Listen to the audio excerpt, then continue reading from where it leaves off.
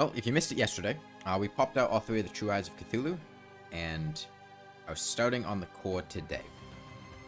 And I don't have the core set up yet. We're gonna have to do that.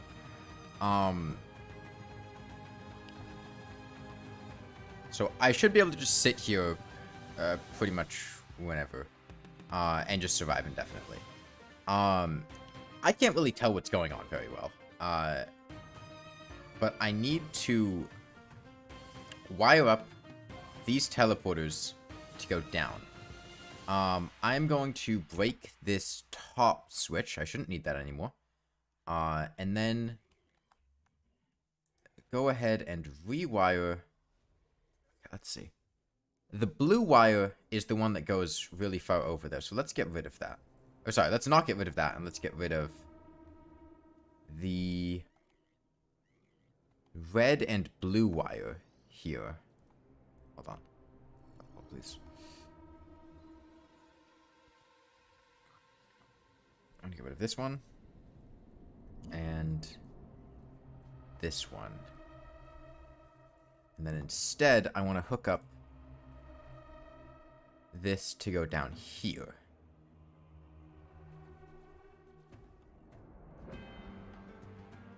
I should really only need the one. And then I'm going to need to close it off. There's the laser beam. Hold on. Where's the switch? Why am I not pressing this? Oh, wait, hold on. The switch isn't hooked up properly. Oh, wait, I didn't actually connect it to the teleporter itself. That's an important step. When was the last time I paid bills? When I was renting an apartment in college. Okay, did they do the laser beam yet?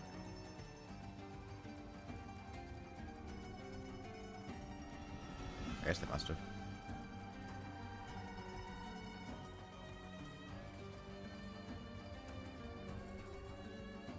Okay. What am I do about the Moonlord's leech thing? I mean, I'm doing it right now. Let's see. That's not working. Why is it not working? I need to be... Hold on. What if I do it in this direction instead?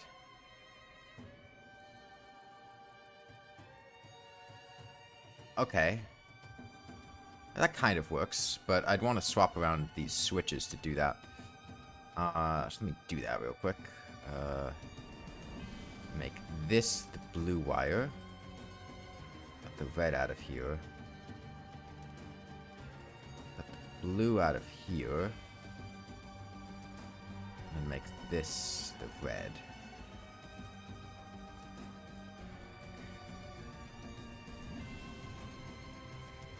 Hold on. Let's go higher up.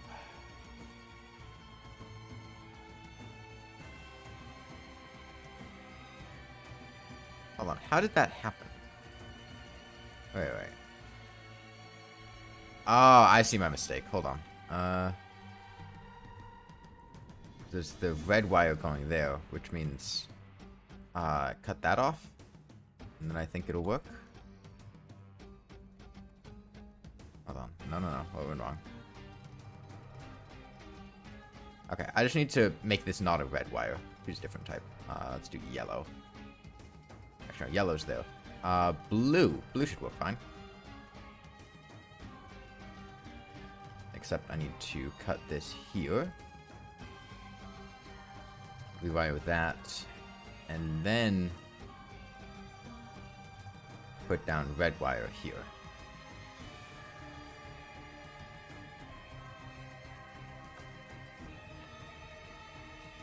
This is still the first attempt. Okay, now I just need to put a blue wire in here. And now...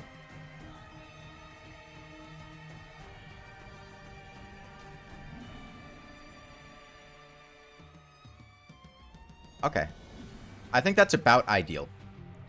Doing that right there. However, what I would essentially need to do is sit here doing that until I see the leech respawn. Then I go over here.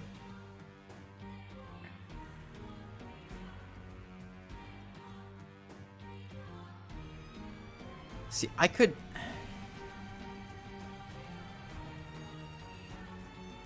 set up a second teleporter on the far side to make it so I can deal damage all the time, and I feel like that's gonna be a better call. So I think I will do that. The problem is I don't have a bass statue, and I don't have honey or out statues over there. But I don't think that should matter too much. So let me try that. Let's see. Right now, I'm going to make going left to be the return trip. So let me move these over here. And then right will be down. Let's go. I'm going to be going left. So let's do something like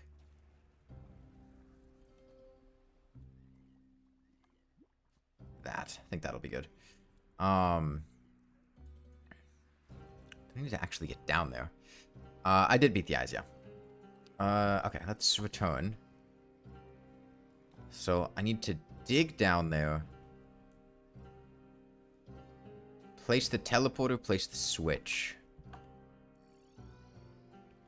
I just go straight down? If I go straight down, I risk breaking the teleporter and not being able to put it back. But if I do it quickly...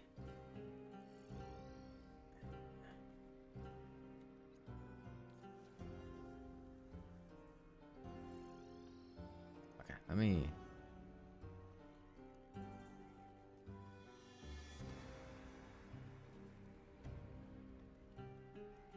Let's take a return trip. Stay topped up. Once the lasers come out, I'll go back.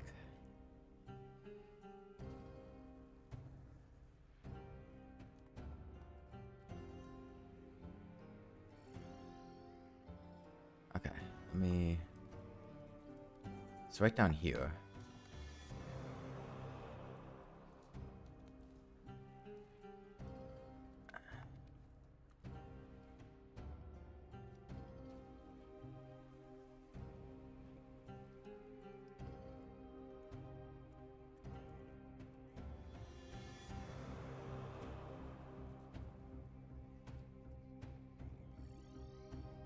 Gotta make another line up.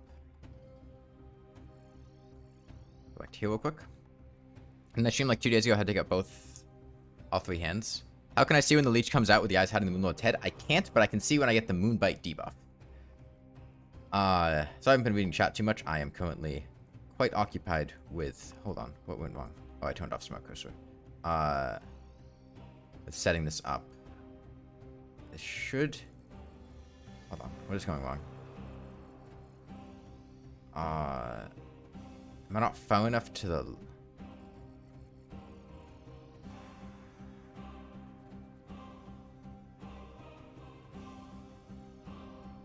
I think I need to go slightly down a bit more. Let me bring it...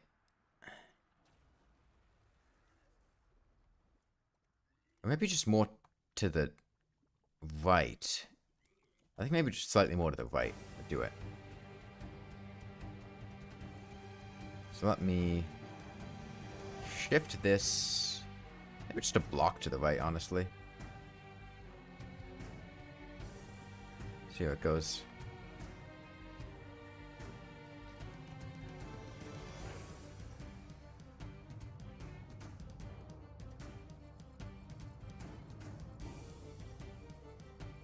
Okay.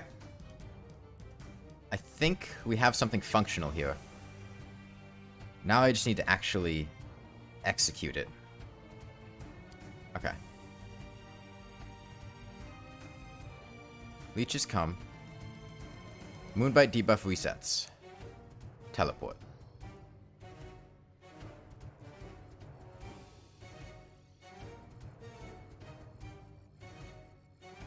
It's about 6 seconds in is when I need to teleport. Problem is, with the frequent teleporting, it's a slight issue, which is that he's constantly bouncing all over the place, which is not a consistent location for me to hit him in, which makes this a little bit annoying. Okay, basically just doing that. Gonna take a sec, take a drink of water. Hey Pandora, Shark Tales, Appomattox, Sunflower, Mine, and Glitch.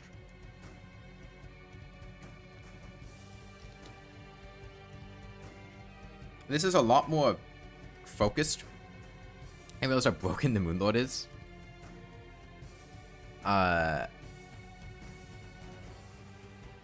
Because I have to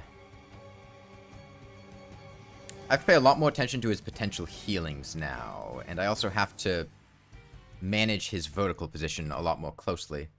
But our damage isn't that bad. It's not great on the right there. The teleporter placement, I think, could go a bit more to the right.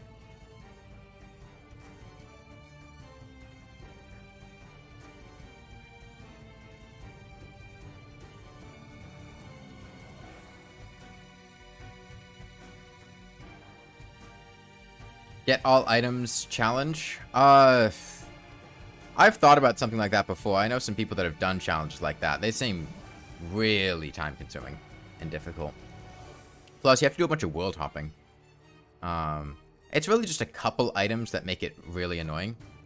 Like, Terraria, all the dev sets is just like grinding Golem a bunch. Damage pretty similar to Top Eye. Yeah.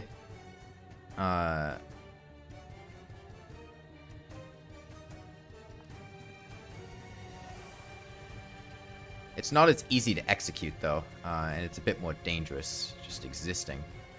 You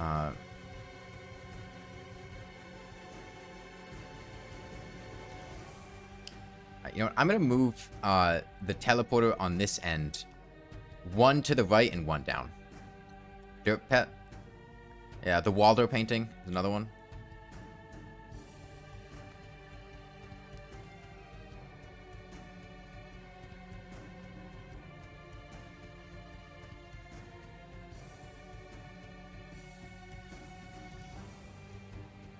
Hold on. He healed there, but that's fine. It's early on. How much is the corruption spread since I began this fight? I don't know.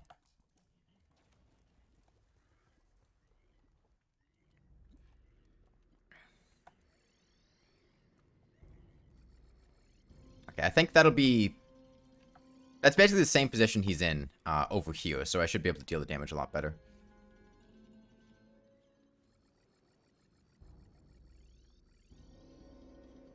What if we do a speedrun of learning to make half-decent pixel art? I'm not very interested in making Terraria pixel art. I have no idea how much the corruption spread. We can ask the Dryad when it's done. The thing with Don't Dig Up is the corruption doesn't actually spread very much. Like, a lot of the world that is corrupted is, like, sectioned off from the rest of the world.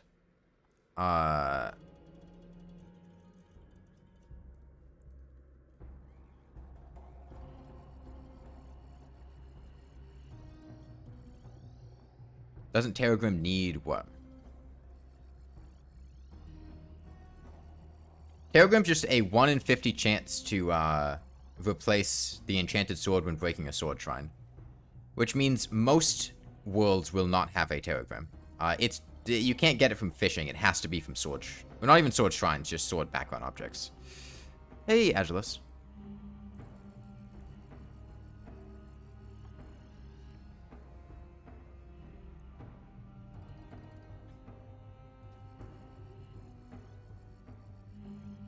I think our damage might be a bit worse than the top eye, all things considered, but... Hard for me to tell. Let's say, we're at 15 minutes now. Let's see how much damage I've dealt in 5 minutes from now. He's currently at 929.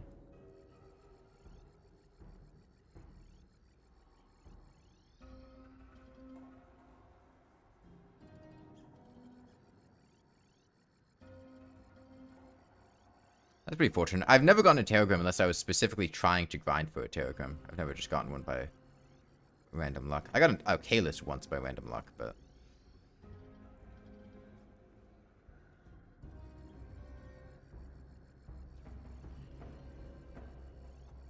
I don't think it's necessary to go into why people got banned. Like...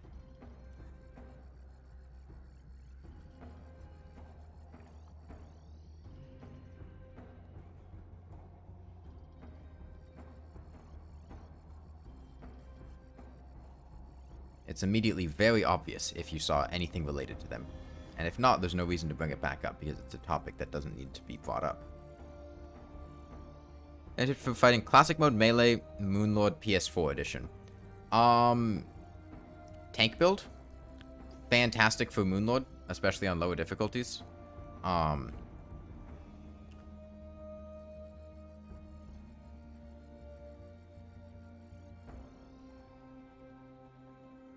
Hey, Jade.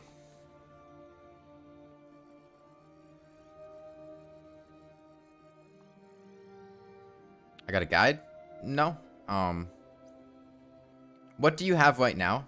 Like, what's your armor and accessories and weapons and whatnot? I'll tell you something that, would probably work decently well. And, like, even with a tank build, you still aren't going to, unless you have a really good tank build, be able to just sit still and ignore the Moonlord. But it'll make it much more difficult for you to die. And much easier to survive. Especially if you don't know how to dodge him, or you feel like you're not super capable of doing it on a controller.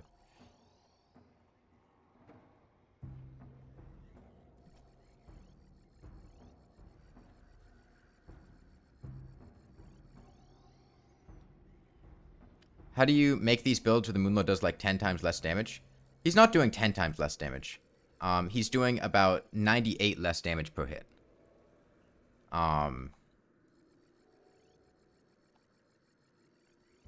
In combination with doing 98 less damage a hit, I also have very high sustain and regen. I can make a video on it later, but the gist of it is just stack defense and life regen. Like, it's not like he's not doing damage to me. Like, I just got hit for 100. I'm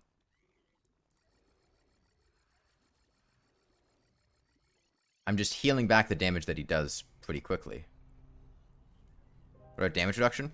Damage reduction is not good for face tanking, generally. The Worm Scarf's alright for it. Beetle Armor is not good, and, something like the Frozen Shield only triggers when you're below half HP. But generally, it's better to stack defense than to try to stack damage reduction. Sorbet Cookie from TF2? What? I would not consider this torture.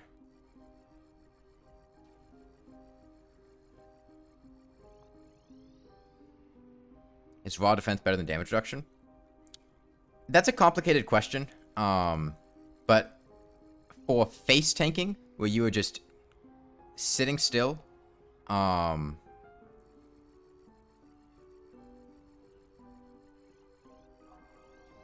would say that defense is better than damage reduction. Sometimes the Worm Scarf can Beetle with Terra or the Whip with UFO, Paladin Shield, HP, Regen Band, Fire Gauntlet, Melee Emblem. Okay. First off, I would suggest using one of the weapons from the pillars for the Moonlord. I don't know how difficult the Daybreak is to aim on console. If you can aim the Daybreak, use the Daybreak. If you can't aim the Daybreak, I would use the Solar Eruption.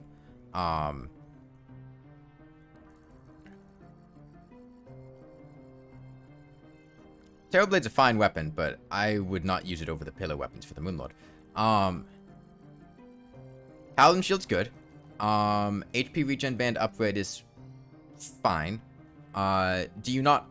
you have the UFO. Okay, so that's not too much of an issue.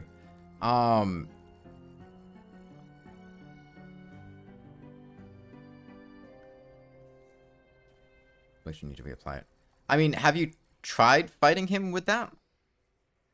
Your build seems like it would be fine to fight the Moonlord on Classic, all things considered. You certainly could have a better build, but I think your gear would be more than capable of killing him. If you wanted to pivot to a tank build, it's kind of difficult if you're not in a Crimson world, because a lot of tanking requires Flesh Knuckles, which is a Crimson-only accessory.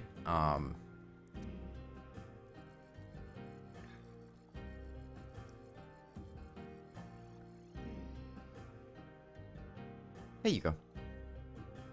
What buff should you use? So the baseline buffs that you should use for basically every boss fight, if you're able to, would be Iron Skin, Regeneration, and a Well-Fed buff. Those are very easy to make and are just useful. Now, if you can, Endurance and Life Force potions, which are going to require fishing, are very helpful. Wrath and Rage potions also require fishing. Essentially just give you 10% damage buffs. You're playing melee, so you can use a Sharpening Station to get damage or armor penetration.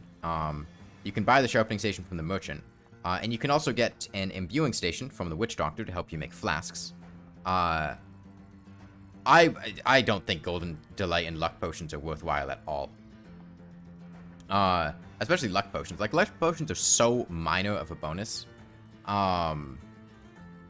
Okay. If you set your spawn in a bedroom with the nurse, you can recall back to the nurse to heal with her if you're getting in a dicey situation. Yeah,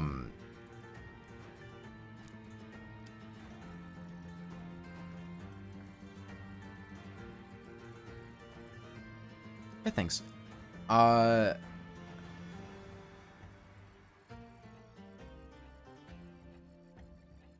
Say sleep with the nurse? No, I said set your bed with the nurse, and then you can use the nurse.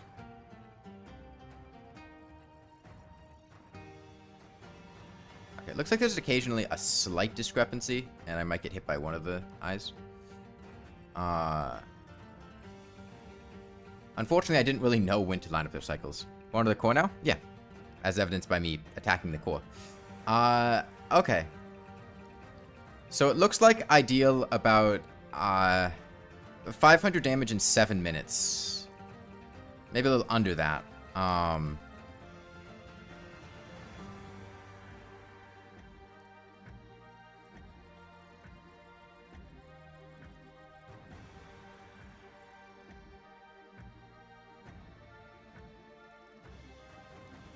Which, yeah, maybe our damage is a little bit better than the top eye. What accessories am I using, or are they using?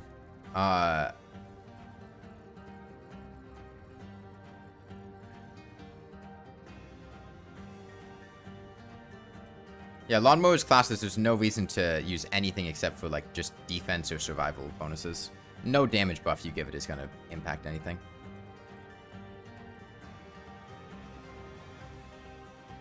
Yeah, we can hit the core more consistently time-wise, but we have to deal with it bouncing all over the place, which is a little bit annoying.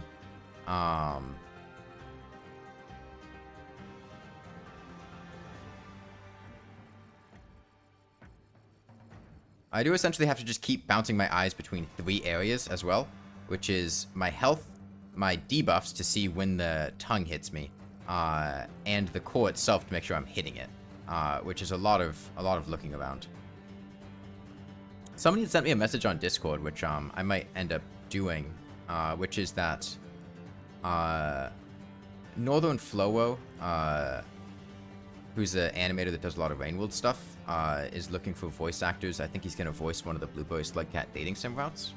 So I'd been considering putting in a submission for that, depending on whether or not I have the time.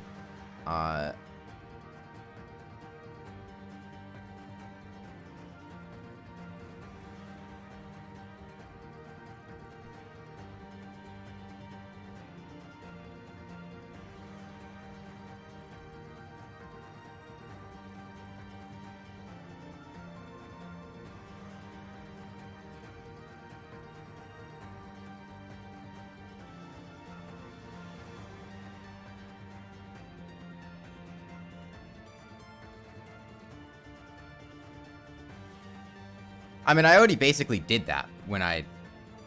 There's literally a, like, hour-long video on my channel that's just that.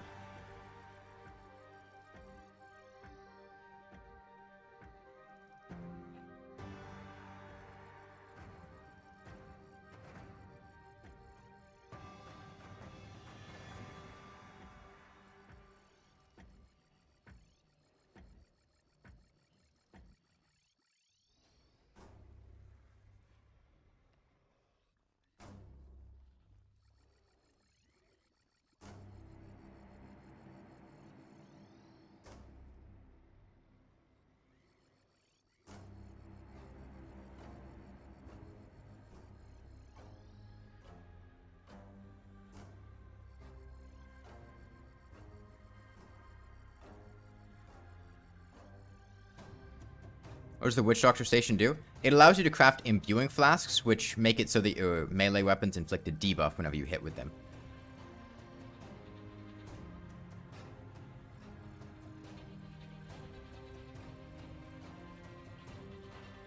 Also, wait, I might have misunderstood what you said earlier. When you said UFO, did you mean, like, using a whip with the UFO minion? Or you were using the UFO mount to dodge things? I took it as the UFO mount, but I realize now it might have been referring to the Xenostaff. We're talking about Terraria.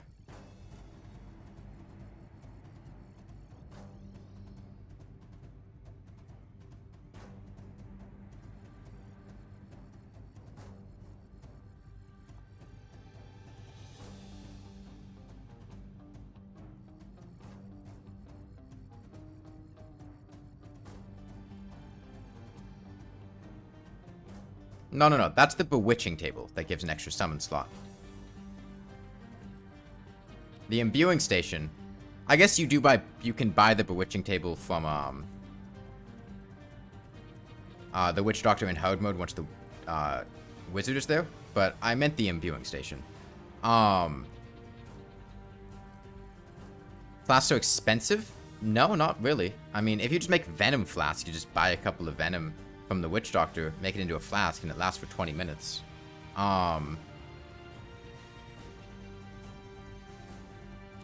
It's basically just free damage.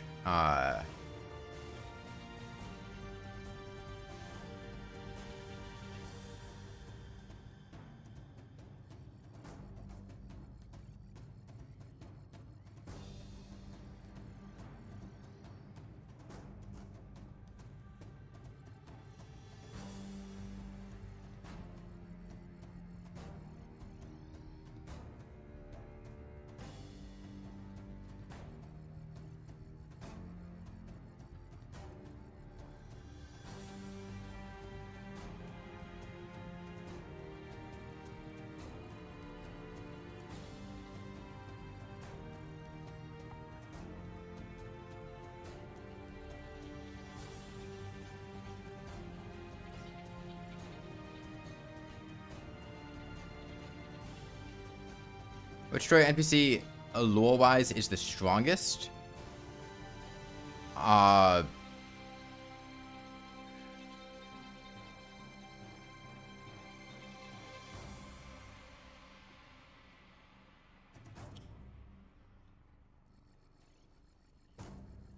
Probably the Goblin Tinkerer, because he's the richest, and money equals power.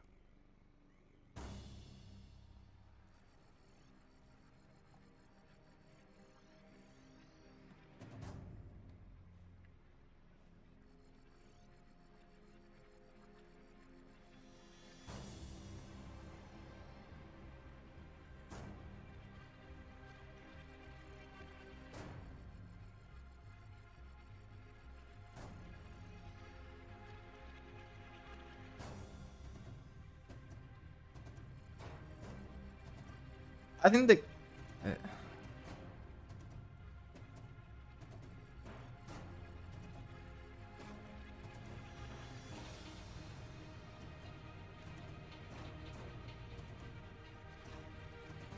Okay, then that would make the mechanic the strongest. Like, it's just shifting around who has the money. Tax collector. How do you know the tax collector has more money than the Goblin Tinkerer?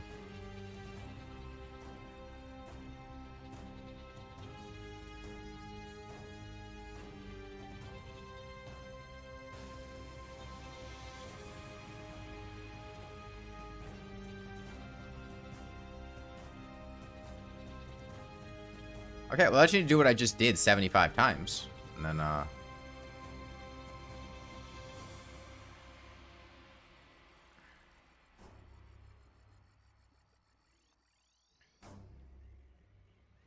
take my money from every NPC. Yeah, but I'm a much larger source of money than the NPCs are.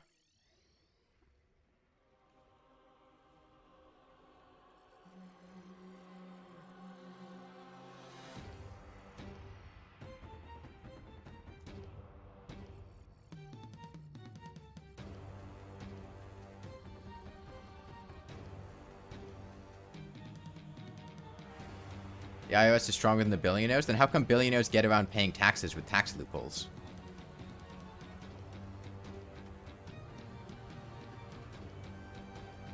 Like, just because the tax collector takes money from the Goblin Tinkerer doesn't mean he takes a lot of money, right? The Goblin Tinkerer is exactly the type of guy that would exploit tax loopholes, and a bunch of shit to try to keep as much of his money as possible.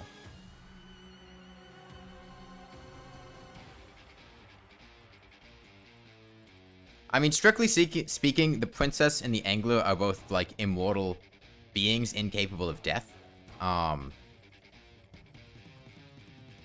So, like, by virtue of that...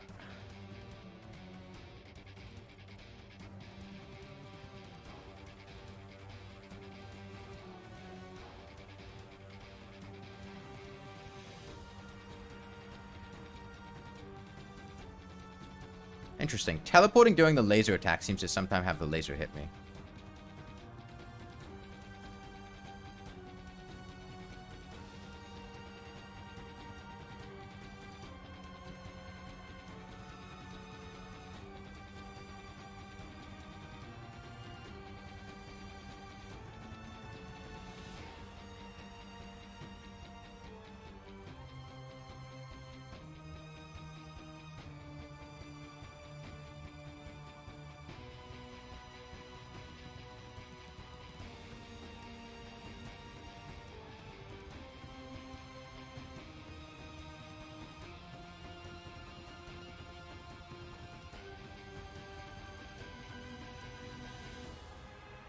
We don't know that the pirate is rich. I mean, just because you're a pirate doesn't make you a successful pirate.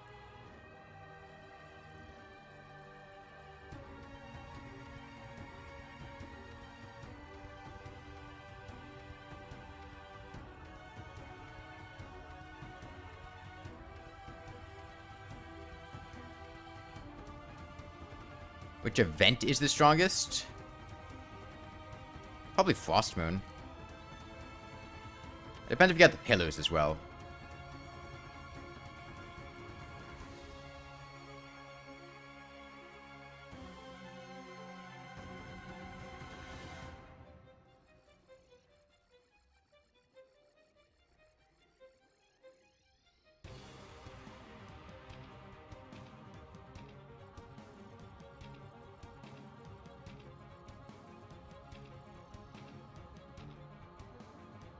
Hey, Amir-chan.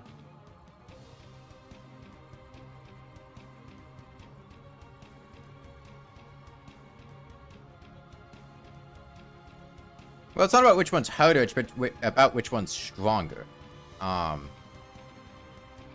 Like, if you summon both events at once, which one would win in a fight, yeah? How do you do with the Moonlord healing? That is why I'm teleporting all over the place. If I'm not near the tongue... So there are two things to know. One, if you're not near the Moonlord's tongue, and when I say not near it, I mean like, you know, 1,000, 1,500 blocks away. The healing leeches won't spawn and go back to him. Two, the Moonlord's tongue does not teleport with him. So if he throws out his tongue and then we teleport far away, then it'll stop the leeches from spawning and getting back to him. I beat Melania on a dance pad? Yes. Although I did use Mimic Tear, because I was just not in the mood to do that. Because by the end of Elden Ring, I was dead inside. And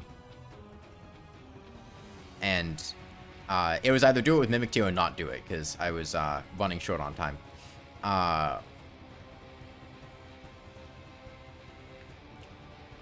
No, we're not dealing 3 DPS. The DPS meter isn't accurate.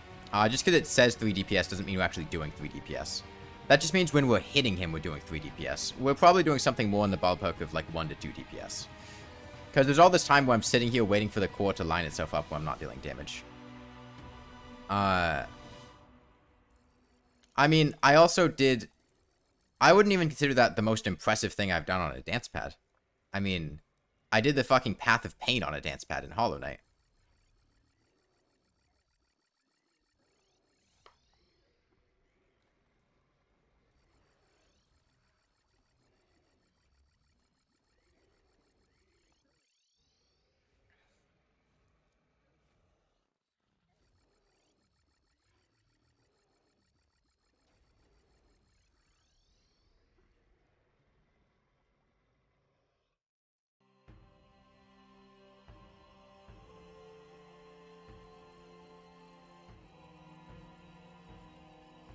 I mean, I did Terraria on a dance pad. I know hit the Empress of Light on a dance pad with the UFO mount. I did Stardew Valley on a dance pad. I finished Community Center Year 1. And I think we got to like floor 50 in the Skull Caverns. I did Hollow Knight. I did Nightmare King Grim. And I did the Path of Pain. I didn't end up doing Radiance, but I just did the Hollow Knight ending. And I beat all these games. Like, I didn't just do individual challenges in them. No, the DPS meter detects crits. I'm pretty sure.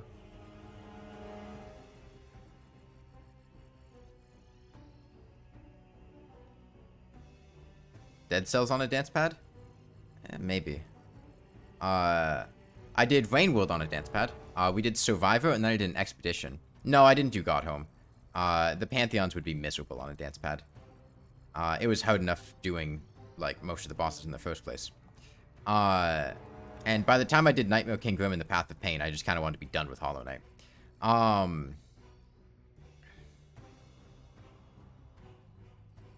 I did Celeste on a dance pad, but I only went up to, like... chapter 6, I think, or chapter 5. I forget which one I stopped at. Celeste was annoying because all the streams kept getting, like, copyright claimed.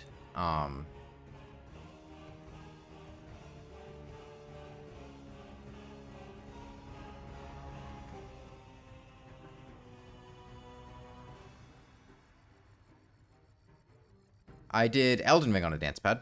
I did... the base game, and then I went to the Halig tree and did that. I have videos on all of these you can go watch. If you're interested. And yeah, we did Melania. I got up to Fire Giant, and then I killed Fire Giant in Elden Ring. And by that point, I was fucking dead inside. Fire Giant on a dance pad was fucking miserable. And then for the rest of the game after that, I was like, fuck it, I'm just going to use Mimic Tear. I had to find where Mimic Tear was, because I'd never actually used it before. And then I Mimic Teared, other things. I did not do Deep Root Depths, no. But everything up to Fire Giant I did solo. Everything after Fire Giant, I think I'd used Mimic Tear for.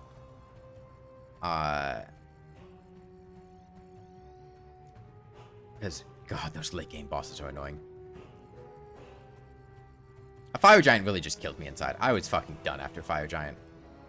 What weapon did I use? Power Stance Ultra Great Swords. I think the Fume Knight Ultra Great Sword and, whatever it's called in Elden Ring. Ruins Great Sword, I think. And the Grafted Blade Great Sword.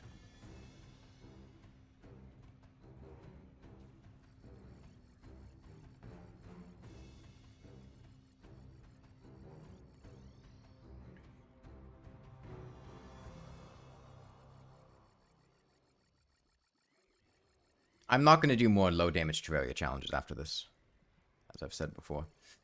And yeah, I did also play Spore on a dance pad, but then the game crashed late in Creature Stage, and I just gave up because I lost all my progress. I think that's everything I've done on a dance pad. I did also do some voice-controlled stuff. I did voice-controlled Rain World. And I had started voice-controlled Terraria, but then I stopped because it just wasn't that fun.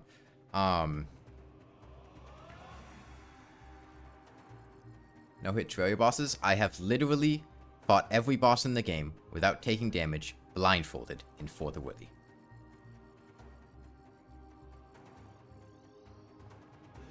What's the best setup for Skeletron Prime? What class are you? So generally with Skeletron Prime, you're going to want to go in a circle around him with a decent pair of wings. If you're fighting him after a mech boss, I would suggest getting Butterfly, Flame, Bee, or Bat Wings, which you can get from the jungle, from moths and bees, respectively, from Fire Feathers in the underworld from Red Devils, or vampires for Bat Wings. Those are, like, the best wings you'll be able to get at that stage if you've killed another mechanical boss first, which I assume if you're struggling with him, you're gonna have done. But yeah, what is your class? I can give you a... Ultra Kill Dance Pad? I don't want to play more Ultra Kill until Ultra Kill gets finished. Maybe once Ultra Kill is done. But... until the game has all 3 acts and, like, the levels are added, I don't really want to play it more.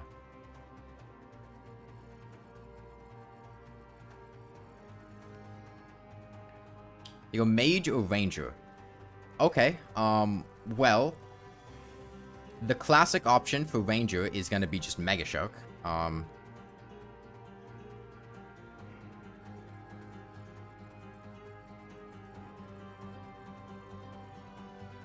If you get hollowed armor from killing the Destroyer and Twins, and then make a Mega Shark, get a Ranger emblem, use, oops. Against Skeletron Prime, honestly, I'd probably use Ichor bullets.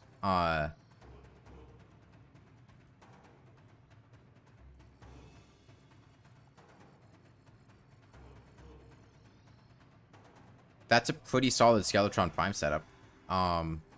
As Mage... I don't really know Mage weapons super well. You'd probably go Crystal Serpent. Actually, no, you go Rainbow Rod. You'd kill Twins and get Rainbow Rod. And then you'd use Rainbow Rod on Skeletron Prime. So, assuming you're struggling with Skeletron Prime and you're going Mage or Ranger, you're going to want to do either the Destroyer for the Mega Shark or Twins for the Rainbow Rod. Depending which one you are. That would be my suggestion.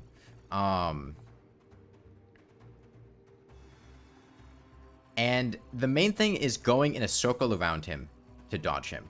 You basically just fly up. If you go, like, right to left, fly up on his right side, and then go down on his left side. And you basically just keep looping around in a circle, and virtually all of his attacks will miss you when doing that. His laser can occasionally scrape you. But if you just go in a circle, he basically won't be able to hit you. That's the main thing to learn about Skeletron Prime. And also, it's not worth killing his hands. Maybe it can be worth killing the laser hand if you particularly struggle with that one, but Skeletron Prime is exactly the same before or after his hands are down. The only difference is that his hand is no longer there. It's not like regular Skeletron where he gets a defense boost and if his hands are alive, or he gets different attacks when his hands are dead. All that killing the hands accomplishes is it kills the hands. And it really just adds to the HP pool to cut through, and most of the hands are not particularly dangerous if you're flying in a circle. I usually just go straight for the head. Yeah, Optic Staff's better than Imp. I can't really think of any situation I'd use Imp over Optic.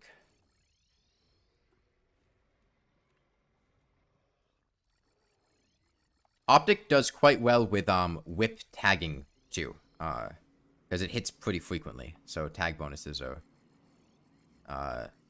pretty solid on it.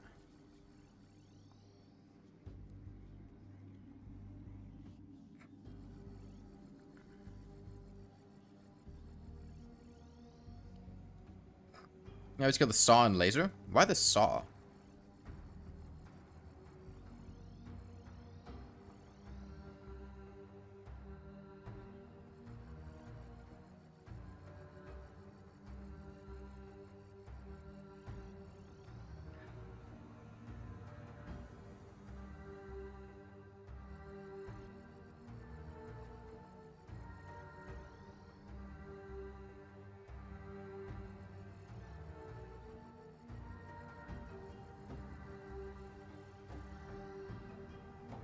Yeah, 2 shot by the silence, always 1 step ahead of you. Yeah. I mean, whichever hand you feel like you want to kill, totally up to you. But it's just going to, increase the amount of time you have to spend fighting the boss. And it's not going to, do anything to help you killing the head. Because the thing is, each of the hands have, like, a third, like, somewhere between a third and half of the HP of Skeletron himself, I'm pretty sure. So, like, by the time you've killed 2 or 3 of the hands, you could have just killed Skeletron by that point.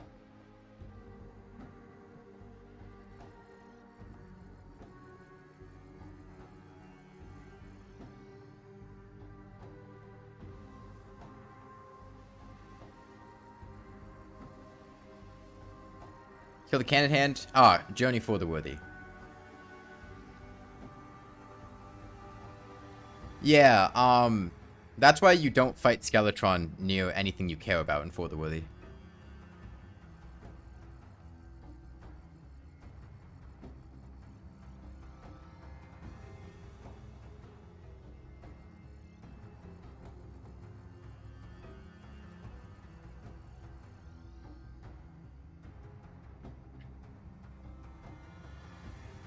I mean, my advice was just go for the head. Unless there's a hand that gives you a lot of trouble, in which case,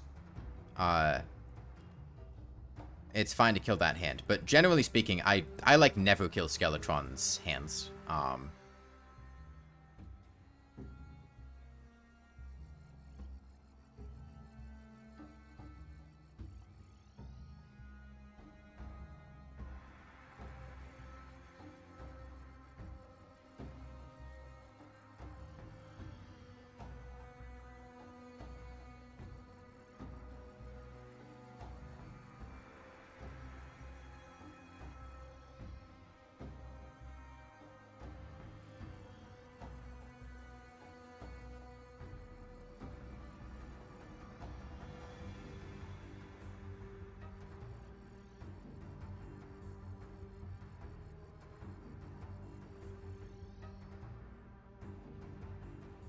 Shadow rifle with Coast Flame Darts.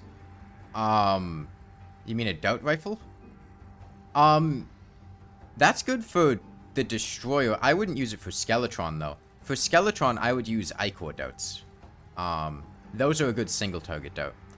Or I would use Crystal above, Coast Flame. I would not use Coast Flame Darts for Skeletron. Pantheon is worse than Radagon and Elden Beast? Are we talking about, the Pantheon and Hollow Knight? Yeah, I saw you say the thing about Radiance earlier. I mean, we got to Radiance, and I was just fucking done by the time we were at Radiance. I fought her a couple times. I got her into the, platforming phase. The first platforming phase, not the second platforming phase. And at that point, I was like, yeah, no, this shit's not happening. I'm not trying to do this. Nightmare King Grim was a much more fun and satisfying, difficult boss to kill. So we'll,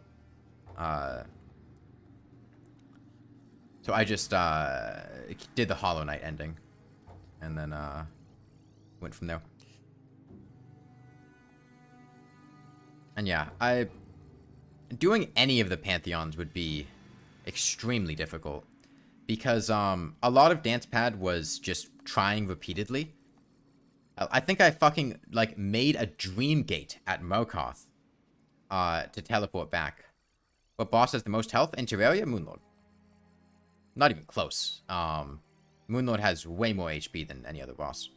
I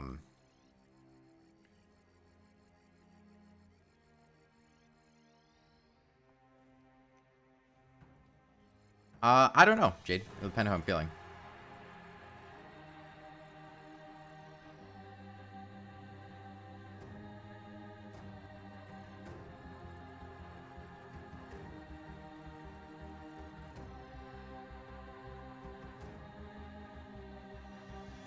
On Get Fixed Boy Mechdusa. Mechdusa's not a single boss. She's a collection of 3 bosses. Is the thing. Like, she has 3 separate health bars, and the bosses all die individually.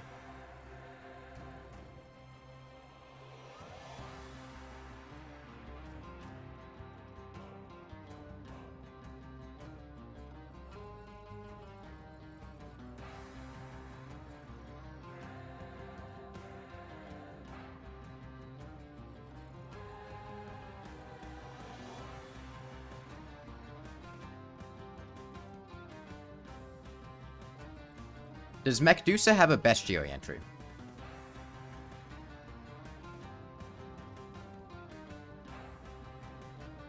Does Medusa have a trophy? Does Medusa have a treasure bag?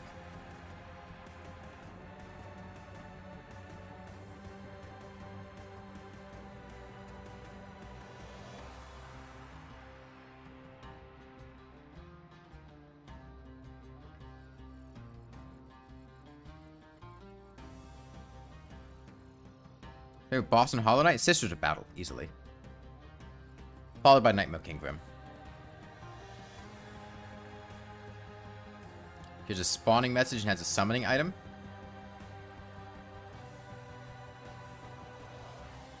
I mean, Medusa's... she doesn't have a death message. Invasions and events have summoning items and spawning messages. Torch God might have a spawning message. I forget. He has a completion message, at least.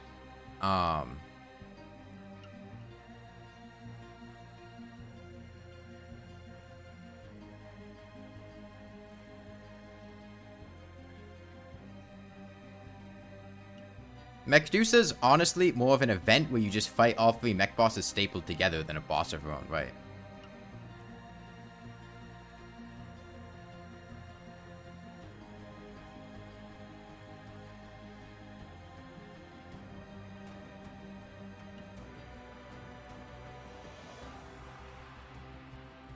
Hold on. I'm gonna go turn on my AC a bit higher.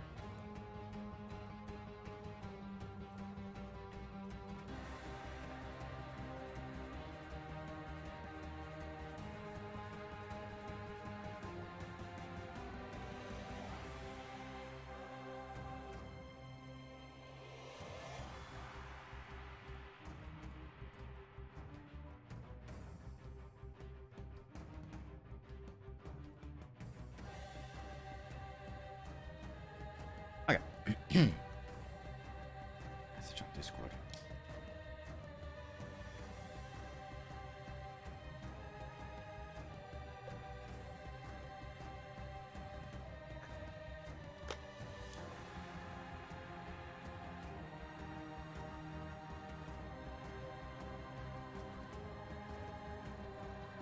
Now, the Hall of the Gods. I remember when I was in college, I had grinded out and fought all of the bosses on Radiant difficulty in the Hall of Gods, except for Ascended, or Absolute Radiance. I think I only managed Ascended for her. Wait, I'm old? I don't know. User-friendly Crash. Who would you rank second, then, Agilos?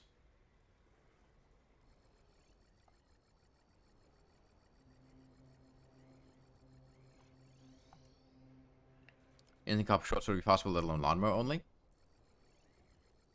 Well, if I had, something for every sometime people said, thing not possible, do, have lot, thing, after sometime.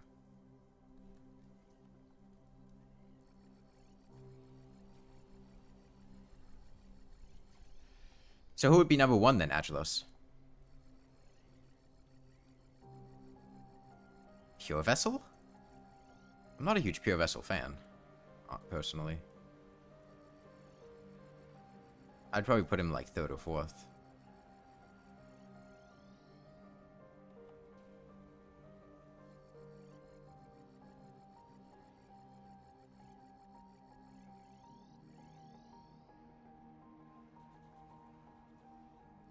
Wait, does that mean I have to die, Love Song?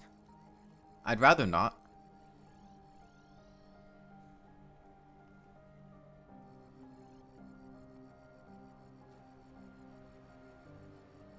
My tier list? I asked the question first. I only really have the top 2. After that, it just gets kind of vague.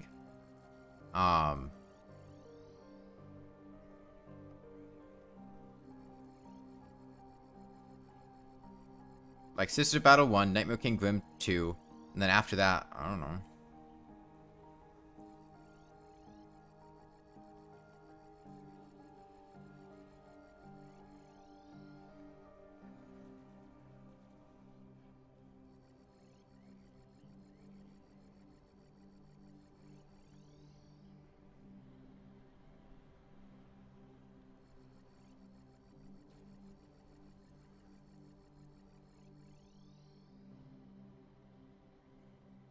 Have any songs I'd recommend? Sheer Ice Torrent from the Rain World soundtrack. Great song.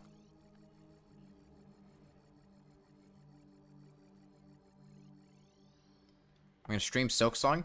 If it ever comes out, yeah.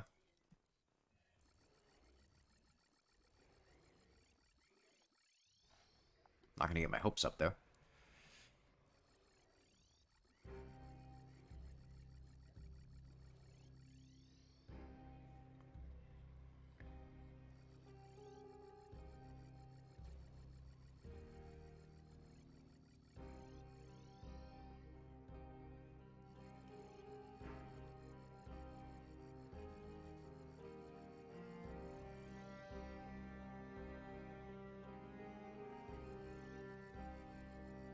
Have I heard of the fan-made DLC? No.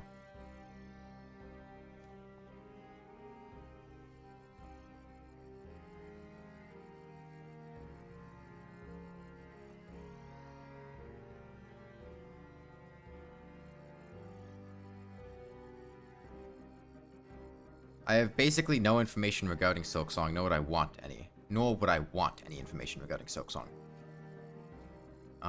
Pale Court? I'm not familiar.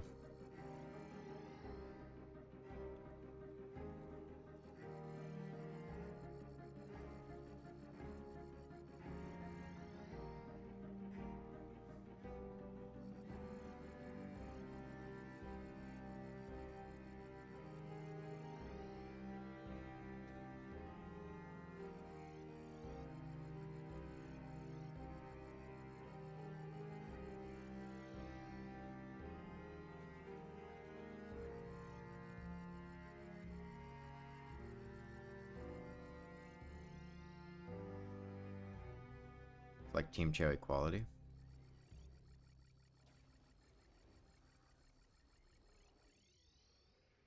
Favorite ghost boss in Hollow Knight? I mean, does Nightmare King Grim count? I don't know. He's a dream boss.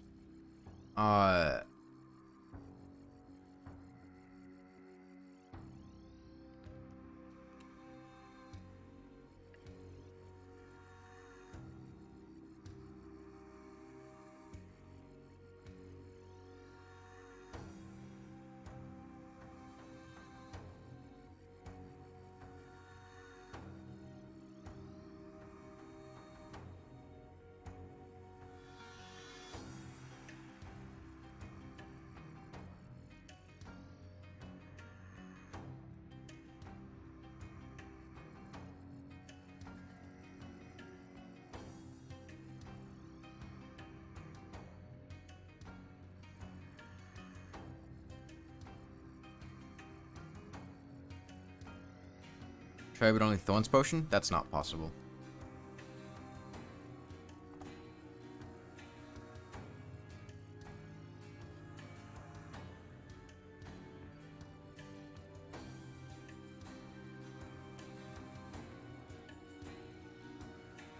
Lost Kin. Yeah, Lost Kin's solid. A lot better than Broken Vessel. Broken Vessel's very underwhelming.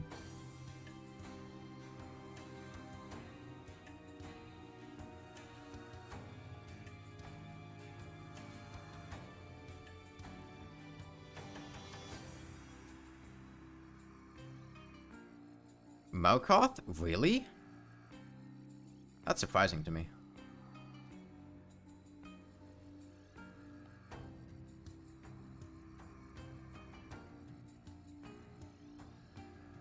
My favorite vegetable? Corn's pretty solid. I like corn.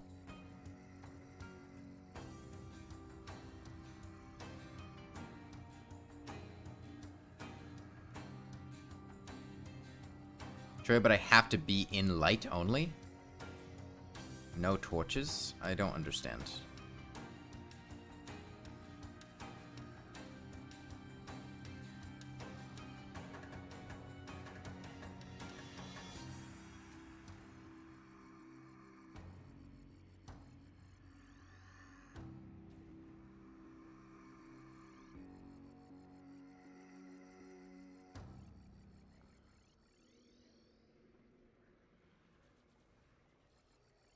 Yeah, flawless Melkoth is an experience.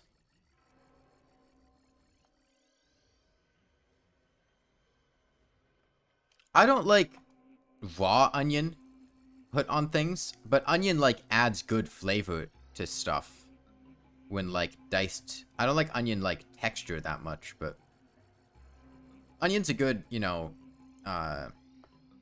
accenting flavor to add to things. But I don't want to just, like, bite into an onion. How did I react when I discovered the addition of rooftops in the main Rainworld game?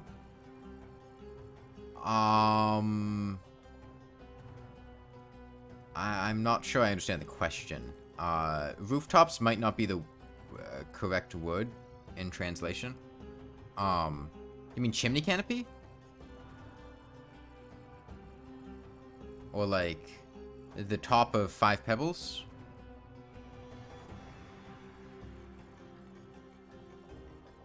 I'm gonna try spells only, Hollow Knight speedrun. Oh, spells only in Hollow Knight, no nail. I don't like spells in Hollow Knight. I don't really like magic in anything. When I played Hollow Knight, I didn't really use any magic. Even when I was on a dance pad, I did it all pretty much melee. Oh, the soundtrack in Pipe Yard.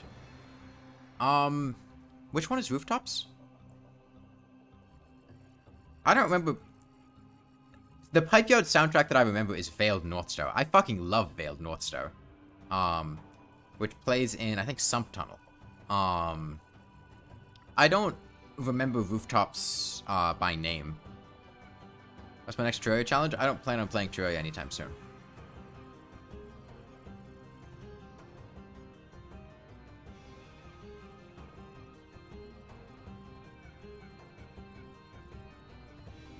Hang on. Let me just find that on the Rainworld soundtrack.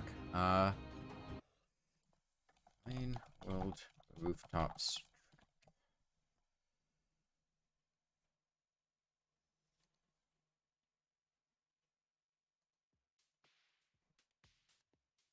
Oh, this song.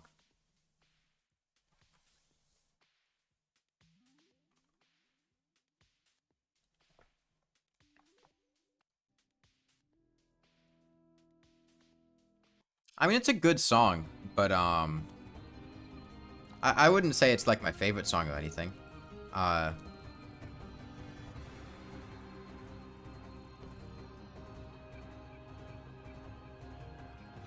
Really found in the arena. I didn't even know, like, before Downpour, I was not invested enough in Rainworld to be super familiar with, like, which soundtracks had been used and not used. I never really played arena mode. So I didn't really have much of a reaction to that.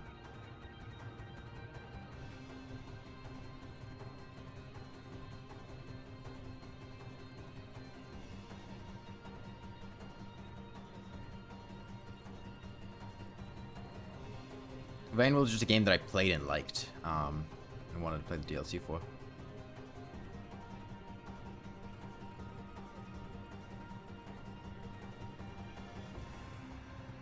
And, like, I had looked up Rainworld things a couple times, and I just saw, like, people role-playing as iterators, and shit, and I was like, what? And then I was confused, and then just didn't really interact with the community more. It's my most viewed video. I think Cheese All Bosses. I don't know. You can just go to my channel and just sort videos by most popular. It's either Cheese All Bosses or the Money Farm. It's easier to survive without the eyes. Yes, because I synchronized their attack cycles. Do I have any unlisted Minecraft videos? No. I have not played Minecraft seriously in probably like a decade. I briefly got my account back and tried Minecraft off stream. And then went, yo, this game kind of is just really boring, and then didn't play it more.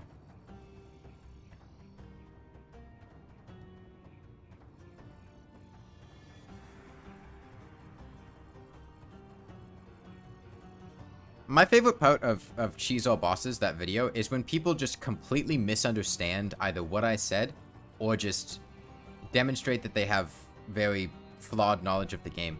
Like, somebody had said something to the effect of, when talking about the Queen Bee cheese strategy, which is basically get a statue of a hard mode enemy and spawn it, and then have Queen Bee run herself into it. about how, like, it was, like, framing the question as, like, a sequence break as if you could only do it in hard mode, because you needed a hard mode enemy statue, and you needed post-mech boss wiring, whatever that means. Despite the fact that I showed how to do it pre-boss by using a pressure plate to find existing wiring, and statues just spawn in the world at world gen. You don't need to be in hard mode to get hard mode enemy statues. Things like that are the most amusing part.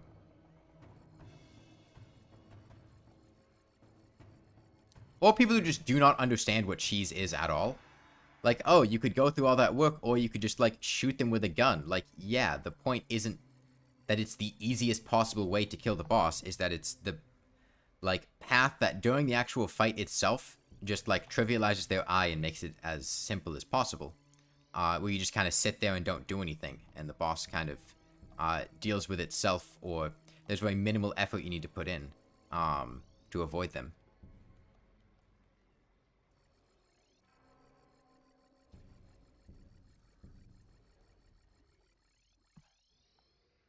And some cheeses are better than others, but,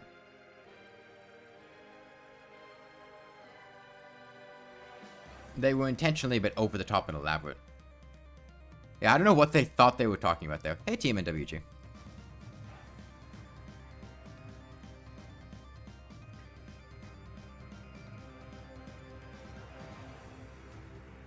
So it looks like my damage is a little bit better than it was against the top eye, but not much better. Have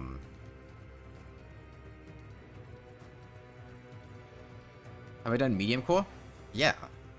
I used to play, like, nothing but medium core. Back in the 1.2 and 1.3 days. No, flares despawn after 10 minutes. I never said they despawn after 5 minutes. If you might have misunderstood what I said that it takes about 5 minutes to shoot 1,000 flares, and then they're going to start despawning 5 minutes after that. So when you shoot 1,000 flares, you have about 5 minutes until the first flare that you shot despawns and the 1,000 flares wear off. Because it takes about 5 minutes to shoot 1,000 flares, and 10 minus 5 is 5.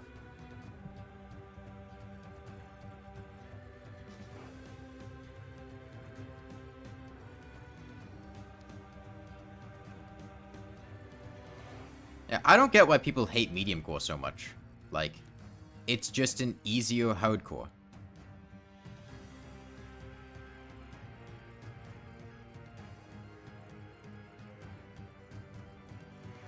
Remember the days when NPCs didn't have names? I never played during that point in time, I don't think.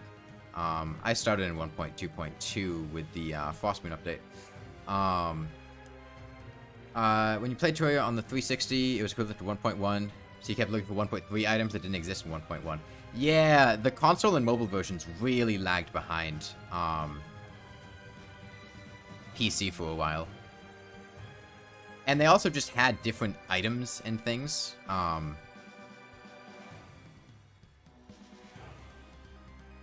Didn't you guys not get 1.3 till like 2018 or 2019 or something?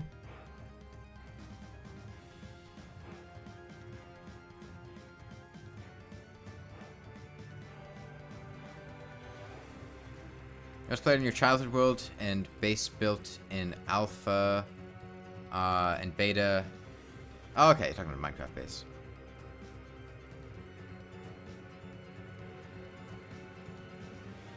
Hardcore is frustration for a while, medium core is frustration forever. It's only frustration if you die. Just don't die. Medium core teaches you to be a lot better at the game. It's a more forgiving hardcore where it teaches you to not die, but you can mess up and then try again. You basically just play it as hardcore, but if you make a mistake, you're able to keep going. It's great for learning how to stay alive. I would not be nearly as good as I am at playing hardcore if I hadn't spent like 1,000, 1,500 hours playing medium core. Well, the point of medium core is you play it to have an easier version of hardcore, not to have a harder version of softcore. Softcore is like no threat whatsoever. There is nothing in hardcore that like remotely matters when you die. You can die and not give a fuck at all in softcore. And that basically teaches you to just not care about dying. All that matters is, like, you might lose a little bit of progress if you die in the middle of a boss fight. You have to spend a little bit of time respawning, but you don't really lose anything. So there's not any consequence to dying. No, lava only burns items of white rarity. It's rather easy to get your items back if you die in lava in medium core.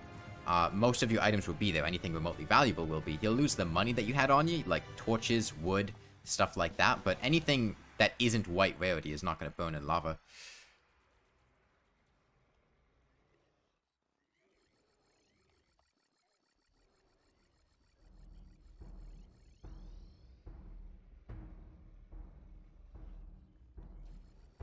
Plus, medium core also teaches you to do more with less. Meaning, if you do die in medium core, and you do lose your items, you then have to achieve and function below tier by using backup weapons that you have saved from earlier in the game. Which means you have to try to accomplish something with subpower equipment, which is a challenge that really doesn't happen very often.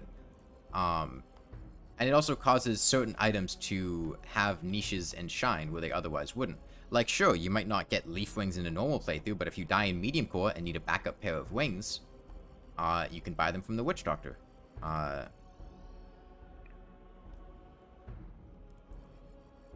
Medium core is more punishing.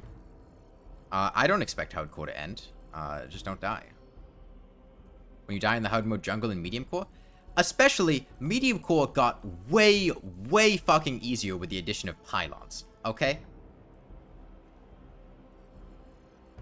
It'd be one thing if you're talking about, like, 1.3 medium core, where, like, you didn't have good means to teleport around the world. You have fucking pylons to teleport, like, virtually anywhere in the world quickly if you set them up.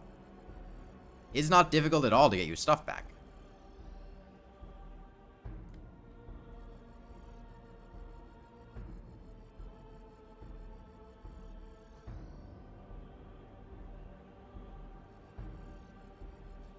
Yeah, and teleporters are pre-hard mode.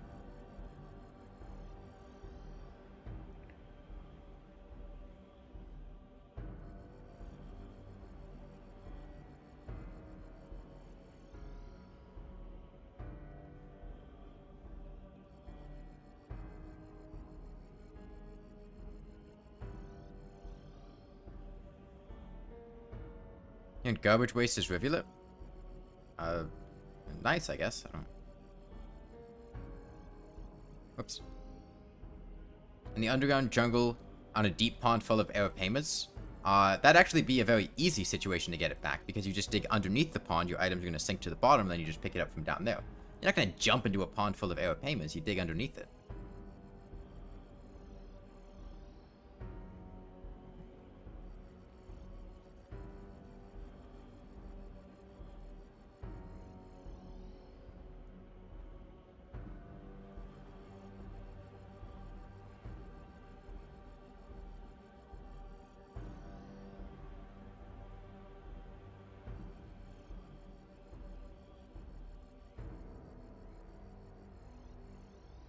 Playing medium core is like playing hardcore with the training wheels on, or with like gutters, or not gutters, the railings to stop you from getting gutter balls in bowling. That's how I would view it. It's just a more casual hardcore experience where you can mess up a bit and not have it be the end of the world, but you're still pushed to avoid dying whenever possible.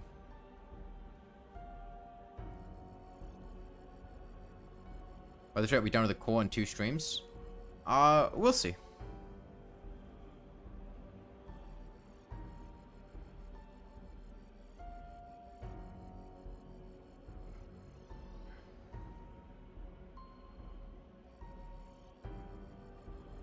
I went to the start of hard mode medium core. Have you ever heard of a bucket of lava? Like, you're bringing up all these problems, but there are plenty of great ways to solve them, which medium core would teach you. Like, oh, you have pyro to the start of at the start of hard mode. Okay, get a bucket of lava and dig a hole in the ground and put lava above you. Pirates are dead.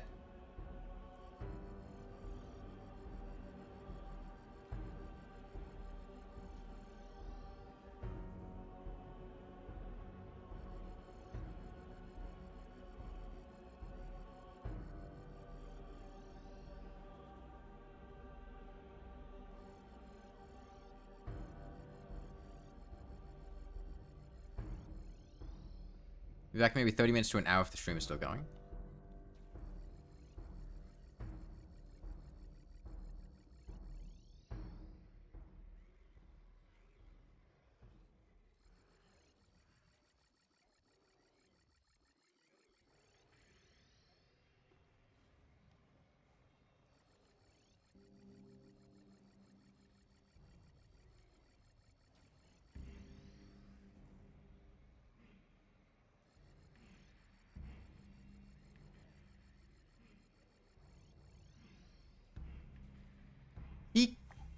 The only situation he'd heal is, if I were to, lose track of things and look off screen for a brief moment, which is, well, look off screen and lose track of what's going on, which is only really likely to happen if I get tired. The risk of him healing is substantially higher now than it was in the first phase,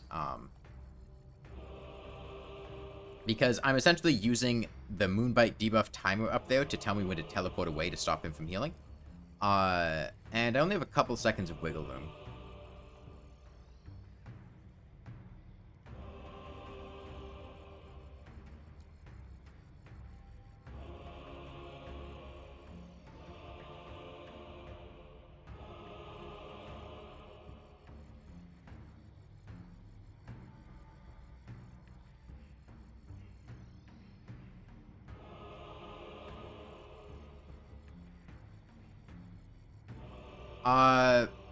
Yes. Stacking different sources of lava fishing makes you fish in lava faster.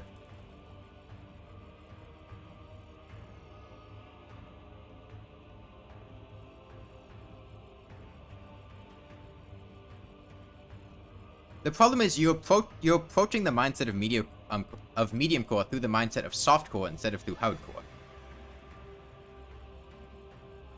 Like, yeah, obviously it's going to be a lot more miserable and difficult than softcore. But in comparison to hardcore, it's basically just a laid-back version of hardcore.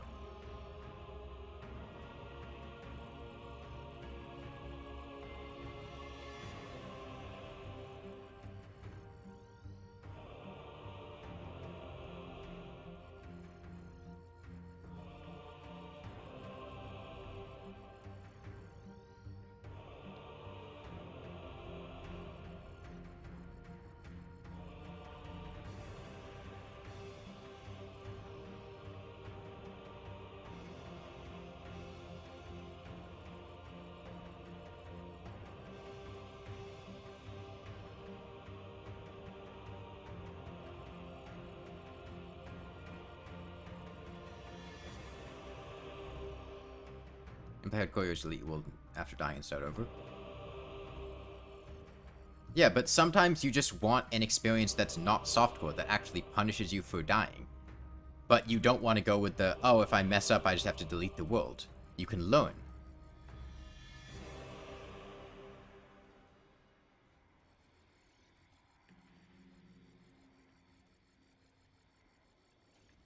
Like, I hated softcore, because it just gave you no stakes whatsoever. And didn't punish you at all. And basically taught you that dying is completely irrelevant and doesn't matter in the slightest, especially after they added money storage and piggy banks.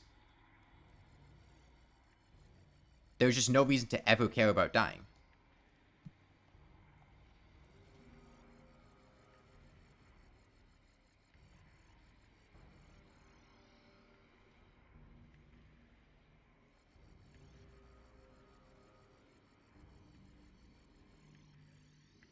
No, there's never been a point in time where miners dropped stake in softcore, because the addition of stake, I believe, was 1.4, and at that point softcore was renamed to classic.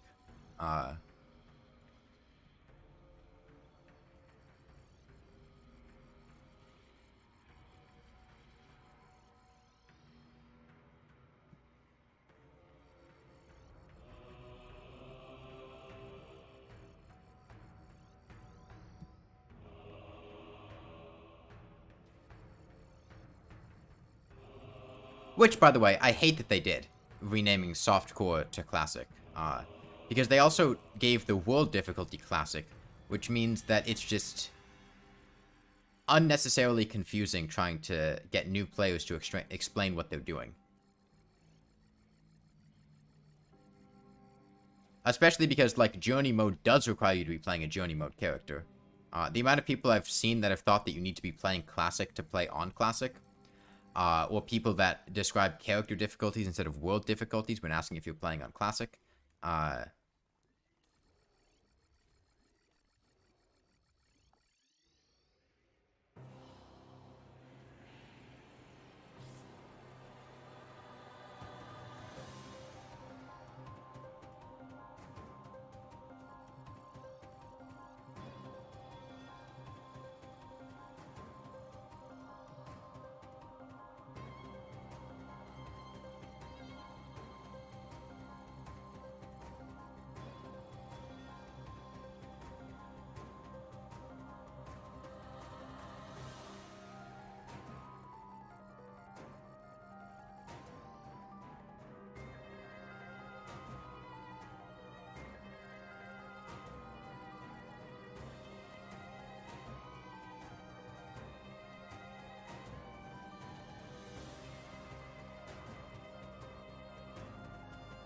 the devs are joking about how long the update is taking. Well, it looks like I'm going to finish this before 1.4.5 comes out, which was really the goal, so I'm glad on that one. Because it would have been really awkward if I was still doing this when 1.4.5 dropped. Oh, you're going to play with Terraria with this in the background, hope you don't get bored. What are you doing in Terraria? Anything interesting? Trying to do a particular challenge or something might be a refreshing point that could keep you engaged with it.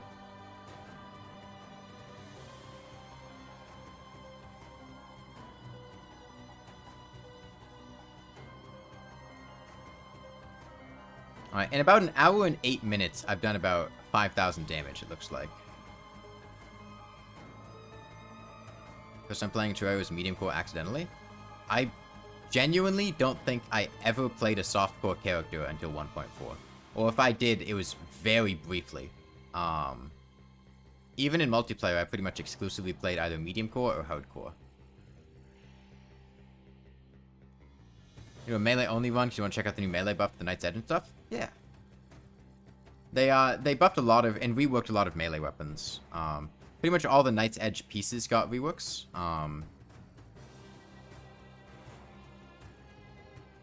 They're pretty interesting. Throwing legendaries in Borderlands 2. I could never get into Borderlands 2.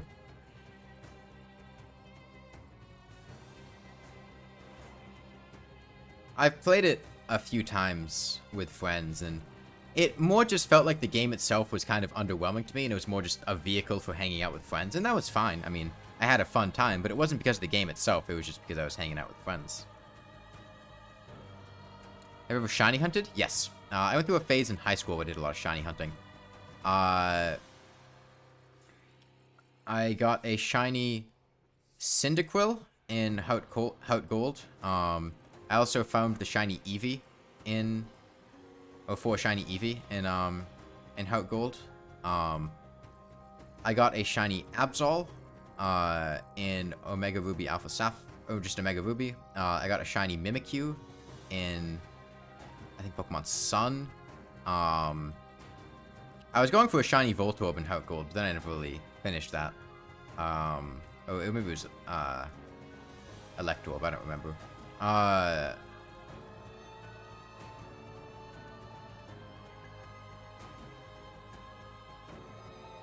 have a shiny Wingull that I think I just encountered randomly at one point.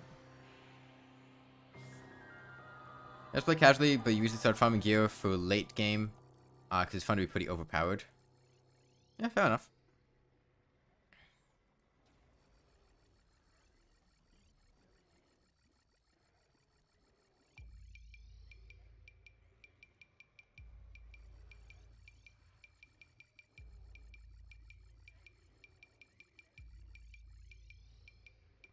First shiny was a Pidgey in Leaf Green.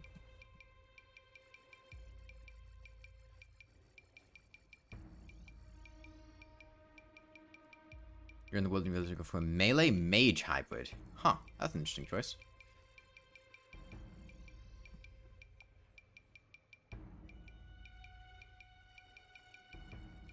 Yeah, and to explain again, the reason that I can just tank these True Eyes of Cthulhu without caring too much is because I synchronize their attack cycles. So they all do their attacks at within an 80 frame window of each other. Which means I basically only get hit by one attack. So it's like there's only one True Eye of Cthulhu rather than 3. And surviving one True Eye of Cthulhu is much easier than surviving 3 True Eyes of Cthulhu. Now, I didn't do the best job synchronizing their attack cycle, which is why they're not perfectly lined up, but they're synchronized enough that I only get hit by one attack.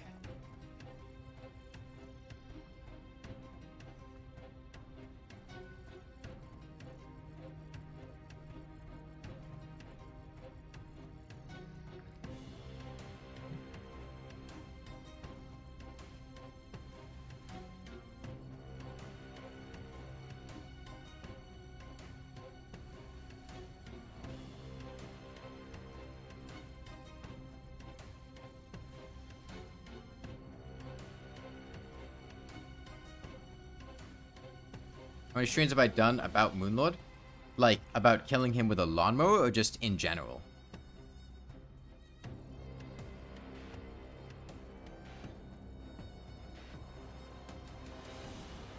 Well, no, I've actually done 30 streams. Because there was one stream that I only counted as a half, because it was only a half hour long.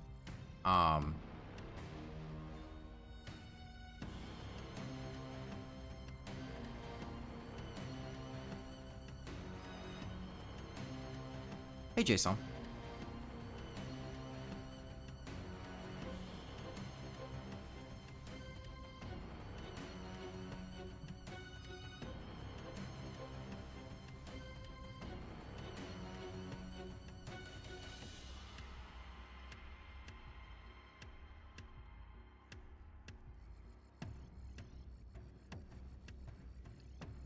Killing with a lawnmower. Yeah, 30 streams. Although one of them was only half an hour long. Has he struggled with Infernum Eye? I haven't played Infernum mod, so I don't know what the Infernum Eye is like. Can't even kill Moonlord normally, and people are out here killing him with a lawnmower. Well, people's not quite right, because that implies there's multiple people. It's more just person.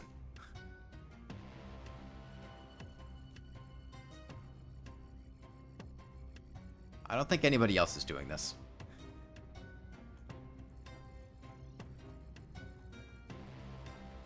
Here, Poltergeist. God, Poltergeist. I got so annoyed at Poltergeist when I was playing Calamity mod. And it was largely because I got bad advice from chat, who said to build a bigger arena than I should have, and that was causing him to have, like, the enrage coefficient thing going on. And I was also fighting Poltergeist immediately after Moonlord, and not when you're supposed to fight him in progression. But, holy fuck, that boss annoyed me.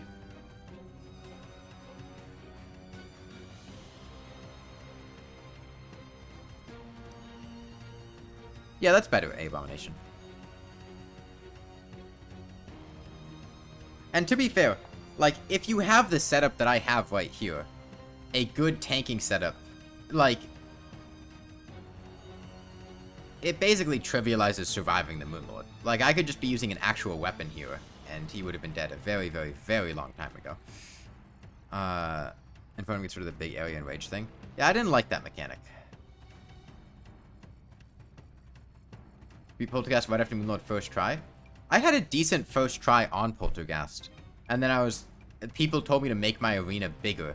And then I did, and then the fight just got more miserable after that.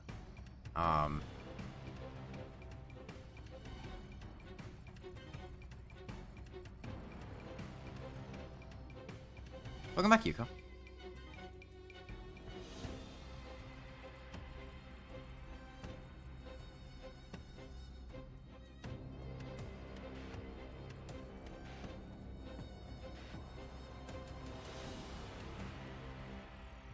We get Dragon Folly? Don't remind me of Dragon Folly.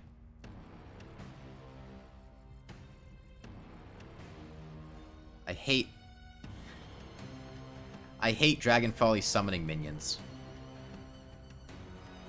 Because, God, I really liked that fight. I've said it many times, but I really liked Dragonfly. I don't want any information about 1.4.5. Don't mention anything related to 1.4.5. Don't give references to things that might be in 1.4.5. I do not want to know anything about 1.4.5.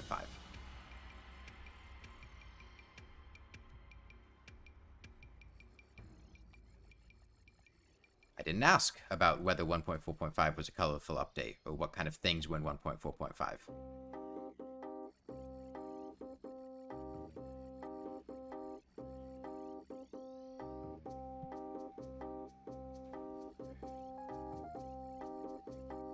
And if I Dragonfall usually won. I mean, the problem I had with Dragonfall was that I was doing it with quite low damage, and it basically made it impossible to, we're not going to do the fake spoiler thing. Stop talking about 1.4.5. No, it's not okay to tell me about minor teasers. If I wanted to know about them, I would have looked them up.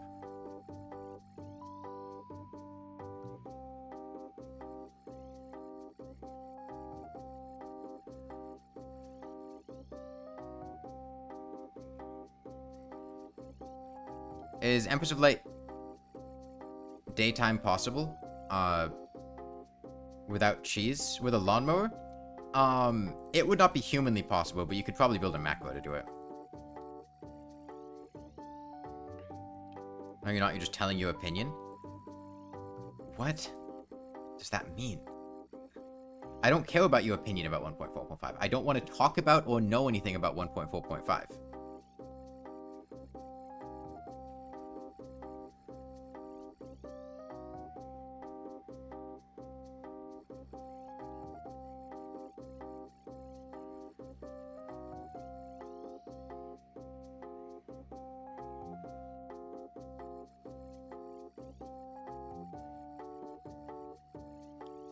Well, yeah, I'm not on the forums or Twitter right now. Quite intentionally. I'm also not on any Terraria-related Discord servers.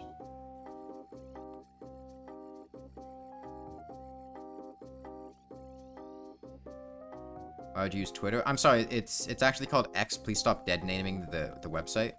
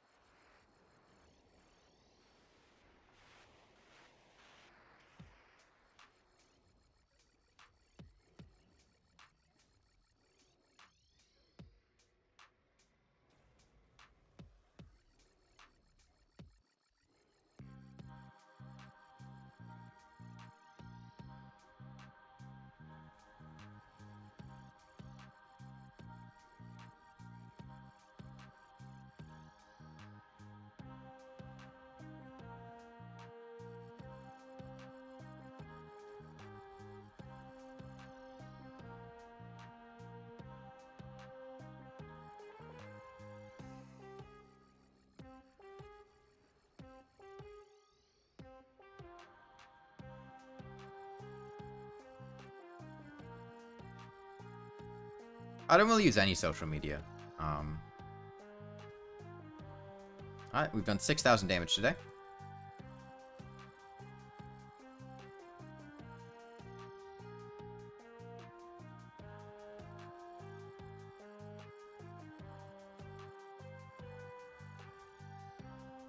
YouTube? I would not consider YouTube to be social media.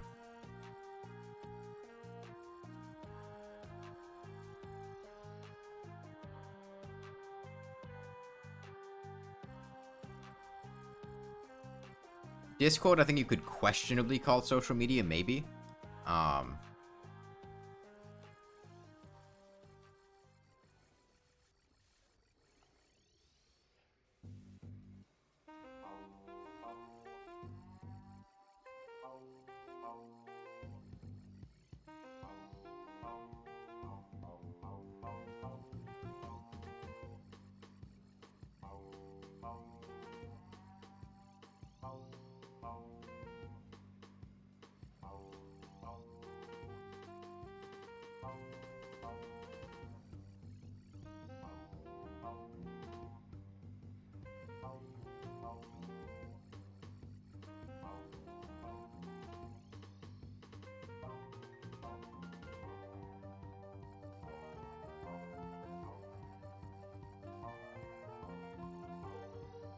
Favorite game except Terraria? I'm bad at picking favorites.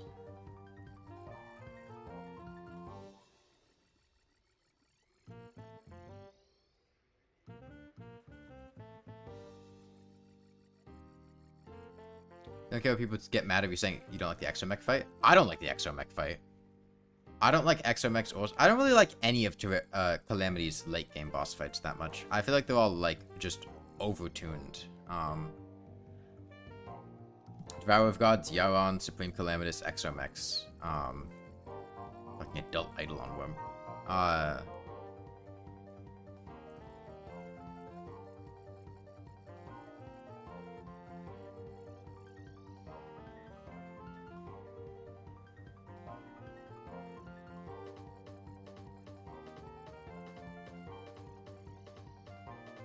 Games I like that come to mind other than Terraria?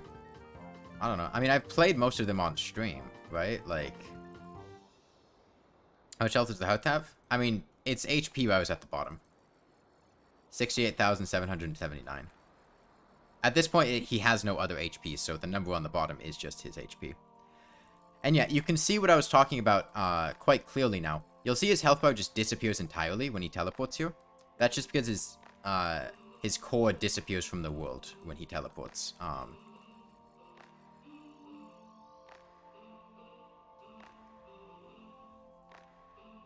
Like Beatstown didn't like that. Yeah, and I've been very vocal about not liking it.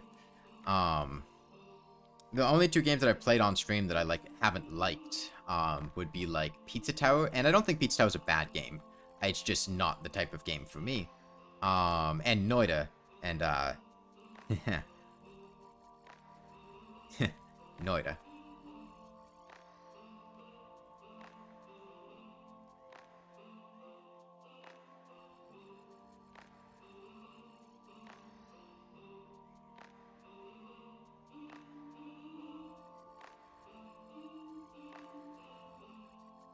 I don't know. I mean, I like playing Dead Cells. I got spoiled hard. What, on Noida? No, I just fucking hated Noida. Well, the game sucked. I refunded it and left like a 6-paragraph negative review. I didn't like it. I felt like the game was basically just giving you a bunch of middle fingers one after the other.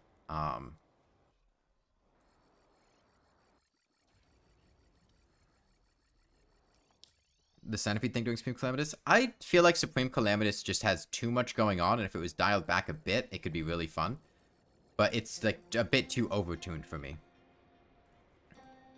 Best boss item in Terraria? Like, expert drops or just like... played... I have not, no.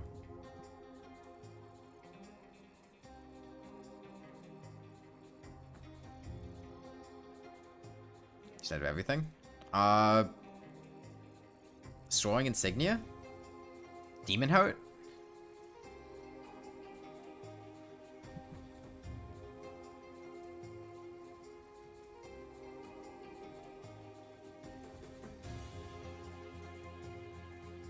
Probably Demon Heart, I mean.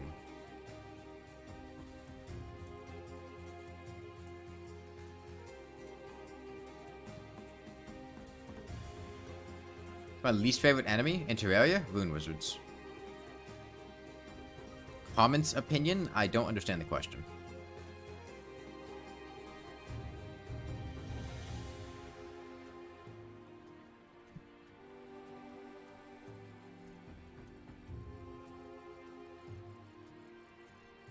Yeah, I didn't like Yaron very much because it felt like I just couldn't tell what the fuck was going on with Yaron. Everything was just going by too fast and there was too much shit all over the place. And it was kind of just like, oh, I run away from the boss, non-specifically. Demon Heart.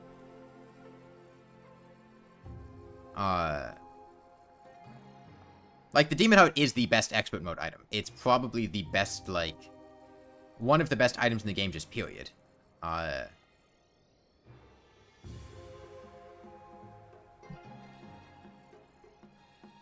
And while the Soaring Insignia is nice, it's also a post-Plantera item. And by that point, you have access to the Shrimpy Truffle, you got Asphalt, you got the UFO mount. There are plenty of other infinite flight sources where just a non-specific general extra accessory slot is always going to be extremely helpful. I don't agree with that at all. I don't like the Shield of Cthulhu at all.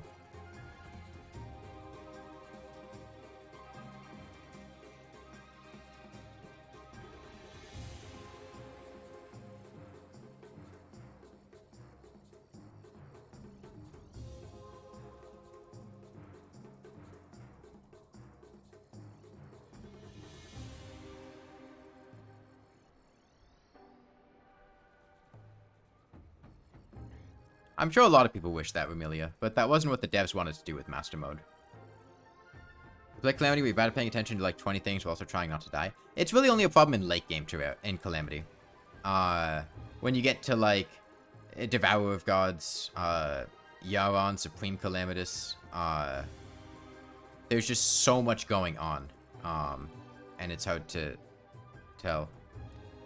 You find Ravager, Astrum Deus, and this is a controversial one, Plaguebringer Goliath? Wait, what about them? What do you find them? Annoying? I didn't mind Astrum Deus at all. I thought Astrum Deus was one of the better worm bosses. You know, I'd rather fight Astrum Deus than Devourer of Gods. Ravager sucks. And I like Plaguebringer Goliath. I don't know. I mean, I'm not doing it in the context of, like, particular challenges. This is just playing the game normally. I don't think anybody doesn't hate Ravager. I don't think I've ever heard anybody say they like Ravager.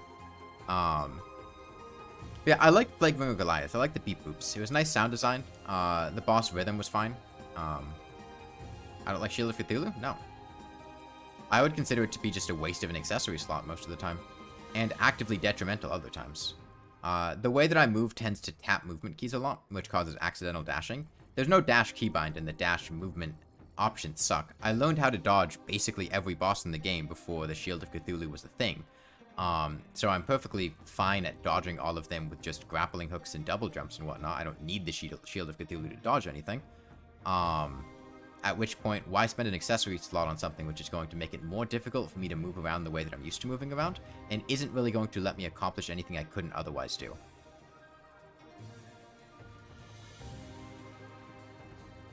What does the Shield of Cthulhu let you do that is unique that you could not accomplish through alternative movement methods?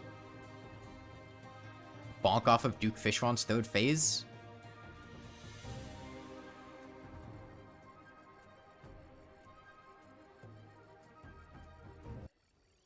Double jumps are basically just dashes with vertical components. You can, I mean, I guess you can get up to full mount speed a bit faster with dashes. But you can also do it with grappling hooks, and I don't really use mounts that need to get to full speed anyways that much.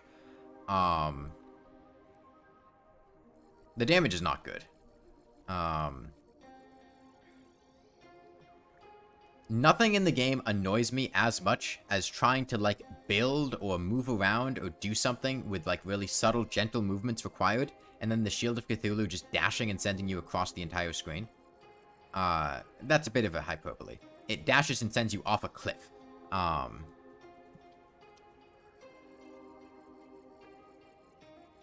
Bonk enemies, but I don't want to bonk enemies. Like, people make this point of like, oh, the Shield of Cthulhu is great in emergency if, like, enemies end up getting close to you and you need to bonk them, but that doesn't happen.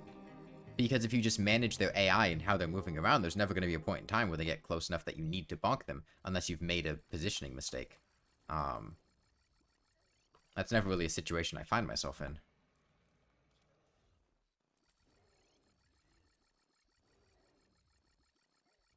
It was a nightmare. You fought it at the wrong time. You think you fought it last when you get the Titan heart. What is Astrum Devis? You're combining the words Astrum Deus and Astrum Aureus. Like...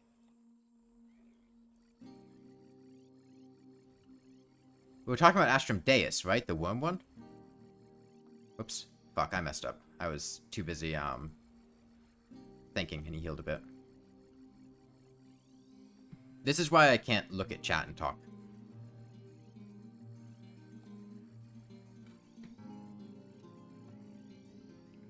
Worm boss is Astral Infection?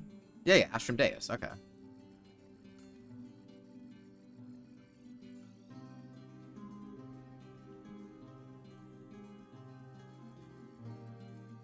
Did it heal?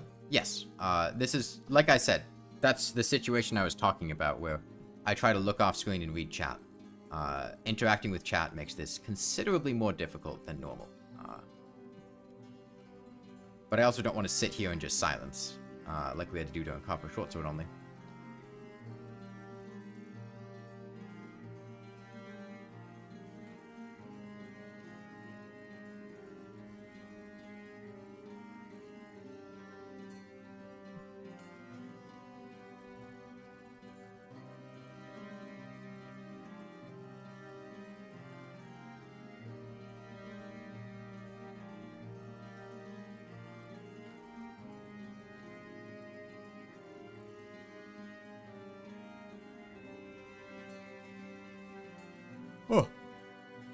Well, I can do a cooking stream soon. That'll be fun.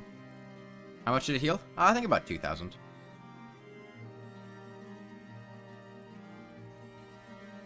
Which is about half an hour, so it's not too long.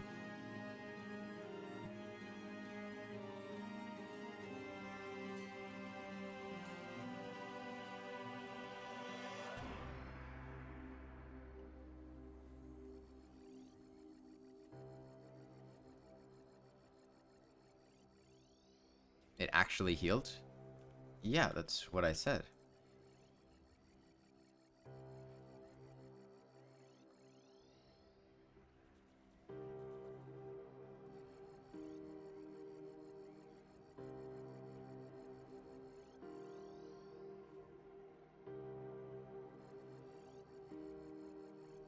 Like 1 minute slow mode?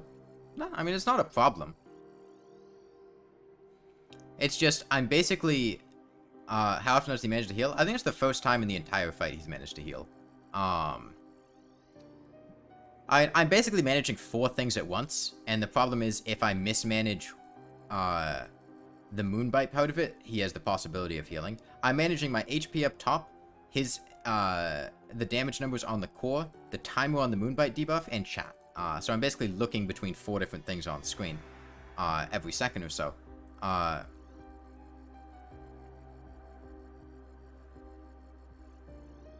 Why is the Ankh Shield so used? I mean, it's fine. Like...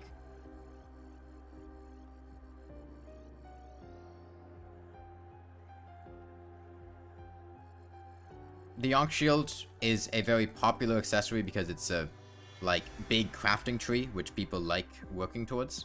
And, like, it's basically just a strictly better obsidian shield. And while it's not that great for boss fights, it is pretty helpful for exploring, especially situations where you can get cursed and confused, like the dungeon.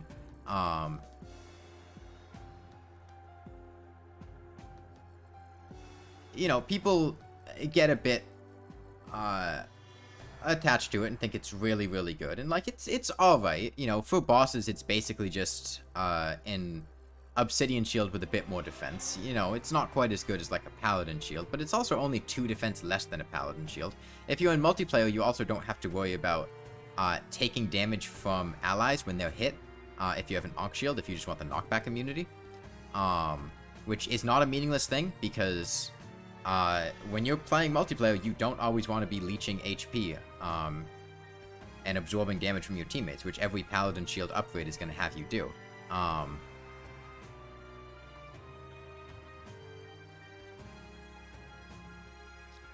The Ankh Shield was also made drastically more easy to obtain in 1.4.4.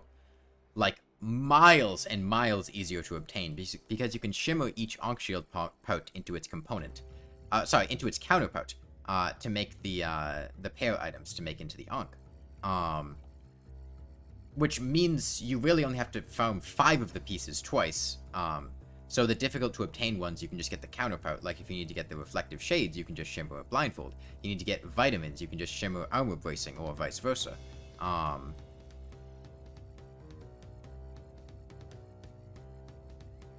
You need a band-aid, you can shimmer a brazier.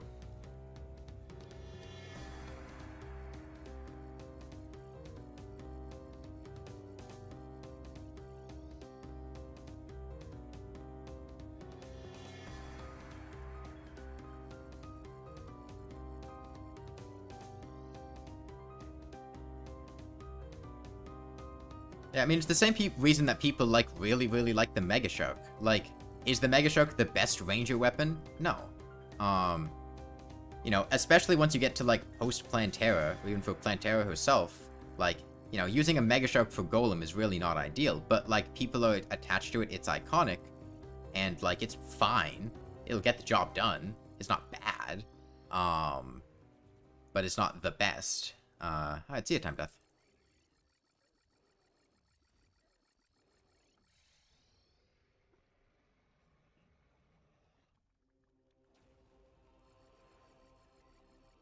You'd love to use the Uzi more, but man, that drop rate. Yeah, it can be rough. I wish the Gatligator was better. Like, between the Uzi, Gatligator, and Mega Shark, the Uzi is slightly worse than the Mega Shark, but it's also obtainable pre-mech. The Gatligator is just bad. And it's also, like, really rare to obtain.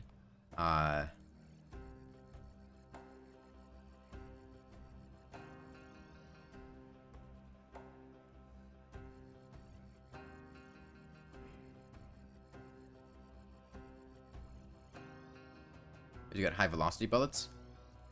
Yes, but you can, just craft high velocity bullets once you're post 1 mech.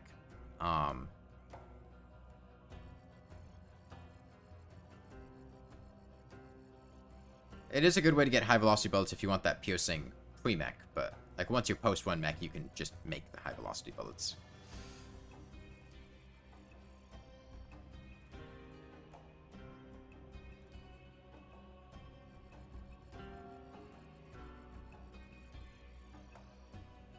So they should have run anything other than musket pouch?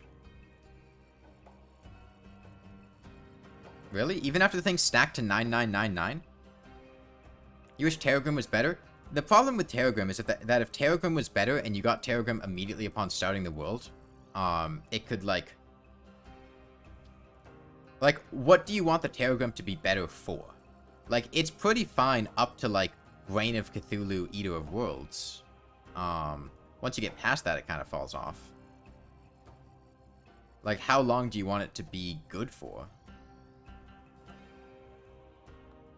You know, now that thing's stacked to 9999, I feel like ammo really isn't much of an issue.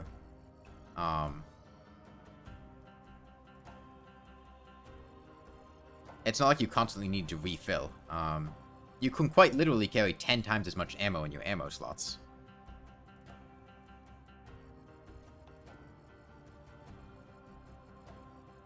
Especially if they're just bullets that you buy. Or craft from purchased materials.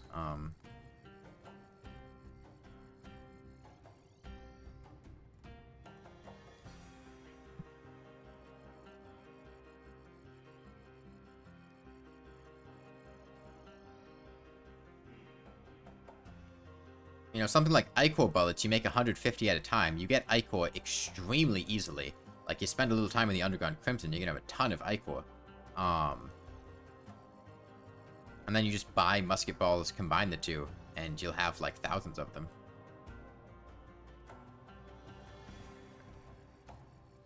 The crystal bullets, similarly, are really easy to craft. High velocity bullets, you just buy the cogs and empty bullet casings.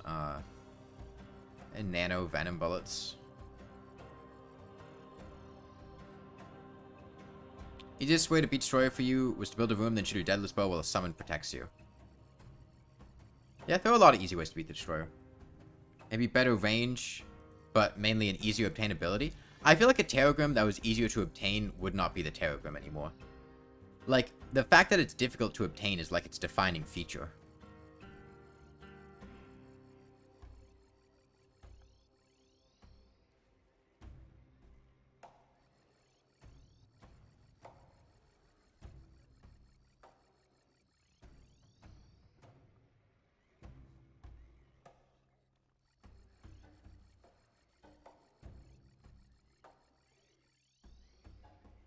Oh, welcome back, Meme God.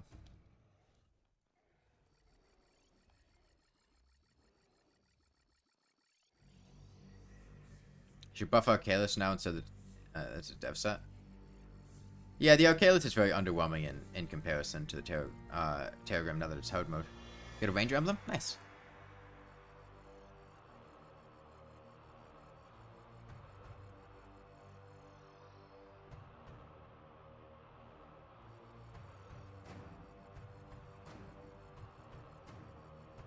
At least they did away with fake sword shrines. That was a really annoying feature that they had for a while. A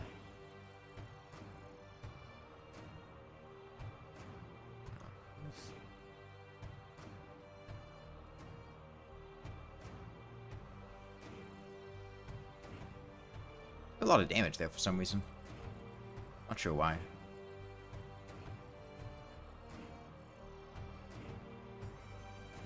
They take a...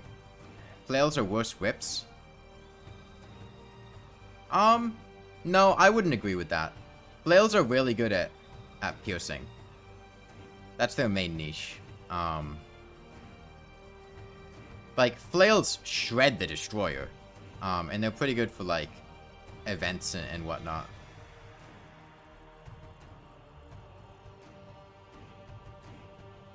Yeah, I know. The whole point is that it's, like, an obscenely rare item.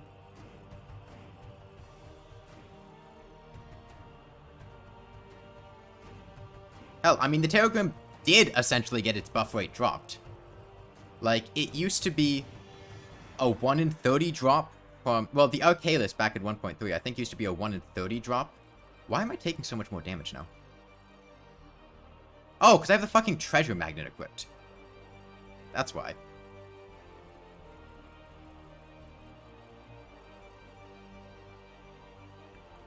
It was a 1 in 30 drop from swords in the background objects, but then each sword shrine had like a 1 in 3 chance to be a fake shrine.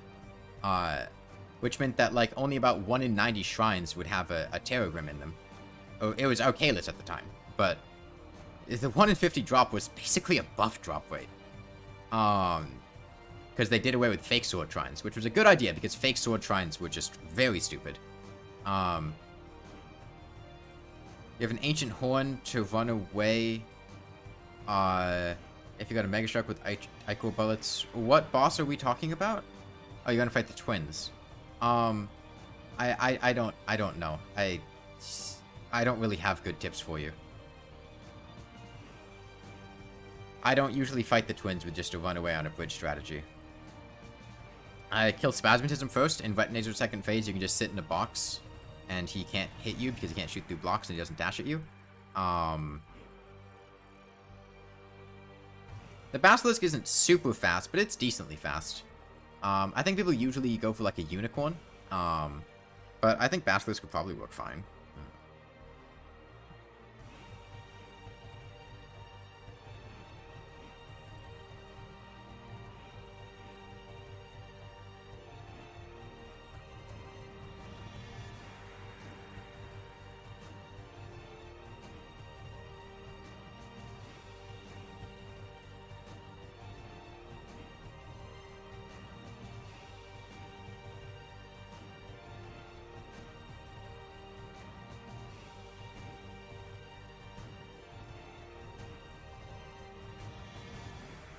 Desert spirits are really annoying, but I just ignore the hard mode desert entirely.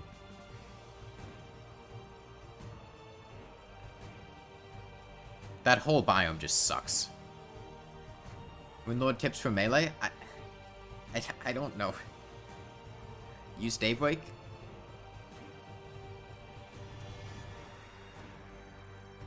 Don't get hit? There's not really anything specific to melee. Regarding the Moonlord. Like, Daybreak's basically just a ranged weapon. You attack from a distance and throw things at him.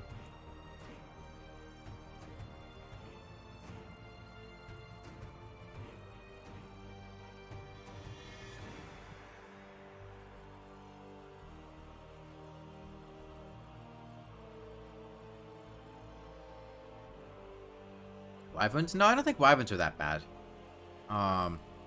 Like, they can be annoying if they show up in boss fights on their own, but, like... Beetle armor buffs, cosmic cow keys, etc. I mean, if you're on classic, cosmic cow keys, good option for Moonlord. If you're on expert or above, the broom or the shrimpy truffle in the rain, both good options. A lot of people like to build asphalt bridges for the Moonlord. I've never been a huge fan. If you're on expert, soaring insignia, infinite flight, great option for dodging the Moonlord. Any tips on how to predict attacks?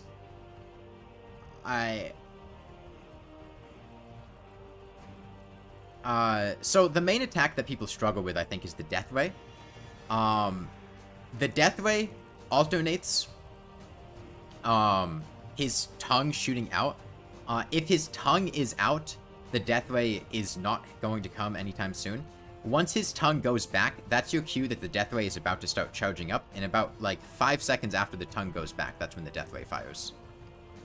So if you pay attention to the tongue, that can clue you in on the Death Ray, even if you can't see his top eye. And to avoid the death ray, fly up and over him.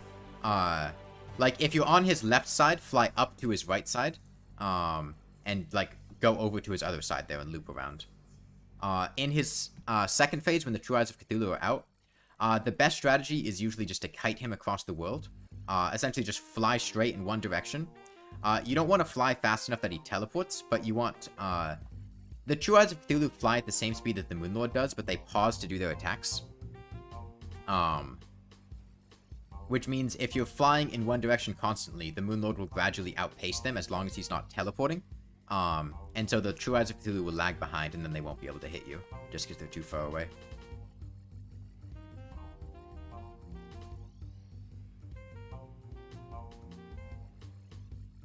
I mean, if you have the Rod of Discord and you want to use it to dodge him, sure, that's fine.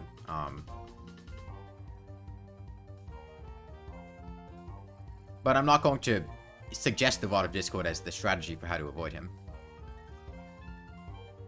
I don't like the Rod of Discord, no.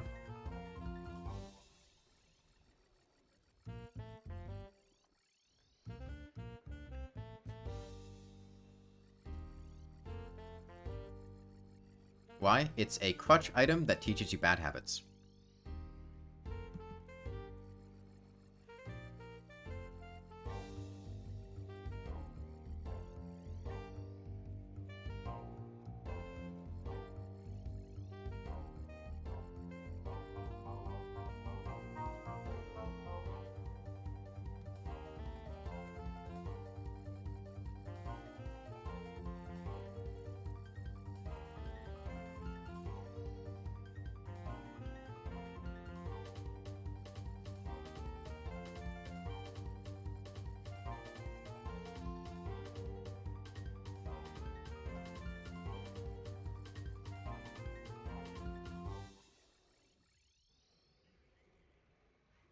I'm going to teach you bad habits if you get it like 1 out of 10 runs. The thing is, people don't get it in 1 out of 10 runs. They explicitly farm for it, and then use it as a crutch to avoid attacks.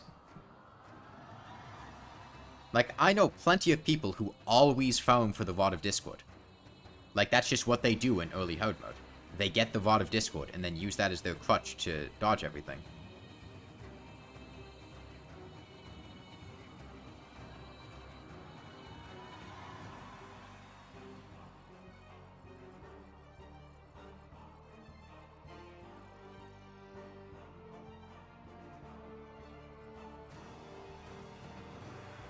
It's a crutch item that teaches you bad habits. The Rod of Discord essentially erases any mistakes that you make and it is a get out of jail free code.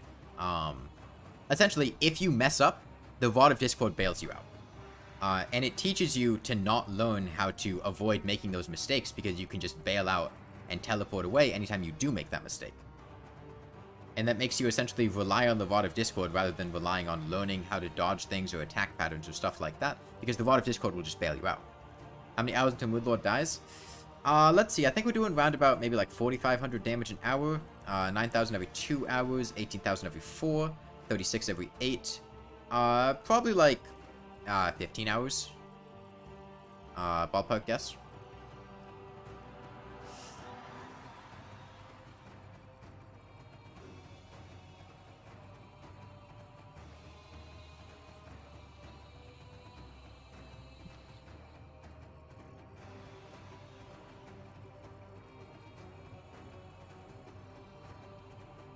That's a lot.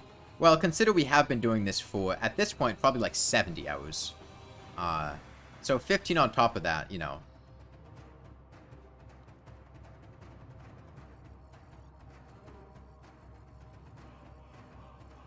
Not really too much.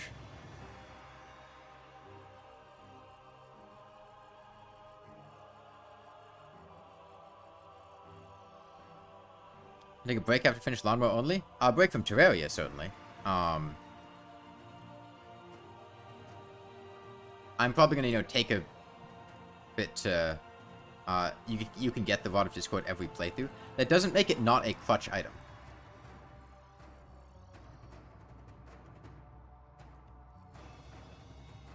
Like, being consistently obtainable doesn't make something not a crutch. A crutch is something that you essentially use to It's like bowling with the gutters on.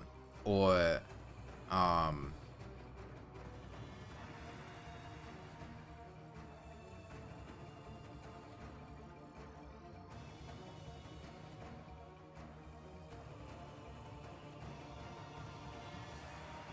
sorry, bowling with the gutter rails, that stop you from getting a gutter ball.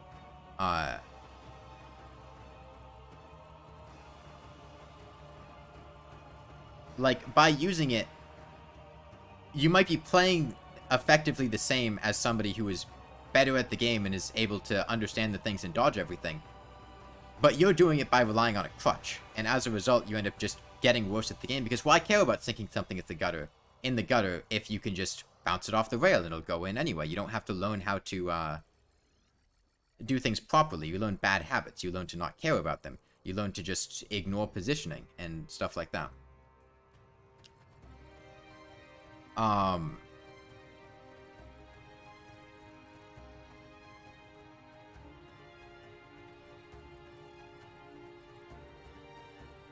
Just because it's good doesn't make it not a crutch.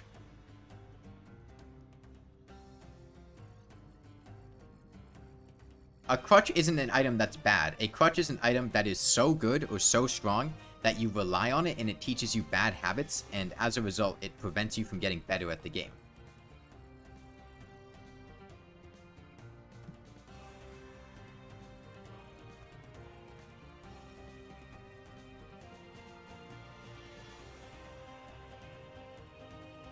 A good example of crutches in other games. I'm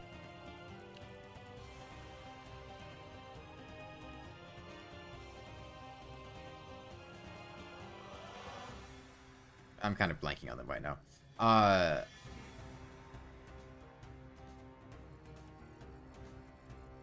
The op, yeah. A good example would be, in some kind of multiplayer game, using a weapon that has homing, to avoid learning how to aim, because the homing is just really powerful, and it auto-aims into things. And that prevents you from having to learn how to aim.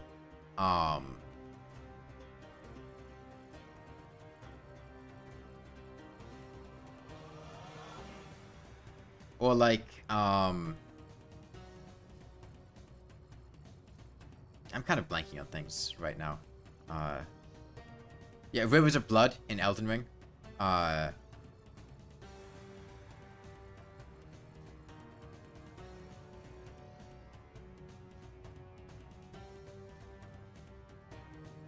Good example of a crutch is the equipment you're trying to get in Risk of Rain 2. I don't remember what you were doing, but I'll take your word for it.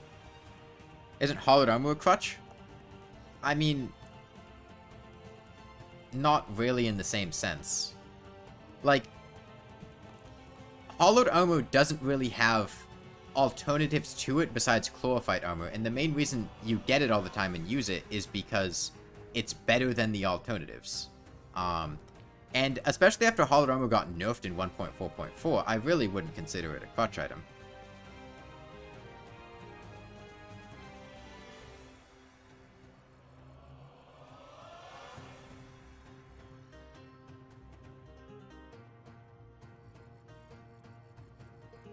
What if Discord ups the carriage, no armor, accessories, mounts, legendary, Skeletron, prime fight?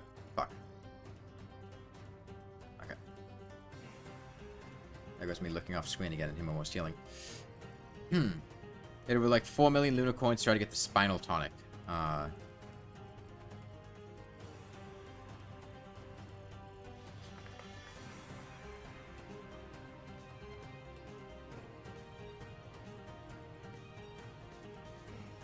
Yeah. I mean, like, things like that. Oh, there's a red devil there. Huh.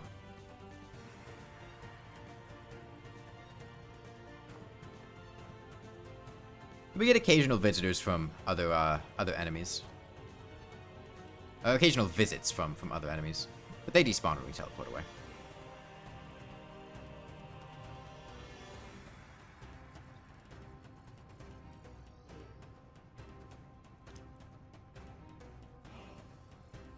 Another way to look at crutches are like noob traps, where people use them at first because they're good, but then they never learn how to get better at the game because they're just relying on something that's a crutch.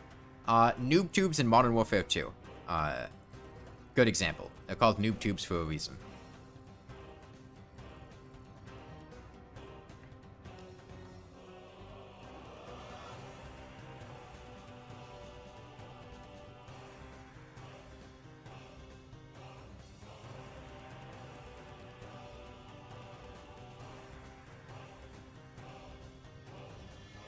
Pyro in TF2? Pyro like WM. I wouldn't say Pyro at all, but I would say specifically like the Phlogistinator. Like essentially things that encourage just walking forward flamethrower spam as opposed to learning how to air blast or do things with like flare guns or stuff like that. Spamming legendaries in Pokemon.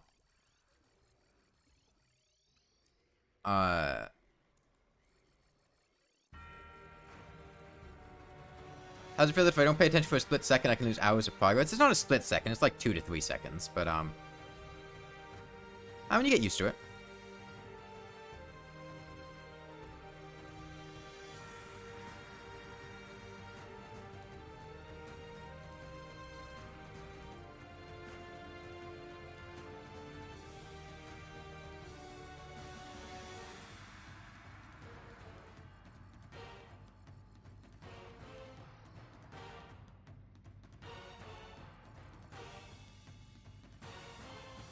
That's different, Adam. The Blade and Sanguine Staff were crutches before they were nerfed.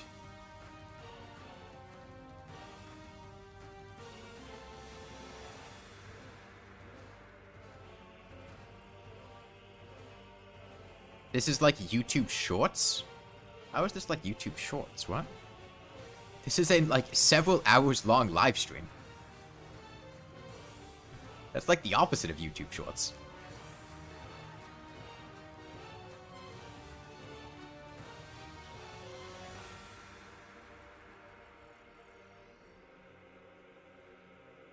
Oh yeah, the old Vamp Knives were busted as fuck.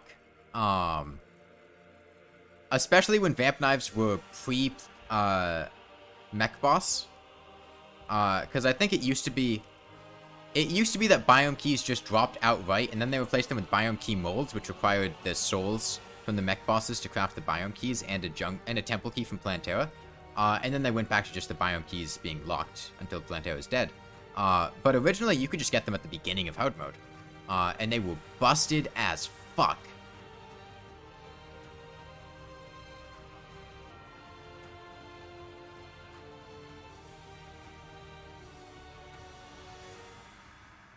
There's gameplay and a YouTuber talking over it.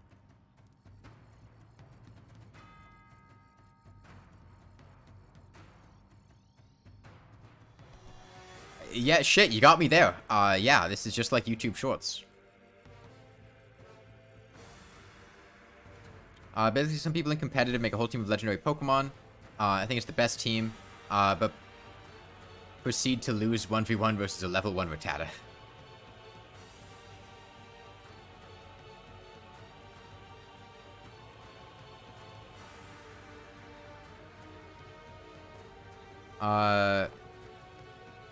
Well, the thing is, Plantera was also originally pre-mech. Like, 1.2's original balancing was wild. Like, not pre-mech, but she was accessible before the mech bosses. The Rod of Discord also had no cooldown. In original 1.2. It was a wild time. Pokemon PvP is trash. I was never into competitive Pokemon. I just picked the ones that were cute.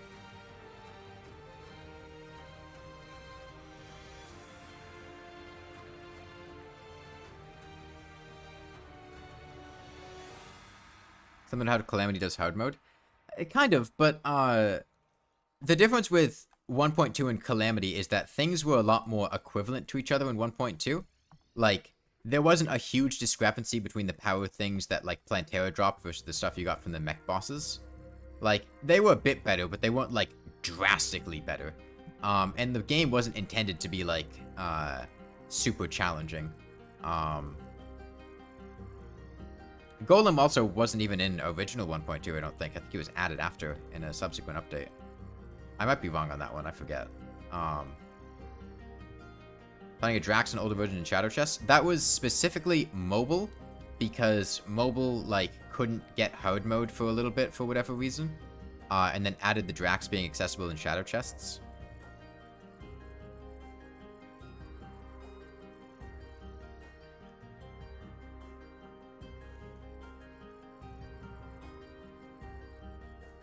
Golem was the final boss in 1.2. 1.2.0.1, or just a point in time during 1.2.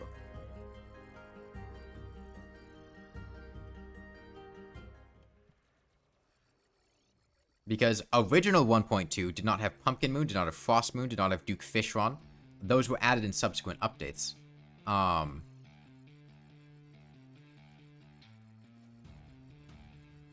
Like, King Slime also was not in release Terraria. King Slime was added in a subsequent update early on. But he wasn't in the game to begin with.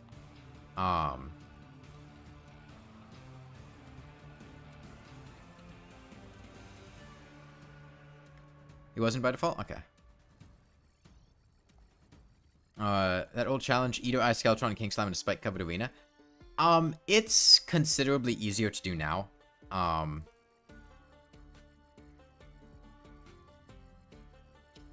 Like, maybe it's like a nostalgia trip, but, like, it would basically just be an homage to that original challenge. Unless you downpatched it. Here's the black spot stayed like the Shrimpy Truffle with rain. I mean, it was incredibly overpowered when it did that. It made Master Mode easier than Expert Mode because it just trivialized almost every boss in Hard Mode. Shit, man, you could just use it for the Moonlord, and it was super good against the Moonlord. It was fantastic against the Empress of Light. It was incredible against all three mech bosses. Great against Queen Slime. It basically made all of them a joke.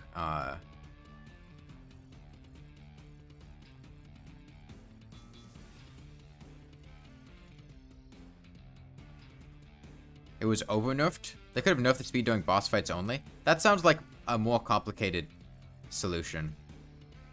I mean, it's still an infinite flight mount that's available pre-mech. Even if it's not good infinite flight, like, it still has value based on that alone.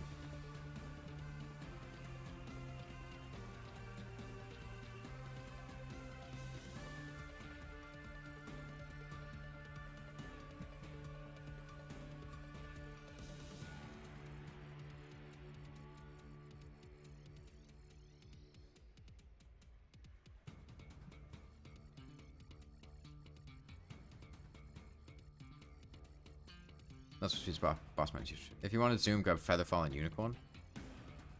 If you want zoom, just set up pylons.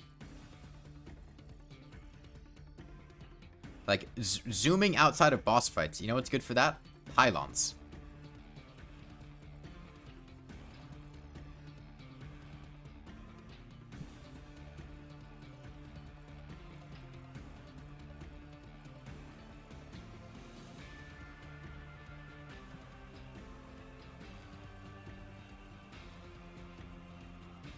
Well, what is teleporting except for zooming at light speed? For some reason, you feel like I may enjoy this game? What game? Terraria? That's a reasonable bet.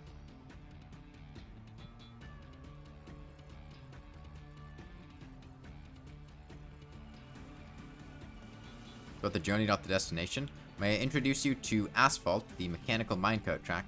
A minecart with the mechanical upgrade kit on a minecart track. Hoiks. Whatever the fuck the inner tube does. Can't use pylons when a boss is alive? Yes, but we were talking about the black spot being specifically nerfed when bosses are alive. At which point, if you wanted to get around when bosses aren't alive, you could just use pylons. First time catching me live? Welcome.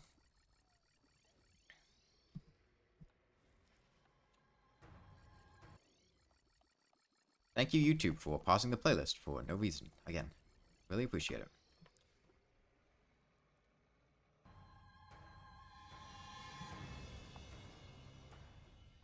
Have I played Forager? I have not. I'm not even sure what Forager is. I don't think I've heard of it.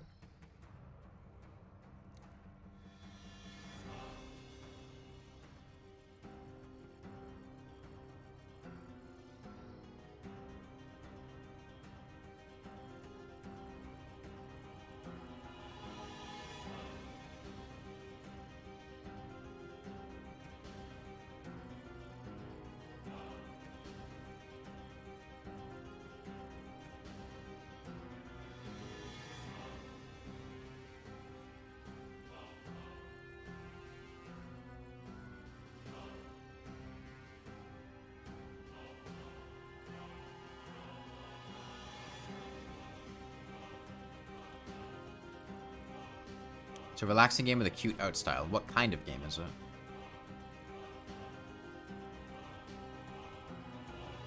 Like, what genre?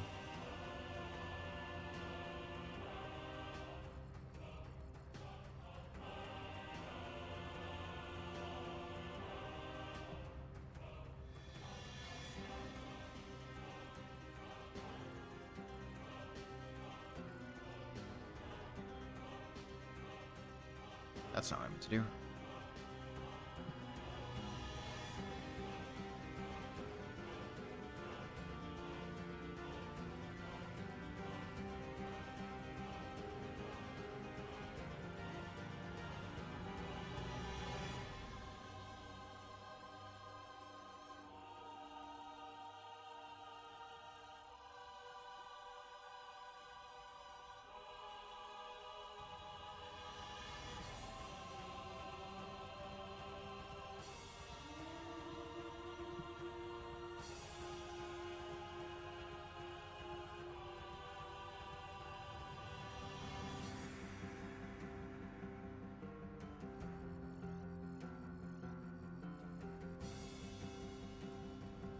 Started value but without the villagers.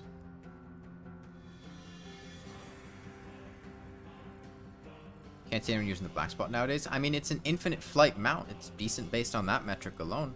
Being available pre-mech. You know, it'd be good for building stuff. When we passed 69k? A while ago. Or like half an hour ago. Some real world record pace heart damage.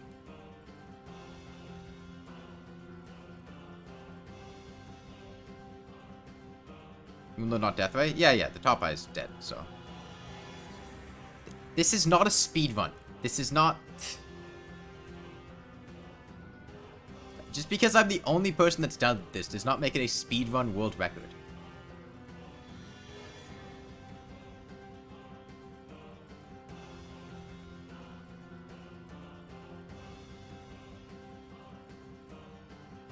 Technically it does? No!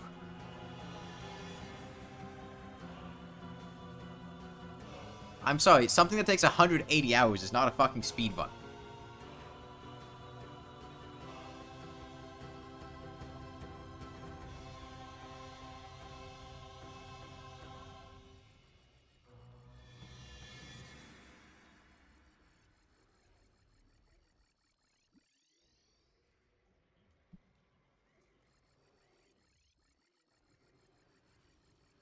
I don't watch 100% speedruns. I'm sorry, if 100% of the game takes 160 hours, like, at a certain point in time, I feel like calling it a speedrun is just, like, just feels wrong.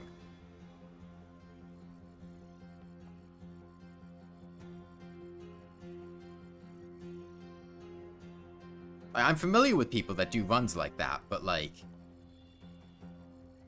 calling that a speedrun just feels wrong.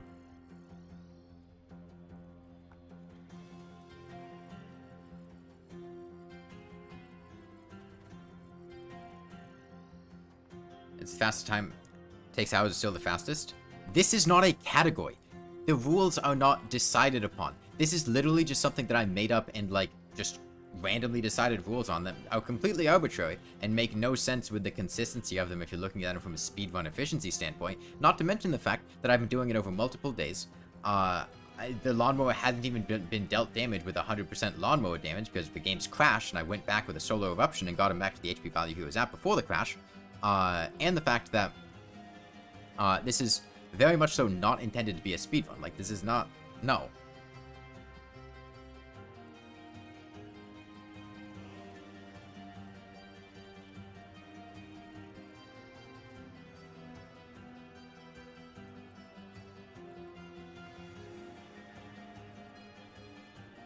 Like, accept the challenge for what it is. Don't try to make it something else that it isn't.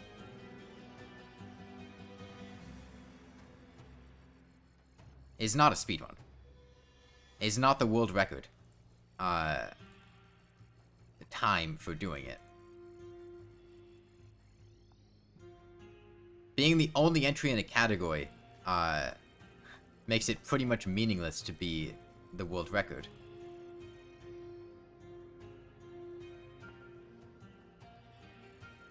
That's just like making up a category to say you have a world record.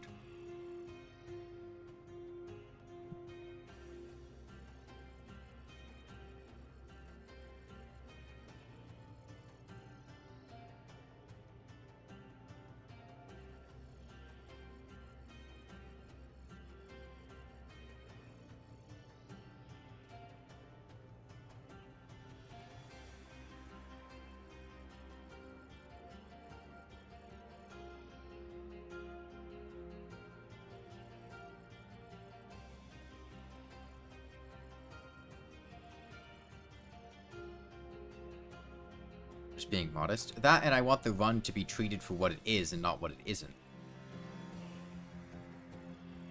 Like, it's impressive enough on its own. You don't need to try to make it something that it isn't.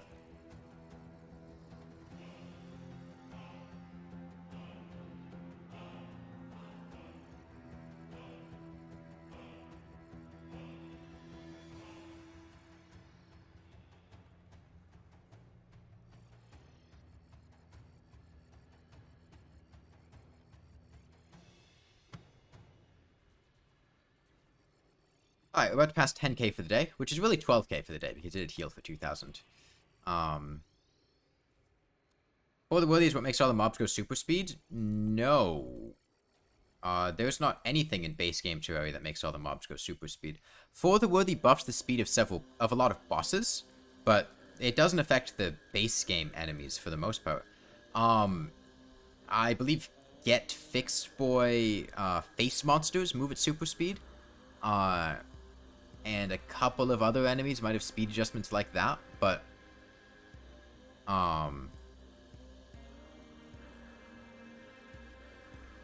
For the worthy really only affects bosses for the most part.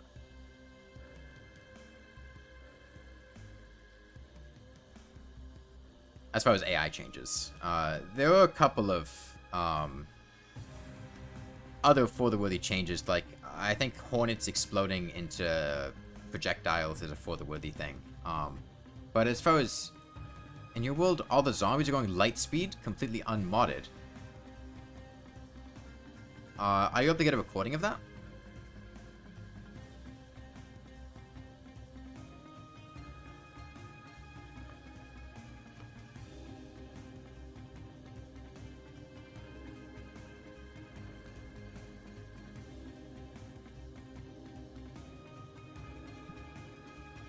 That sounds pretty interesting.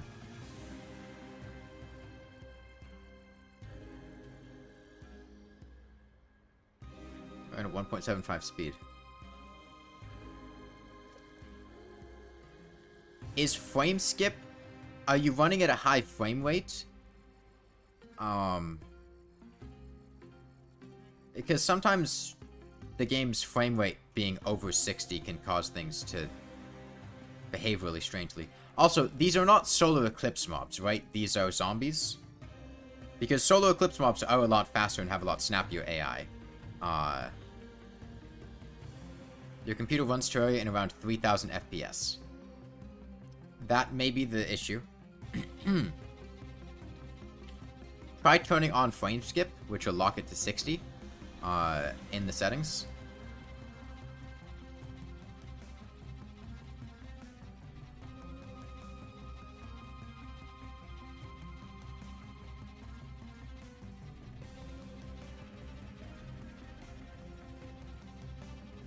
I don't know if that's what's doing it. That's just a completely random guess. I just know that running the game above 60 FPS can cause random things to break.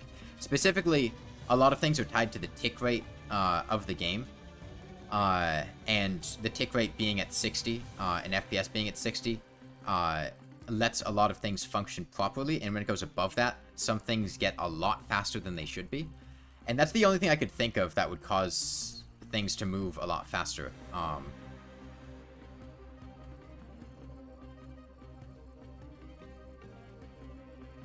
But I don't know if that is what was causing it. What's my opinion on sacrificing Moss Bag to make Silksong release earlier? I mean, at a certain point, like, I'm not convinced Silksong will release at all. Be cool if it did, but like, for a game to be in development that long with not much information coming out about it and like, it's not usually a good sign. Especially if it was anticipated a while ago and it keeps getting like delayed or pushed back.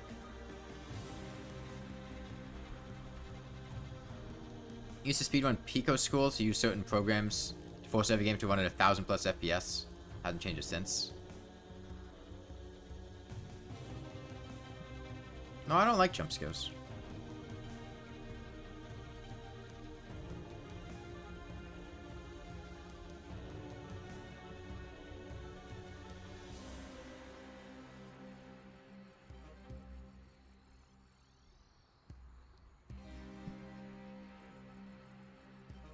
Not a fan of FNAF? No, I don't like FNAF.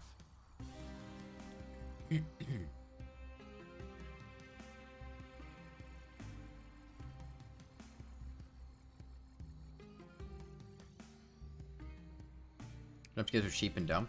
I mean, there are different types of jump scares, and some of them can be well executed, but they're often used just as a cheap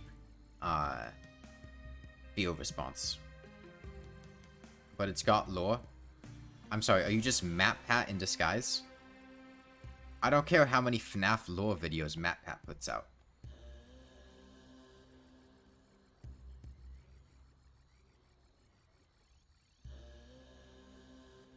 The stream gets 100 likes. No. No, I'm not going to play FNAF 4 if the stream gets 100 likes. What other games do I play besides Terraria? I would suggest looking at the videos and streams I've done in the past for a sense of things. I do a lot of, like, roguelike games. Rain World. Probably just whatever I feel like. I don't know.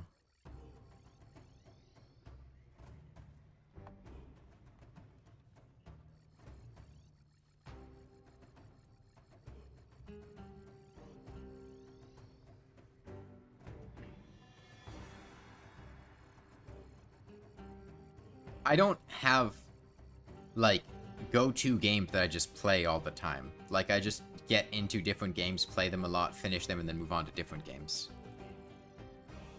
Rain World got terrible Metacritic scores. Doesn't mean it's a bad game, just means that critics don't like it. I think Rain World's a fantastic game.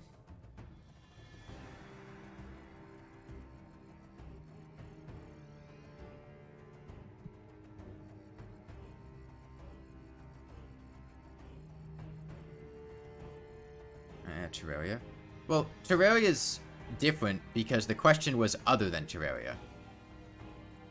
And I also absolutely go through periods of time of not playing Terraria for like months or sometimes years at a time.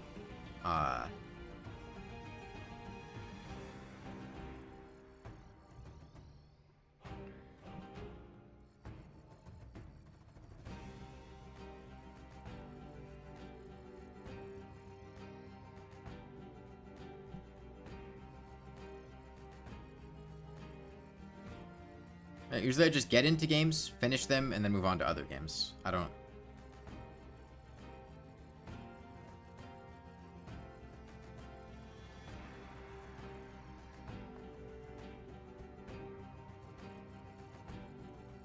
How many likes for me to play FNAF 4? I'm not going to play FNAF 4. Hey, Ashley. I have no interest in playing Five Nights at Freddy's 4. Or Five Nights at Freddy's 1. Or 2. Or 3. Or however many fucking games there are at this point. I don't want to play FNAF.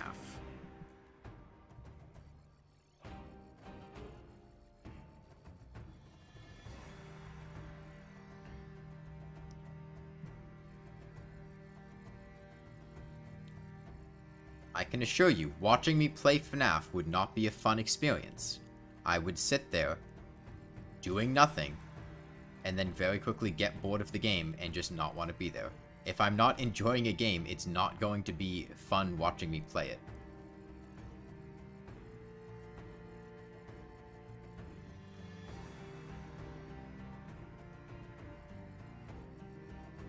You can go watch the stream where I played Noida for proof of that. The customer lets me go against 50 animatronics at once. I don't want to go against any number of animatronics at once.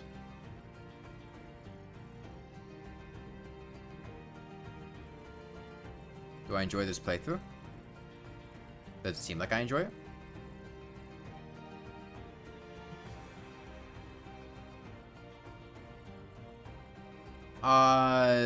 That's fine. Have you been in my Discord server for a week, Scapegoat? If not, you'll have to DM it to me. Because you don't get image permissions until being in the server for a week, so if you just joined now. You know I did 2 streams yesterday? Yes. And I finished up the eyes last night. Now we're on the core.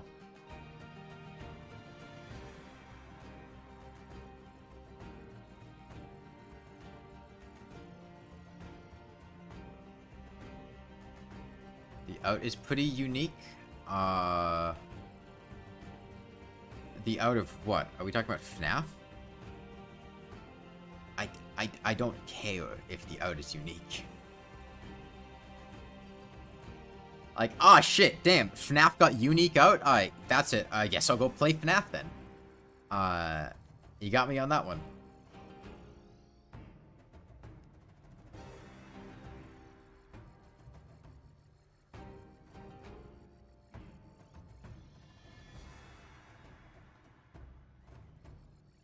Made a journey world mainly for building? Nice. By the way, are any of you guys familiar with, there's something that I've heard allegedly happens with the Moonlord, which is the true eyes of Cthulhu despawning after a while in the world. I've never witnessed this happen.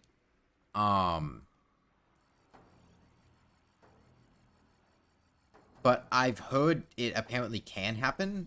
Does anyone know, like, what the conditions are that cause that to happen? You like Omori? There was a point in time it was patched in 1.4.1. Okay.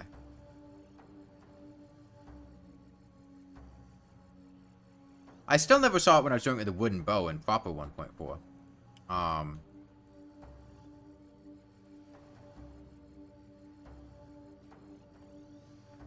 I teleporting that Moonlord can't latch onto me in regen? Yes. How did I find this setup? I made it on the fly. Like, this isn't something that I took from somebody else. I just came up with this, as we got to the Moonlord. There's the name is Skeletron despawning. I think the thing with Skeletron despawning is that it's because Skeletron's speed is tied to his distance from the player. So when the distance from the player is 0, it tries to, like, divide by 0, and then he blinks out of existence. But the True Eye of Cthulhu speed isn't based on their distance from you, so I don't think having their distance be 0 would cause that issue to occur.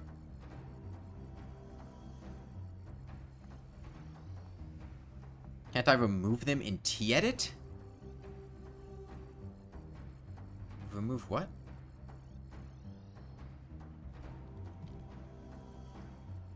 I think it's a reasonable guess that nobody has, really even considered doing this before. But yeah, I mean, you can go watch the first Moonlord stream where we came up with this setup, but it was basically me going, hey, I need to fight the Moonlord. Oh, the item frames. Yeah, yeah. T-edit would probably be the way to go for that. Just remove those item frames there.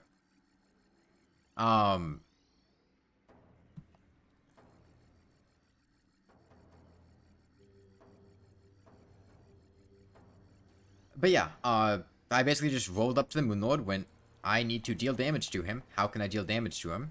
I need to walk at him. Okay, I can use teleporters to set that up, and then found the spacing that I needed. I went on a separate world and, like, took a ruler and measured how many blocks away the Moonlord's sections were, and then made things at that range. And then basically just went from there, and it worked.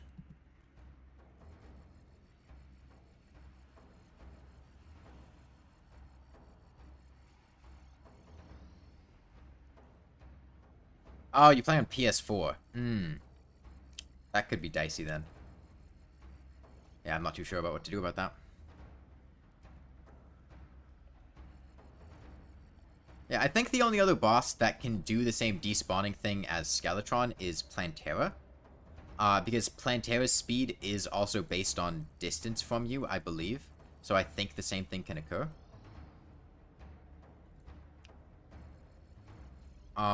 Doing blindfolded gaming challenges are unironically so good for your brain. Some Hollow Knight bosses blindfolded, and you felt good afterwards. You felt great. Yeah, it's very satisfying to pull them off. I've considered doing Rainworld blindfolded. I kind of stopped doing blindfolded Terraria, but I might go back to it at some point. But yeah, it's satisfying making a visual representation of the world, and then essentially just knowing what to do. And how to avoid things. Rainworld blindfolded sounds nightmarish? Yes. However, it would require... Can't do anything blindfolded? Well, you gotta get practice. The blindfolded for the worthy stuff was really, fun to do.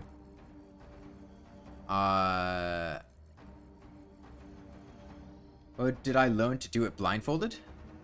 Experience wearing a blindfold. I mean, like, I put on a blindfold when I was doing gaming challenges, and just kind of learned by putting on a blindfold. I didn't even own a blindfold for a while. I just put a hoodie over my face.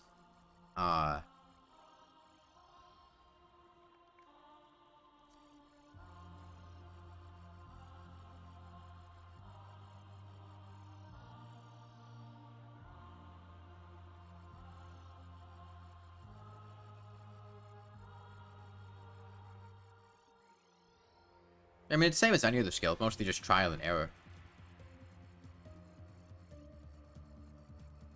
I also, in practice, yes, but it might not be thick enough, is the problem, TMNWG, or it might let light in underneath it. When I was practicing doing stuff blindfolded, I would just close my eyes when fighting the boss normally. Like, you know, just to practice dodging particular attacks. Just close your eyes and see whether you can do it without getting hit.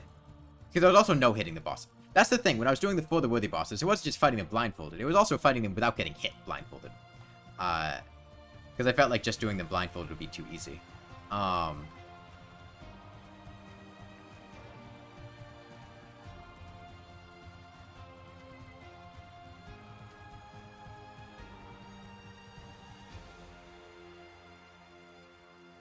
So I would just close my eyes and practice, doing that. Like, Plantera, Brain of Cthulhu, those felt very relieving to finish. The problem with doing anything blindfolded is that people just won't believe you're blindfolded.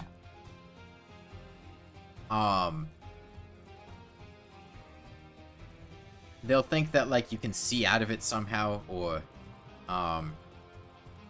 like, it's, the footage is separate, and giving them more reasons to think that you might be cheating, like, it just being, like, some random strip of clothing that's not super thick, or you could potentially see underneath or something like that,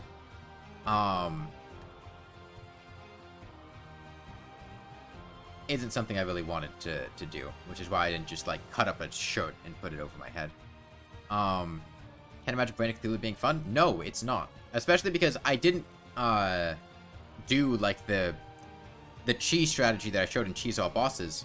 I used the damage noises of minions flying around me, to determine which direction the Brain of Cthulhu was from, because based on how long the spacing was and how long it took for the flinks to travel between brains, that was a rough estimate of which side of my body the brain was on. And I had to rely on that to dodge it.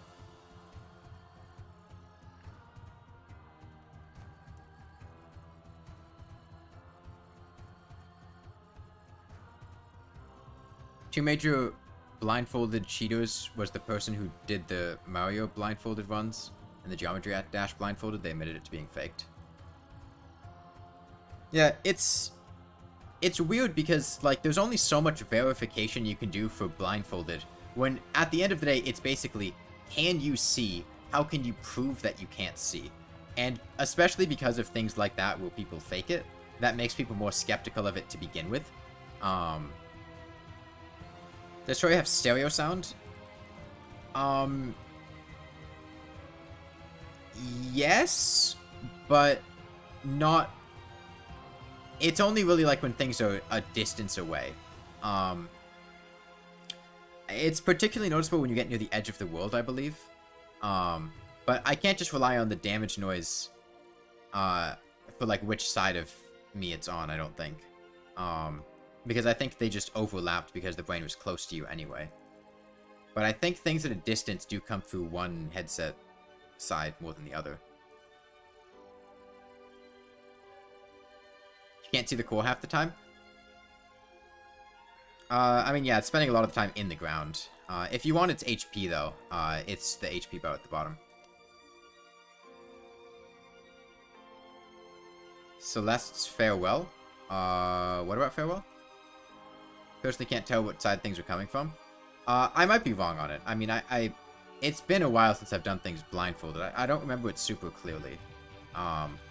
And I might just be mixing things up with how things go at the edge of the world. But yeah, I have done just, like, not boss fights, just, like, all of Terraria blindfolded. And, I think that is a great example of what playing Terraria blindfolded is like. Because I think it's pretty damn obvious that I was not cheating for that, given that I basically had a friend in a voice call telling me to move my mouse cursor like pixels at a time in order to, like, touch things. We got past the wall of flesh, we got to hard mode, and then I just never ended up finishing it because I was just kind of interested in other stuff and my friends were busy. But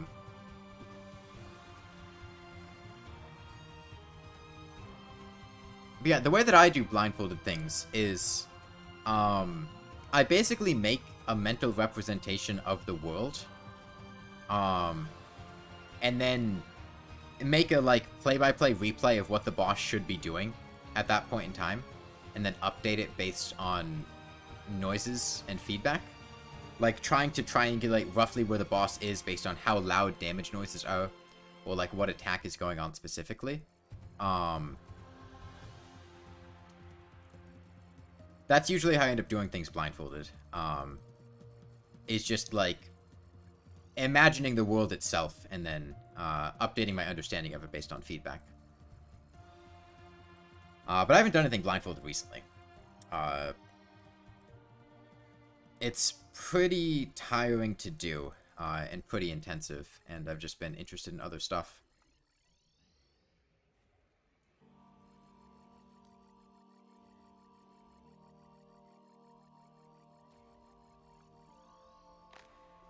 How often do you learn new things about Terraria? I mean, it depends what you consider a new thing.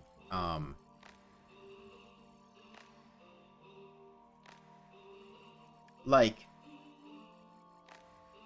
I mean, I just find out new pieces of information about Terraria all the time, because I usually interact with the game in a way that requires me to do very niche things that,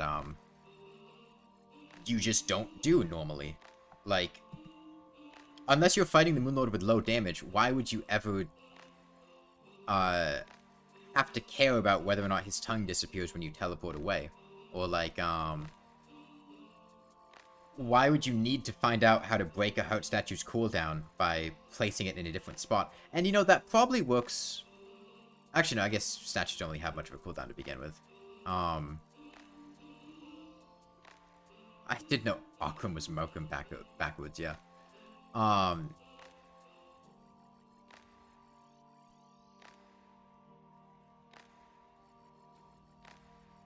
There's also a lot of stuff that I just don't care about in Terraria. Like, I don't know a lot of, like, specific things about, like, building or paints or, I'm not very knowledgeable with magic weapons and mage things.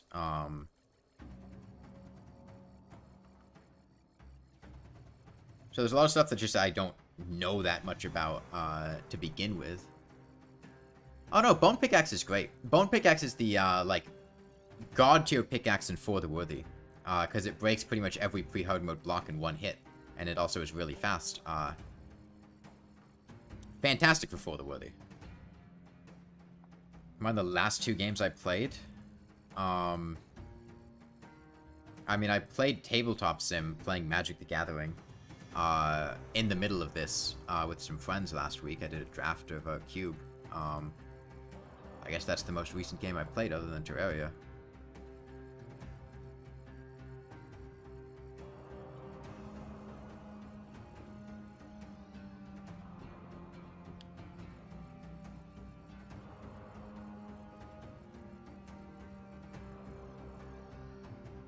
Alright, everybody. Combine Terraria with your mother's maiden name, the street you grew up on, and the name of your first pet.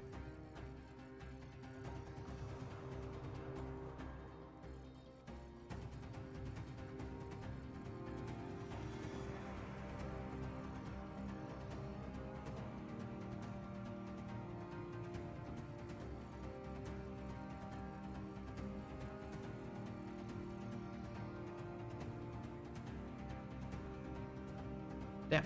Took a lot of damage, though. Why? I'm not sure what changed. I wasn't in risk of dying. I mean, I had a potion ready to pop. I'm just not sure why I took so much burst DPS there so quickly.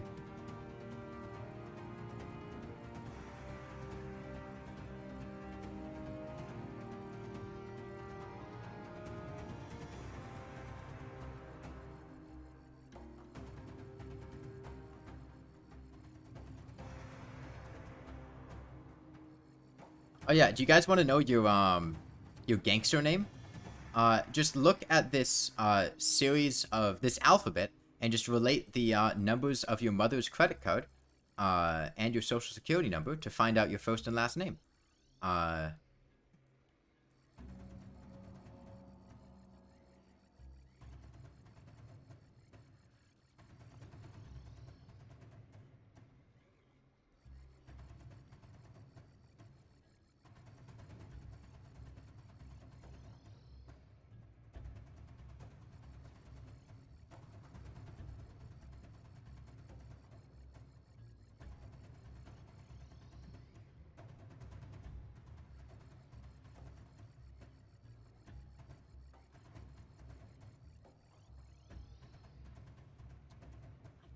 Taking a lot of damage over there. I don't know why.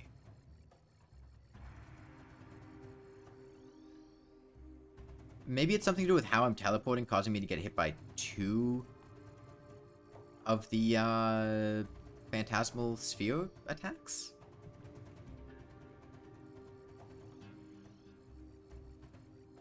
I could see that being the case.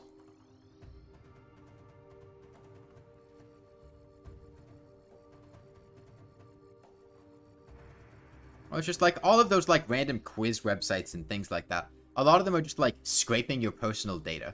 What are my pronouns? I don't care very much.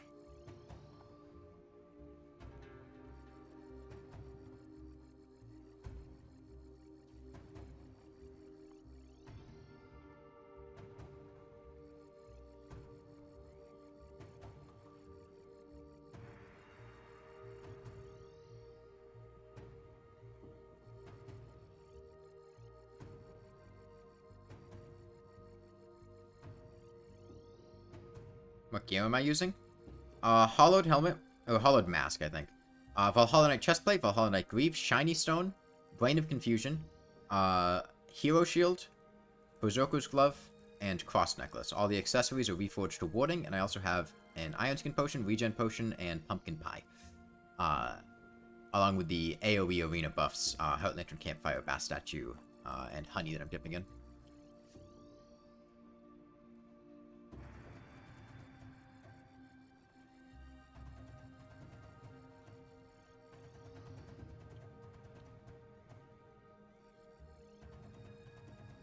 Conan's a sheath, eh? Okay. It's entirely possible I'm going to forget that. If I use the wrong ones, I apologize.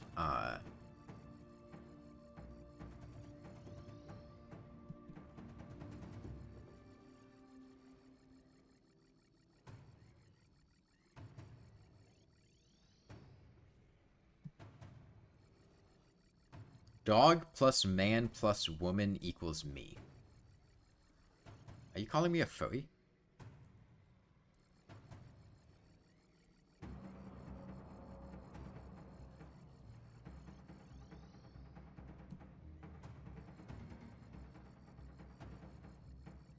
I'm a furry. That's not what I said. No, I said, is he calling me a furry? I didn't say I was a furry.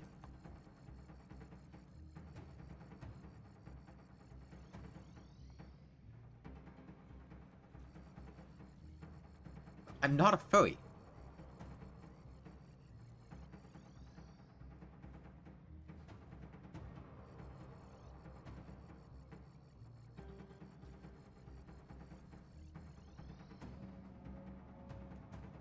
My icon? How is there a cat? How is there a dog related? It's a cat. You boy.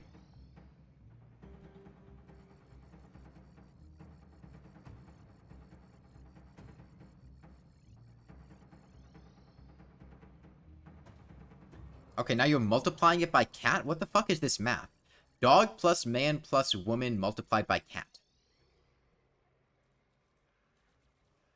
My icon is a furry? No, my icon is, like, Nekomimi. It's just a person with cat ears and a cat tail.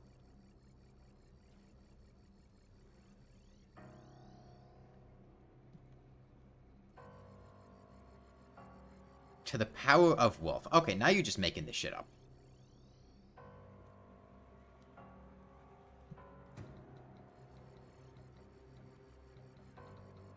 Is cat to the power of wolf, or is woman times cat to the power of wolf? Is it dog plus man plus woman times cat to the power of wolf? Or is it dog plus man plus woman times cat to the power of wolf? Or is it dog plus man plus woman times cat to the power of wolf? Like, I'm not sure I understand the equation here. That's just a zebra. There's not even any context here. That's just a picture of a zebra.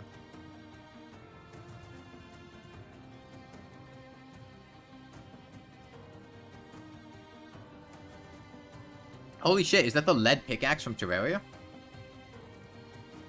Maybe it's a matrix? I hate matrices.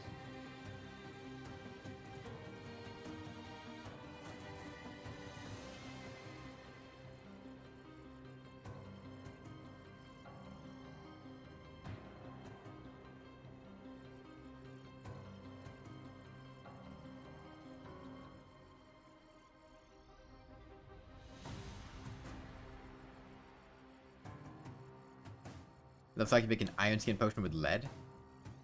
Lead, iron, they're basically the same metal.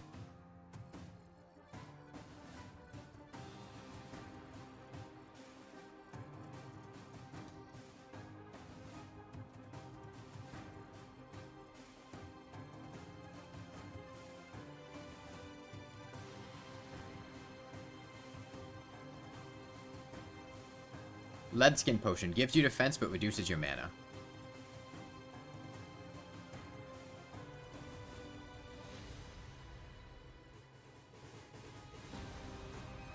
Lead is so incredibly bad for you. You know, I don't think drinking just like raw iron ore in a bottle is particularly good for you either. Or gold in Spelunker potions.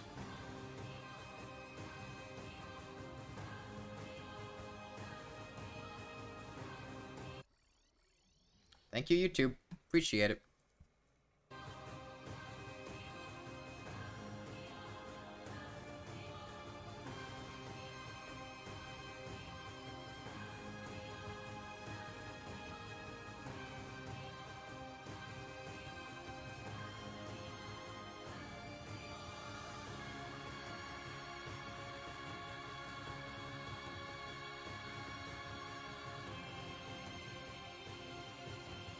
You used to think that summons for the mech bosses used iron and not lead, so you use silt to get iron.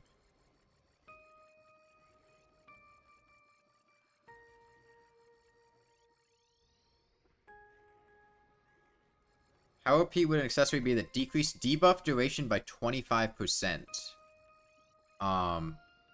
Decreases the potency of 25% and decreases aggro by 100.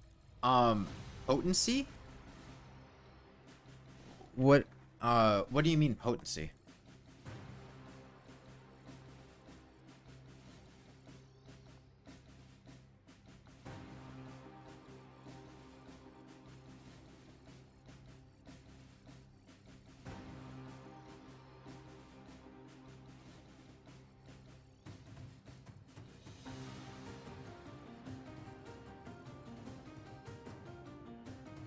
The damage over time debuff. You're basically just describing a charm of myths that's more niche.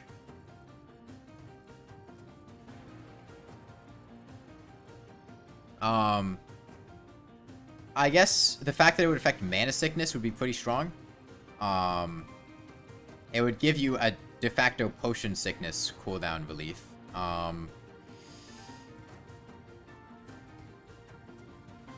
Decreasing debuff duration by 25%, I don't really know how impactful that would be most of the time. I mean, it would be good, but like in base game, there aren't really that many debuffs that, like, I'd really care about that much. And the ones that I did care about, I could just get, like, immunity to through an Ankh Shield. The fact that it reduces mana sickness duration and potion sickness would basically just make it like an kind of similar to Charm of Myths. And the fact that it reduces the damage you take from dots is kind of similar to the Band of Regen thing. I think it would just be a Charm of Myths that reduces aggro a bit and applies to reduce potion sickness or mana sickness cooldown as well, but isn't as good at regenerating health or preventing you from taking damage. I feel like that's probably how that plays out. The comments on the Spore dance pad video are horrible. I haven't watched those anytime recently. I don't know what you're talking about. An upgrade? I mean, at base, if you're just like sitting there fighting most bosses don't do damage over time debuffs, or really inflict debuffs at all. It would probably just be worse than the Charm of Myths for most boss fights. Unless you're playing Mage and have the mana sickness thing, and you're also popping a lot of why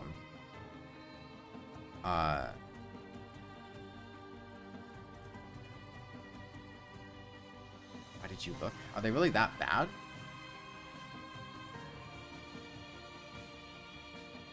Hold on.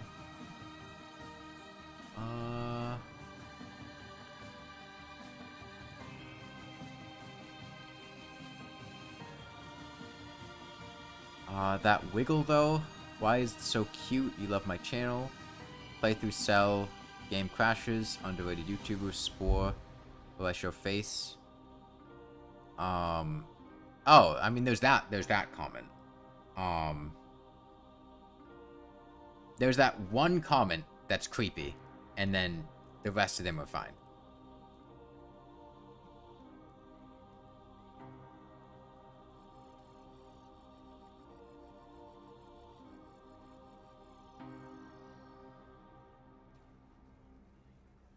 I'm gonna see it. I mean, I saw it.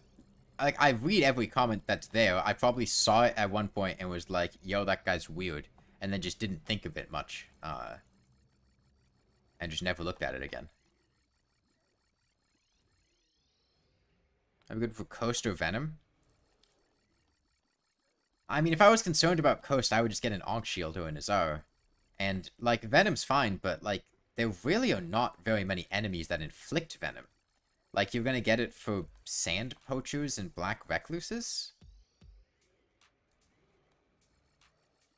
I don't know. I feel like I would not use an accessory like that over the Charm of Myths. Oh, Coast Flames. Yeah, I suppose.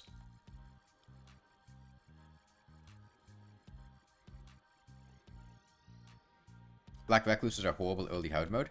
The thing is, they have very big hitboxes, and it's very easy to get them on the other side of a wall that they can't attack you back from, especially if they're on a background wall.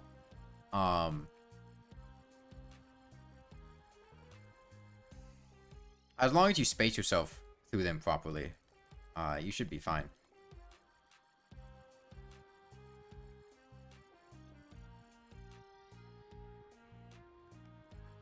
They sneak up on you, you're dead.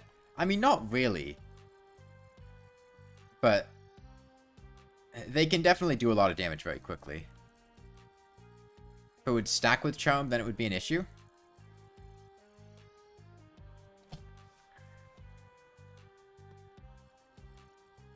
I mean, would it even be that much of an issue?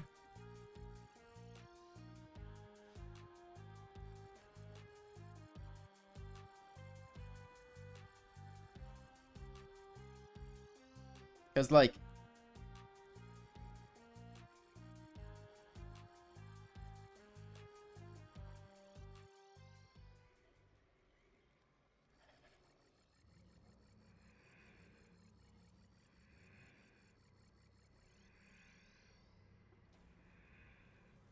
You don't use Slime Mount while in a elevator?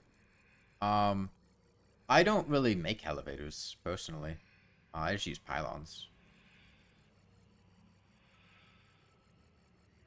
Pro tip, remove background walls. Demon Conch is solid, too. Demon Conch can only put you in one spot, though, whereas Pylon you can put wherever in the underworld you want to go.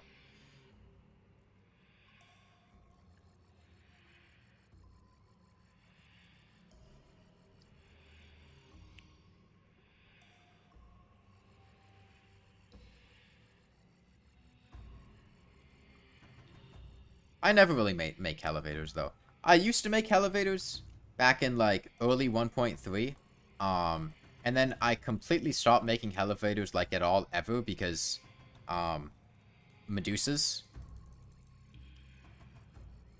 Pre-nerf 1.3 Medusas, just made me just stop making elevators ever. And I haven't really made them since then. Have I completed the bestiary? I don't think I have a world in which I've completed the bestiary, no. I've just never really felt like it. Demon Conch is sad and drunk. Well, you can make a spot for the Demon Conch to land. Yeah, Medusa PTSD. Well, and I just learned how to avoid needing elevators.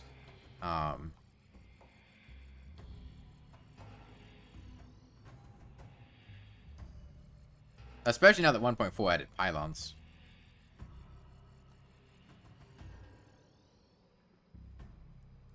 Artificer Pearl Run is the worst experience ever. I'm not super familiar with which pearls as Artificer are bad. Like, what, are there pearls you need to dive for? Get in water for? I imagine those would be fucking awful as Artificer.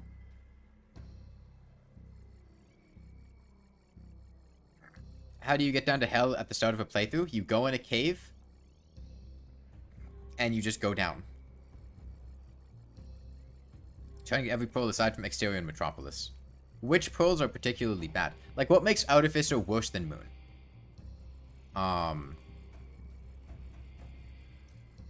In terms of that, like, what, Oh, sorry. What makes Artificer worse than other slugcasts? Like what? Mainly Chimney Canopy? Artificer Chimney Canopy does suck, yeah.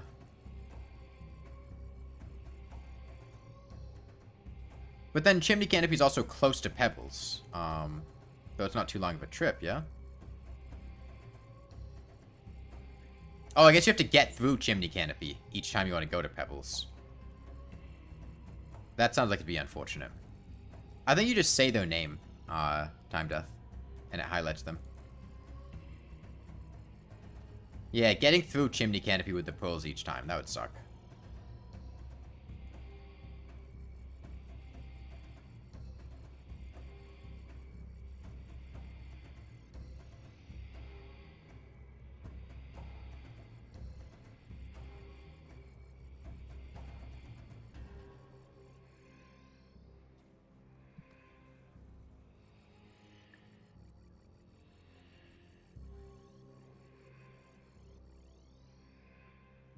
Well, I mean, Artificer is...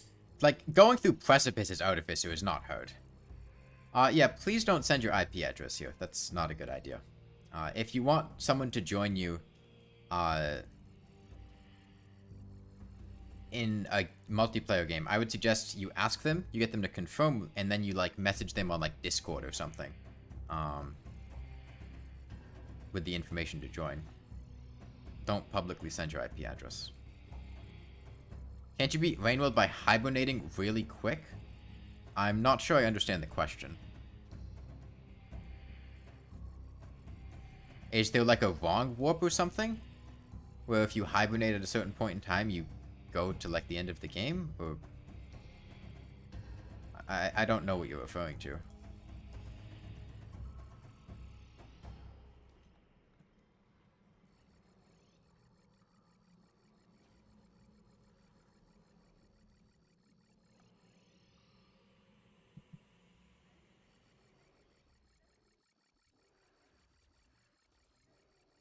Oh, karma caching?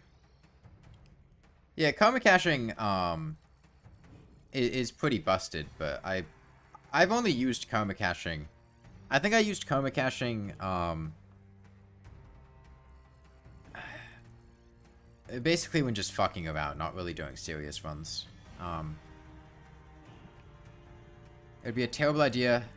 Yeah, because it'll stay in chat indefinitely.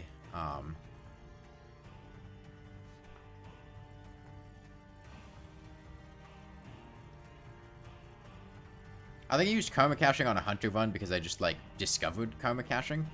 And was like, yo, that's pretty sick.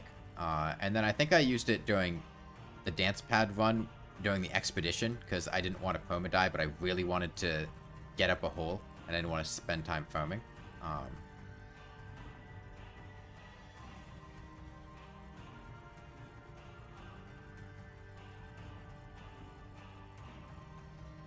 What's the goal of Rainworld?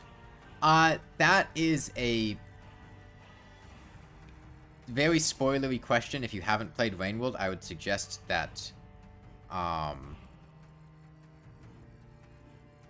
you not look terribly deeply into that. But as a general statement, the goal of Rainworld is to survive in an unforgiving world.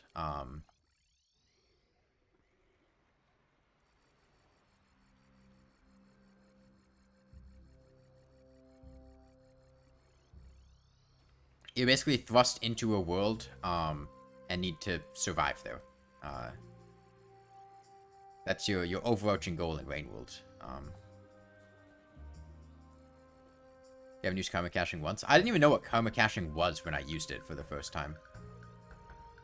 I just found an exploit when I was playing as Hunter, and it was like, yo, that's really cool. And then didn't really use it after that. Feel free to pin. I mean, the problem is that basically be pinned in every stream. Like, I don't want the pinned message of every stream to be, hey, we might talk about Rainworld spoilers here. You have a free on PS Plus and you downloaded it and it was too difficult for you? When did you try it? You can, there are settings you can adjust in the remix menu, to make the game easier if you're struggling with it a lot. You can give yourself more time with the rain timer. You can play Monk instead of Survivor, who's a lot more peaceful in terms of how aggressive things are. You can make all Karma Gates Monk style, where once you open them once, they stay open permanently. You can even reduce Karma entirely if you just want to vibe in the world. Remove the Karma system entirely. Granted, those aren't decisions you should make lightly, but you do have options. There are also extra tutorials that you can enable in the remix menu that teach you how to play the game when you sleep, with little tidbits and tips. And these were added in the remix update, which was earlier this year. So if you tried it a while ago, they might not have been an option at that time.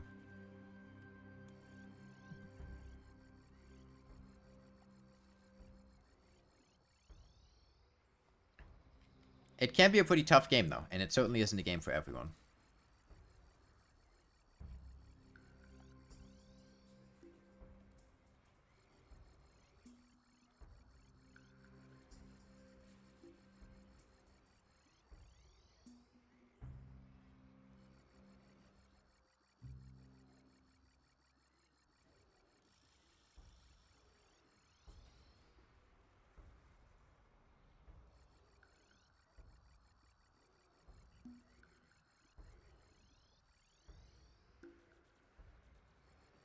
Guess the meme?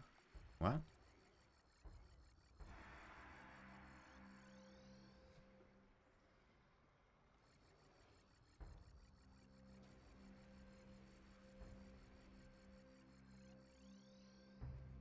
I've been enjoying the stream so far. Thank you. I think today I'm probably going to do one long stream in the middle of the day, rather than a stream in the morning and a stream at night. Because we streamed a lot yesterday, and I don't think I'm gonna stream again tonight after I finish, especially because I got stuff I need to do. I didn't have much time this weekend or yesterday.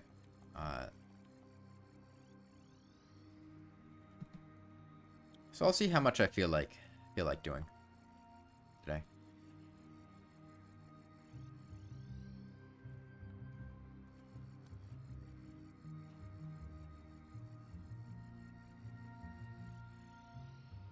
I need to download it so I can make the video. I want to get downloaded so I can do something else. I think it'll probably be 2 days from now. I'll probably kill him. Yes, I played Hollow Knight. I played a lot of Hollow Knight. Like, the day after tomorrow, I feel like, I could probably be done with the fight. I don't know what that means, Angelus. How long is going to be the video? I have no idea. I haven't started it.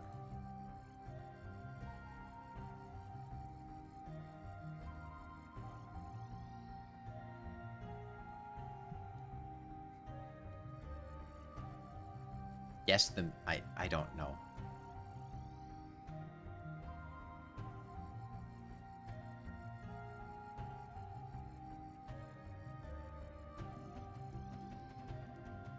Welcome back.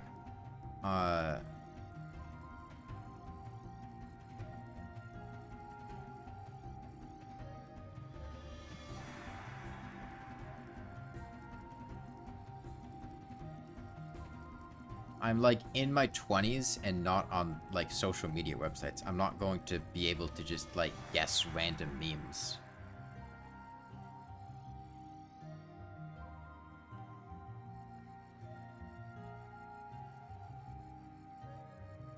Alive and fighting the Moonlord? Around about 70 hours probably. About 10 twins who died. That's unfortunate. Are there channel member emotes? I don't think so. I didn't see an option to add them on YouTube. If there are, I don't know how to add them.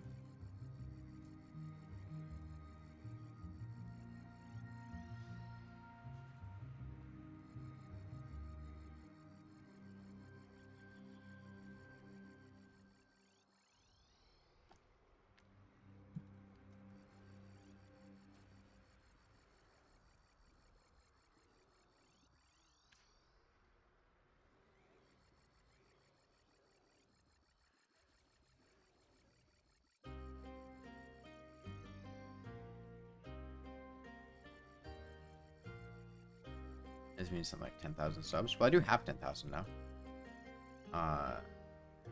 Maybe when I look back into it, I'll have the option unlocked. I haven't checked on it recently.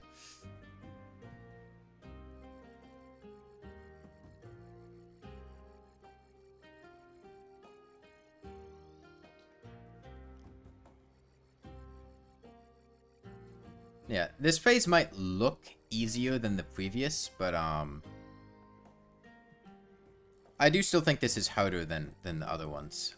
The risk of dying is considerably higher, and the risk of him healing is considerably higher. Sometimes you join a live stream of Elden Ring abridged while the screen is playing the episodes you're role-playing in the I don't know what Elden Ring abridged is.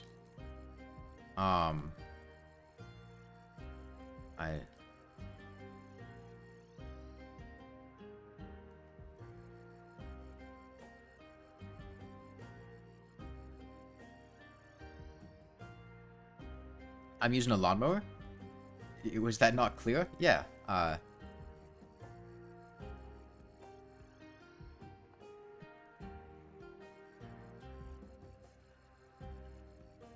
certainly haven't been sitting here for 70 hours killing him with like a daybreak. Can I read? I mean, sometimes people just get things through links or think that titles are jokes or things like that. They use AI voices to make their own story. Oh, I don't like that.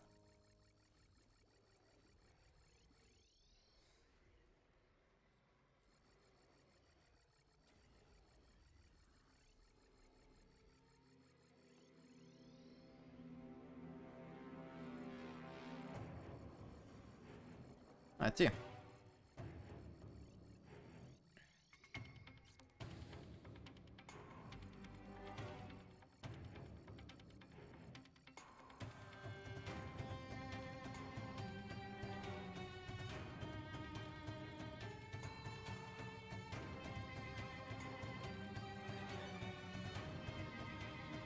$61,665. Making a medieval castle type spawn area in the Journey world? Nice, sounds cool.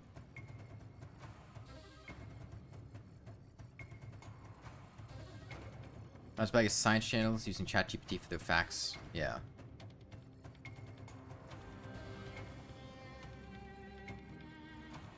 Well, as someone who both does voice acting and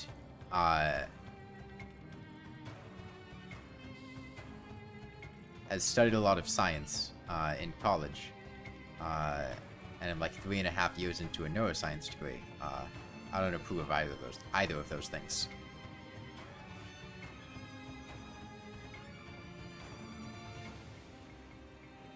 You drank some orange juice? Nice. I don't really drink juice very much. I'm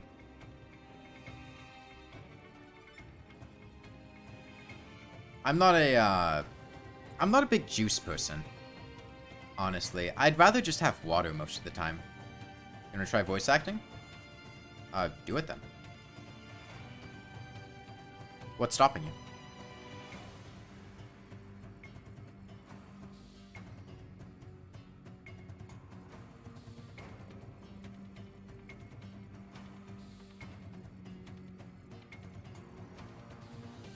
Orange juice is quite good. I'm just not a big fan.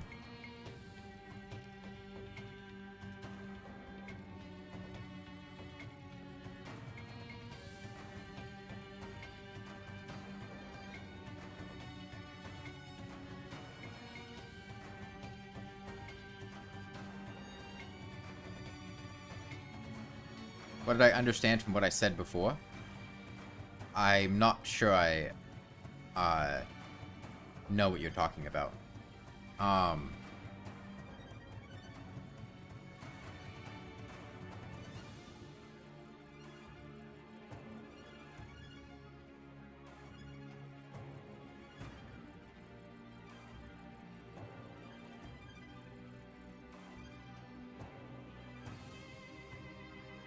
the other I don't know which comments you're talking about.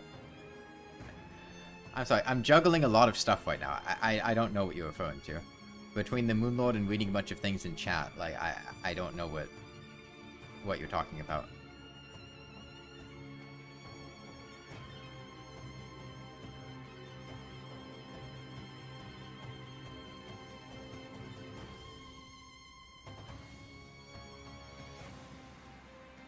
We've talked about a lot of different things. I don't know which one specifically you're referring to.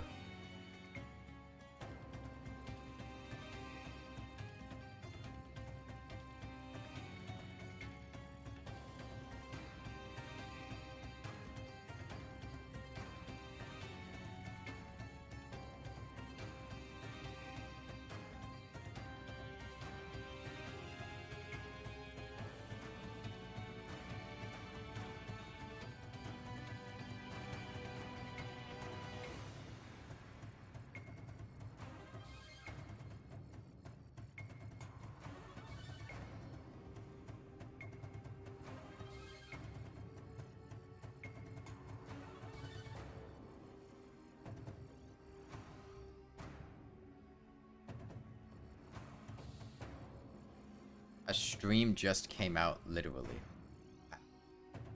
I'll be honest. I must be missing something because I'm a little bit confused about what is going on.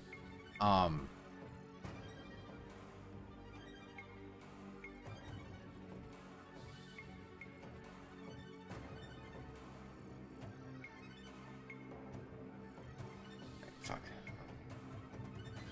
There were hidden lava sharks in the game's code, which were planned to be implemented as a rare enemy, but they were never officially implemented. Huh.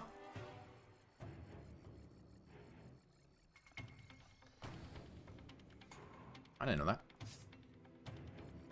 There's a lot of stuff in Terraria's code. I'm gotta hoe. What? I assume you mean you gotta go. Alright, see ya.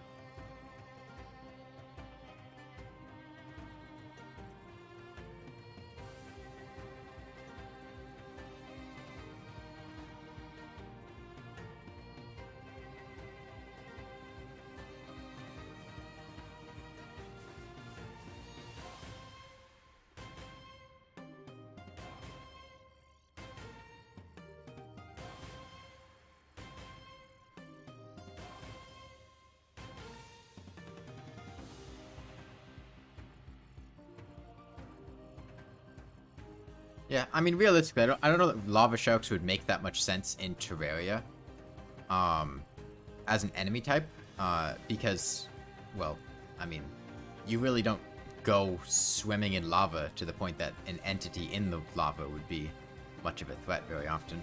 And most pools of lava are rather small outside of the underworld, so they'd feel just, like, pretty meaningless most of the time. Like, it makes sense why they weren't implemented. I think it makes more sense as a mount.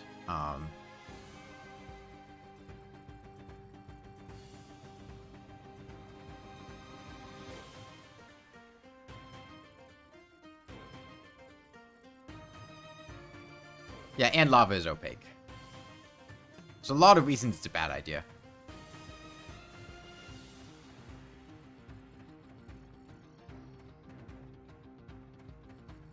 More or less scapegoat, yeah.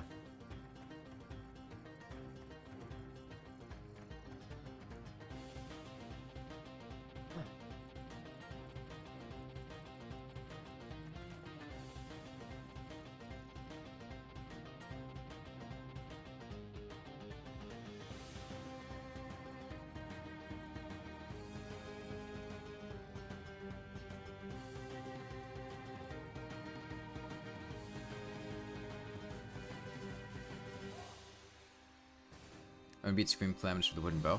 I'd heard that, yeah. You mentioned that the other day.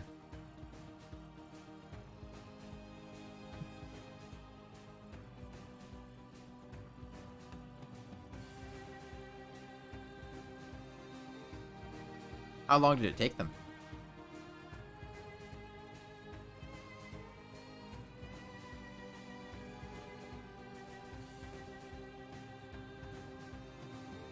For 4 hours, what?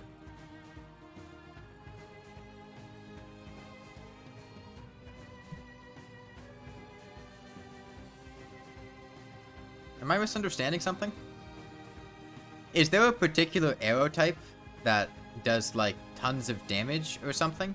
Because 4 hours is a crazy short period of time.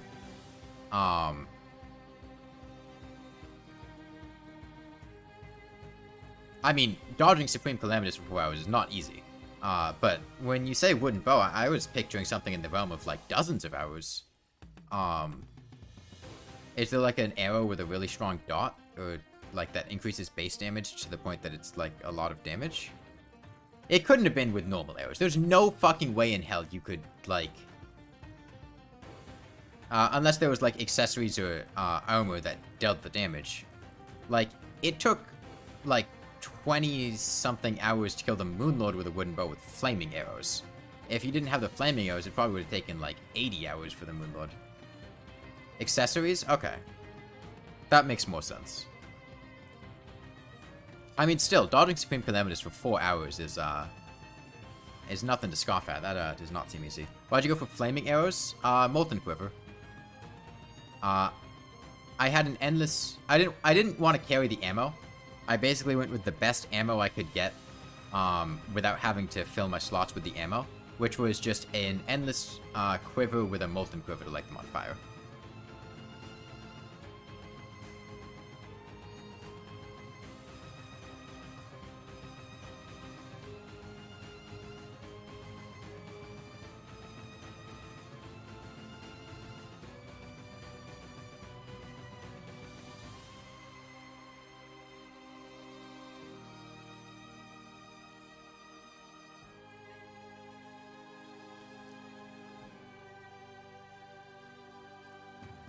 So wait, does that mean that, like... Well...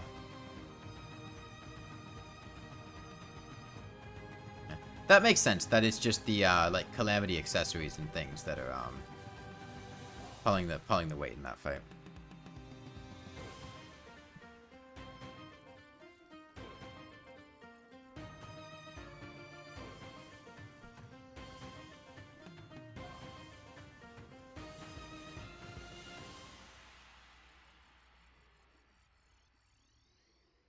Yeah, Calamity accessories are crazy.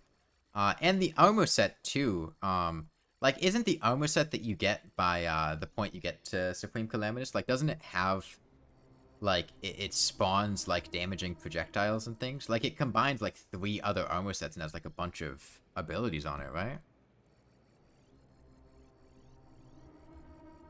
Yeah, I remember that accessory. I remember it not being very good, though. With the build I had.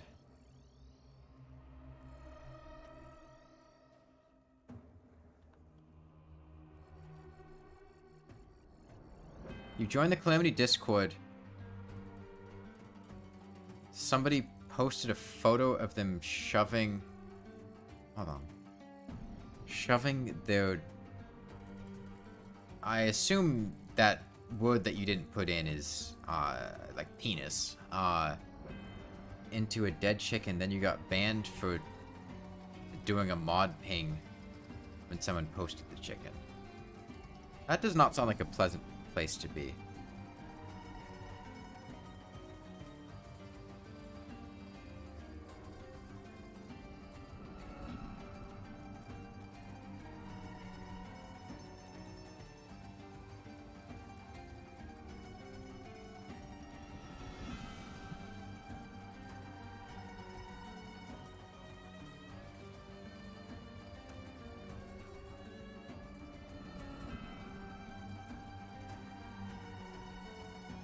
There's a reason I don't give image permissions in my server until like a week. It's to stop people from posting things like that. Because having to wait a week is a big disincentive for people who just want to go in and post random shit like that.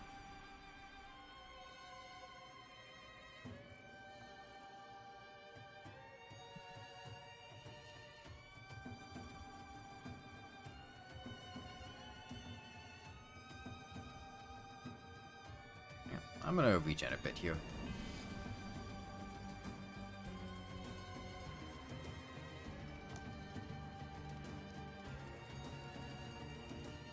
There was an issue we had with people just joining in and posting this, spamming this random gif of this guy playing basketball with his dick out. Which is why, for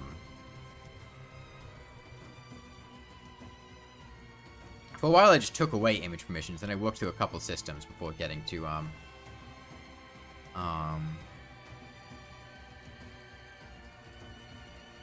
the one of just having people wait a week.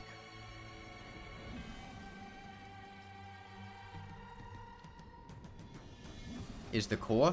What about it? That's like half of the question.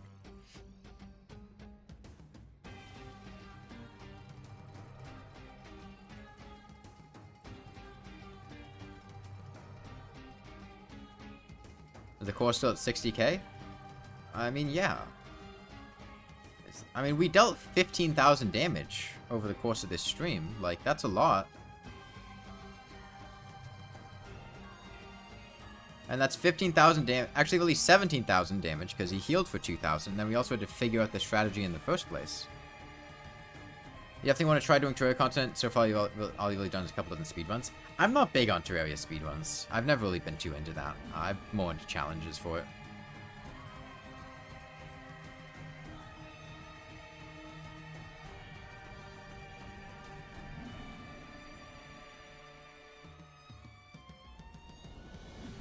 Oh, speedruns for other games. I see. I thought you meant, you had done a couple dozen speedruns of Terraria. Yeah, I mean, Terraria's a fun game for a lot of challenges. It's very open. You have a lot of versatility with things. And the game's not terribly difficult at base.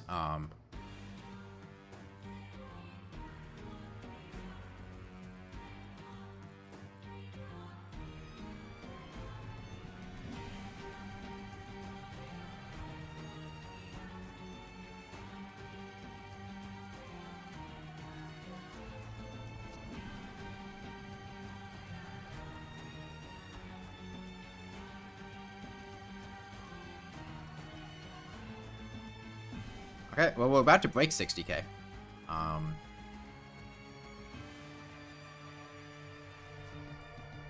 Let's see. You wish shield from Minecraft was in Terraria? What does the Minecraft shield do? I stopped playing Minecraft before they added the shield. Like, what's interesting about the Minecraft shield?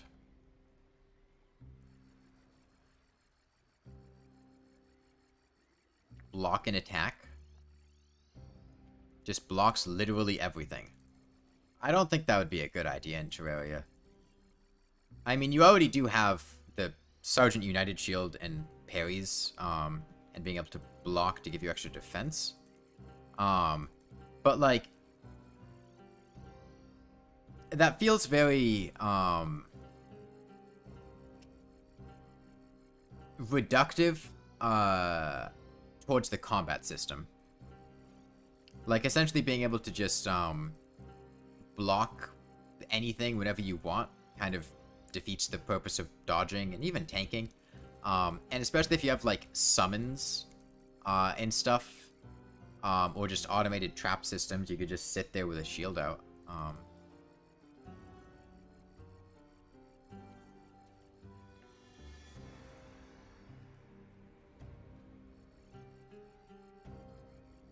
I don't know. I don't think something like that would work very well in Terraria.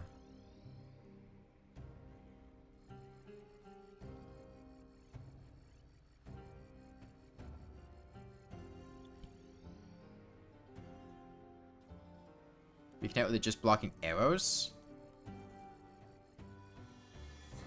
I guess something that blocks just projectiles is different. We get skeleton archers. They do get pretty annoying, yeah.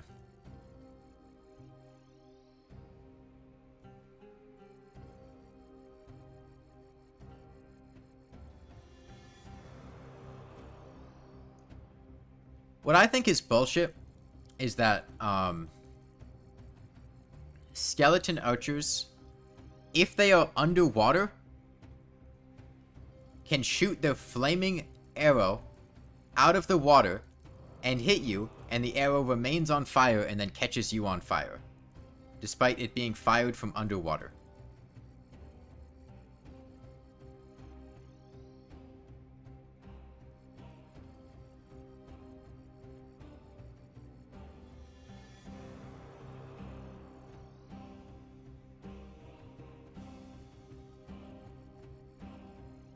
They're magic. So is like the flame lash, but the flame lash still expires on contact with water.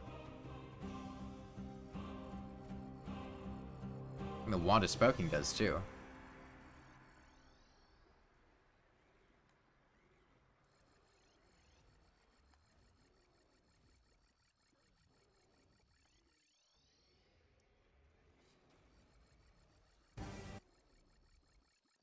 Really? Pause again? Why do you keep doing this to me, YouTube?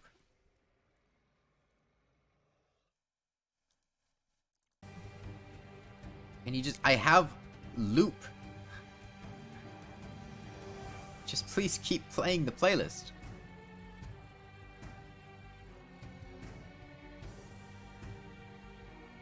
What's the point of telling the playlist to loop if you just pause it randomly?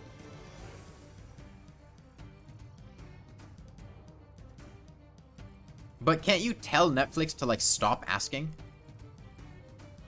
Like, are you still there? Yes, and don't ask again? You can't do that with YouTube. This is one of the Dead Cells soundtracks. I don't remember which song it is specifically. I think I remember seeing the words Heart of the Swamp when I alt-tabbed to start playing it, but...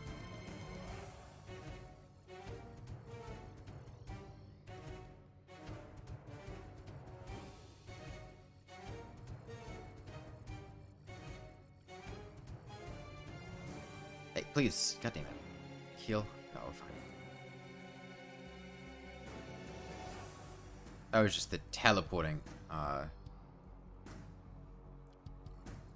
playing out exactly how I wanted to, but it was fine.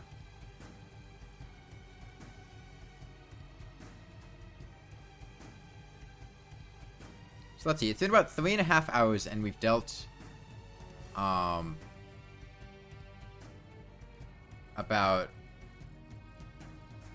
15,000 damage. Well, at least 17,000. But let's say 15,000 because he heals. And we're doing like 5,000 damage an hour, actually. Which is not too shabby. You beat hardcore? Nice. Good job.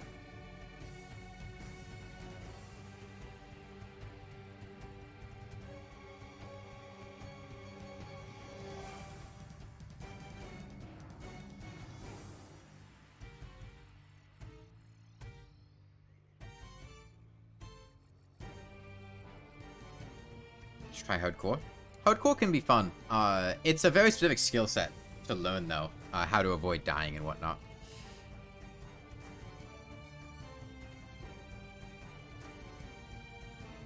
Ever the mistake of doing it Summoner on Legendary mode? I mean, Summoner Legendary hardcore can be fine, but you just have to be very aware of and constantly on the lookout for things that are going to one-shot you. That's the main risk, is just the fact that you are very susceptible to being one-shot. I'm going to bring back 1 HP runs. I mean, I don't have any plans to. 1 HP is just very not fun.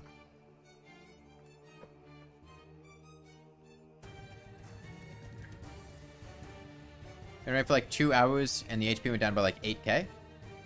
Yeah. I mean, I do pretty solid damage.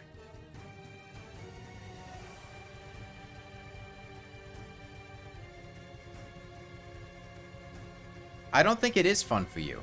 Like, It's really not fun or interesting to watch me just do 1 HP runs, because there are two options. Either I do 1 HP runs where I try to go quickly, in which case I open myself up to a lot of risk and we probably just never get anywhere because we die early on. Or I do things cautiously and carefully, which is what you want to do for 1 HP, to have it succeed, but then that's just not fun to watch, because you just sit there, like, very meticulously doing everything, and it's not interesting.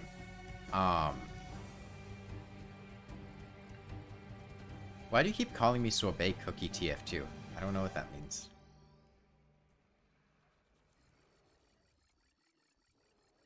One HP is just very boring, both to do and, in my opinion, to watch.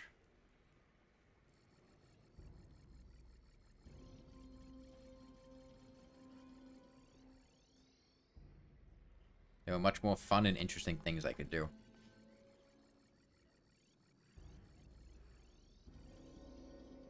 How long am I planning on streaming for? Until I don't feel like it.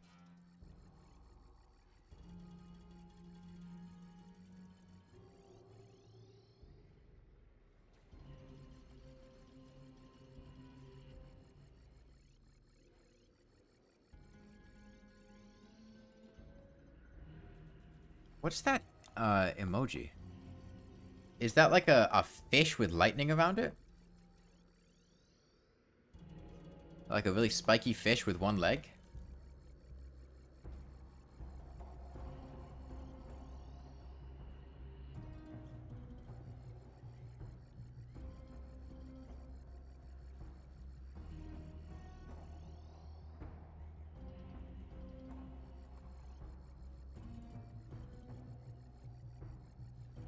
Sun peeking through the clouds? That does not look like a sun peeking through the clouds. I'm sorry.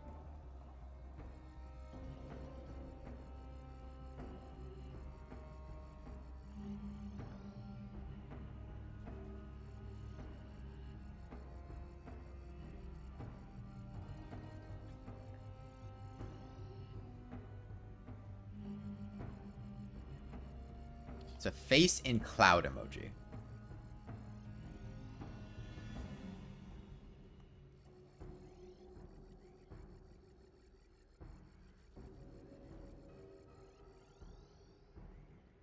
Is there stock chart for yen as an emoji?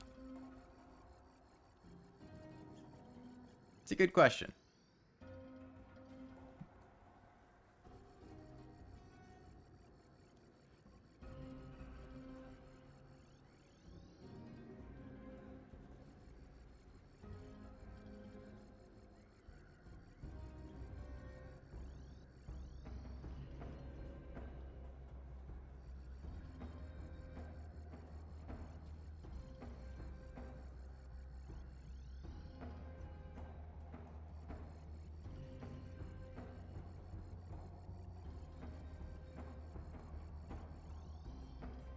Like McDonald's? No, I don't want anything from McDonald's.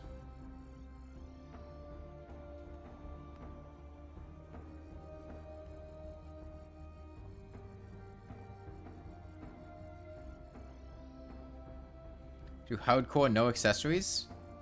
I don't want to do that. Like, yeah, I'm sure I could, but I don't want to.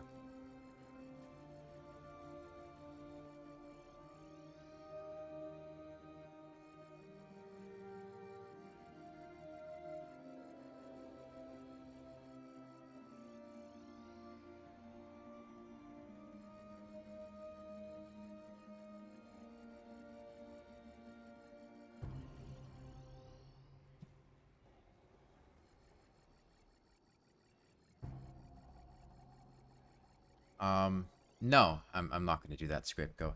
And I've talked about this before, but I hate to break it to you, but like things like that aren't funny. I've heard that joke hundreds of times. It's not original or interesting. It just kind of gets old.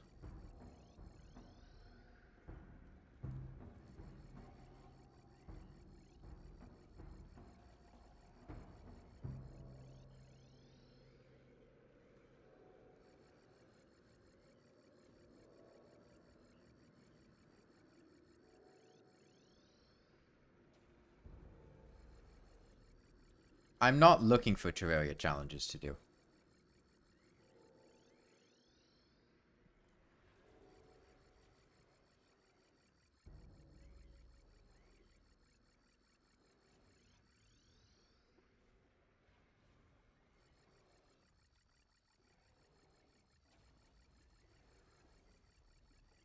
Elden Ring weaponless? I don't want to play more Elden Ring.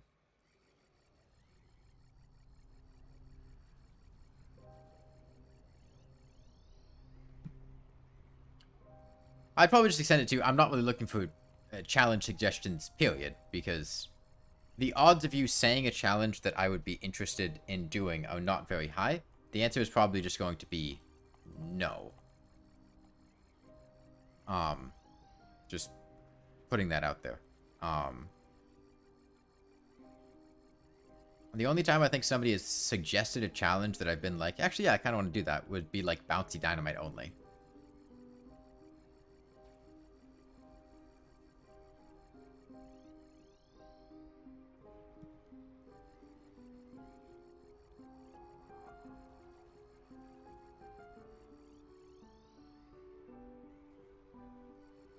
It's not supposed to be a joke, you're being satirical. That doesn't really track. Satire is a joke, but even if you're satirizing something that other people say as a joke, that doesn't make it funny. Alright, see you, Scriptgoat.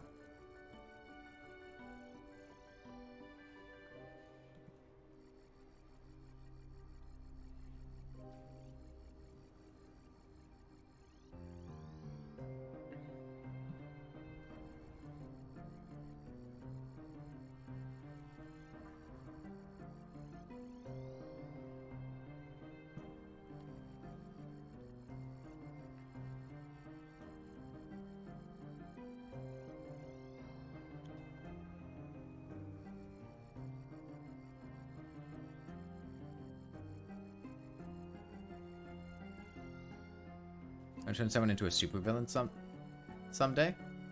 I mean, like, would you rather I sit there and lie to you and pretend that I like something, or just be honest with you and be like, I mean, that's not funny?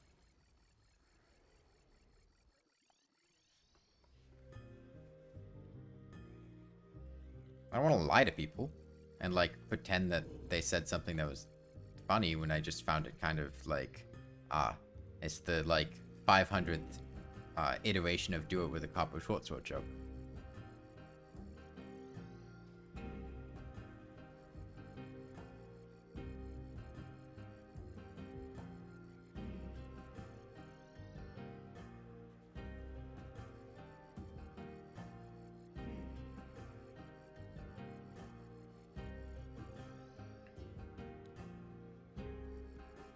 I mean, I feel like the problem with memes like that is that they like make people think, especially, you know, kids, that like that's what being funny is just repeating the same joke that other people have been repeating for a decade, and that's, you know, achieving comedy, and it's not.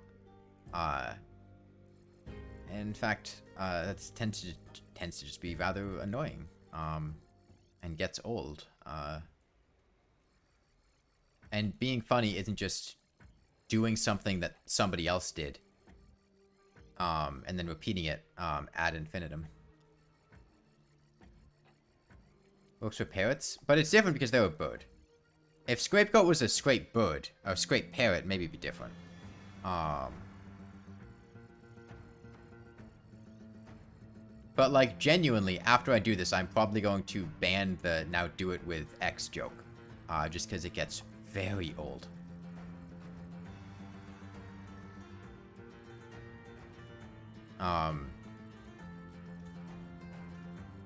There are very few jokes that I've banned because of just being incredibly overused, and that's one that I'm considering because it just gets annoying to see for the hundreds of times. Is why we banned Among Us. And for a while, Ussy jokes, because people just kept spitting them out. It was just unoriginal and unfunny.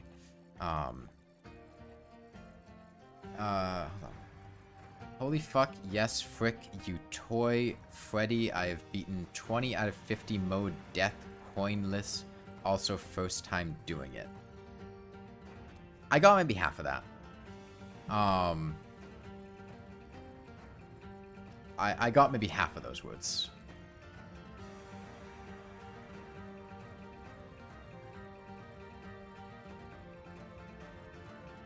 I mean, I don't mind killing Moonlord slowly, Harrison. I'm not in any rush to, like, get satisfaction from doing him quickly. I mean, finishing this will be satisfying enough.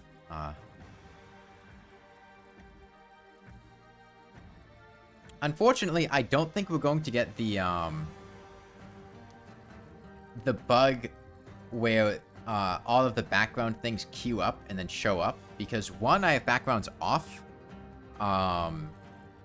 Because I had heard that might be something that causes the game to crash. And two, since it's don't dig up, I don't know if wyverns and demon eyes actually show up on the surface background.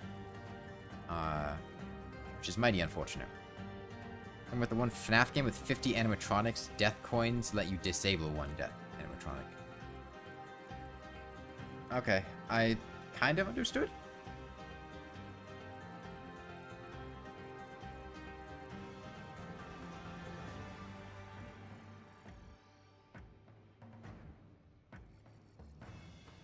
Lawnmower only Terraria Calamity? No.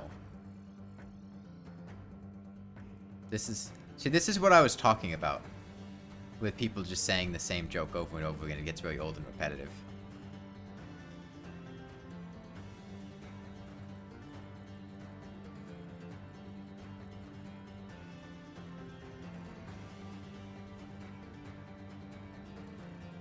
"98 attempts Toy Freddy. You have to play FNAF in FNAF." What? 98 attempts Toy Freddy. You have to play FNAF in FNAF. What? What does that sentence mean? 98 attempts Toy Freddy. You have to play FNAF in FNAF.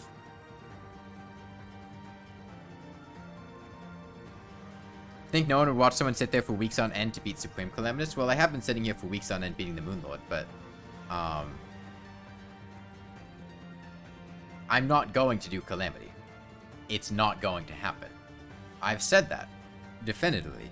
I'm not going to do more low damage challenges after this. There's no point in suggesting them, because the answer is no.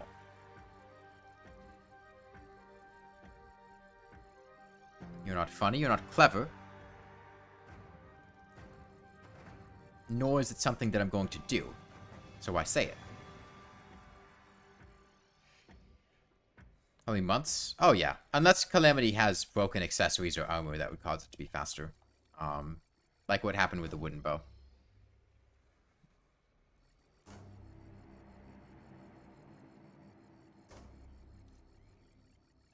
It should have been split. Half Toy Freddy was a bitch. I have no idea what any of this means.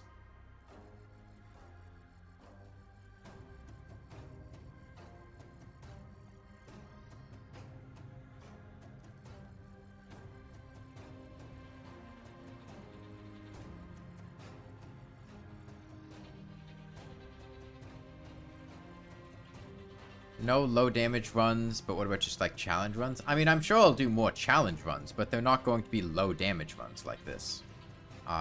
And suggesting iterations of other things to kill with a lawnmower, or things to do with a copper short sword, or do lawnmower only in different mods, like the answer is no.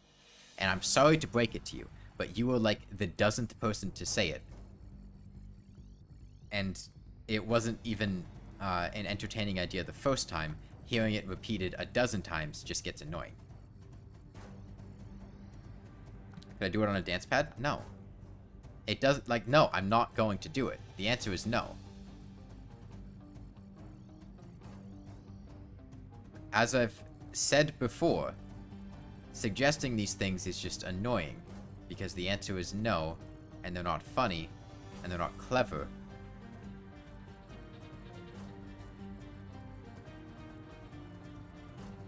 No, I only did the Moonlord with a wooden bow. I didn't beat the whole game with a wooden bow.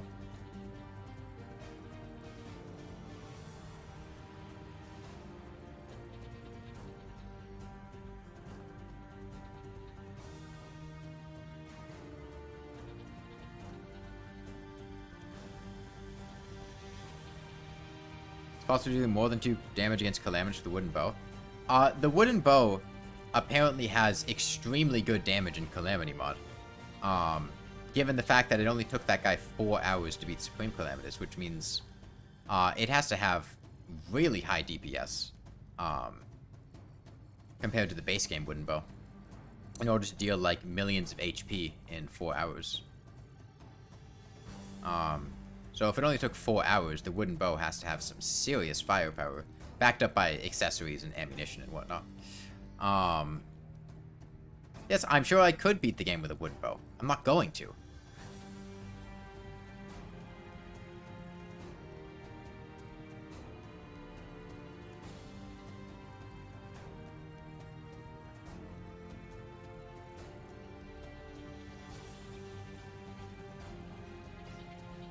The answer is and will continue to be no. Do it on a dance pad. Cool, you're like the 20th person to say that. The answer is no. Do it with a wooden hammer. Like 10th person to say that. The answer is no. Do it in Calamity mod. Cool, heard it 100 times. Answer is no.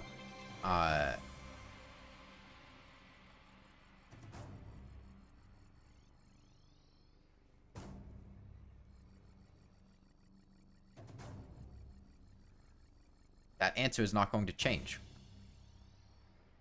Do it no hit. Answer is no. At the rate you guys are going, you're going to get do it with X jokes banned by the end of the stream.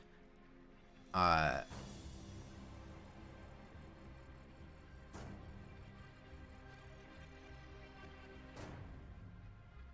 138 DPS.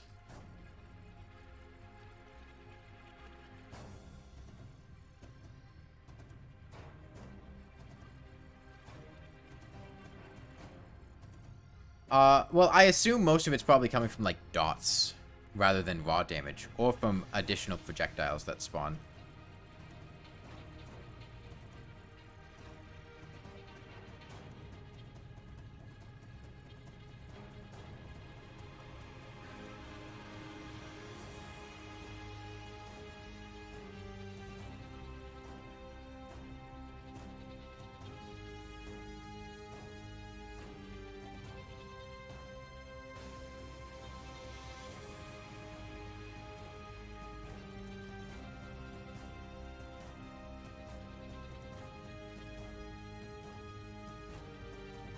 Is that including the health of, the 2 motherfuckers that spawn, too? And, like, the heart things you have to kill? Because you have to kill, like, the 2 dudes in the middle, and then you have also have the hearts that you have to pop.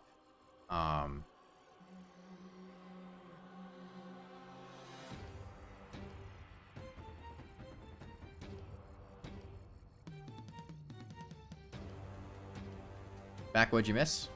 Not too much. If I don't remember when you left. But, I don't think you missed much.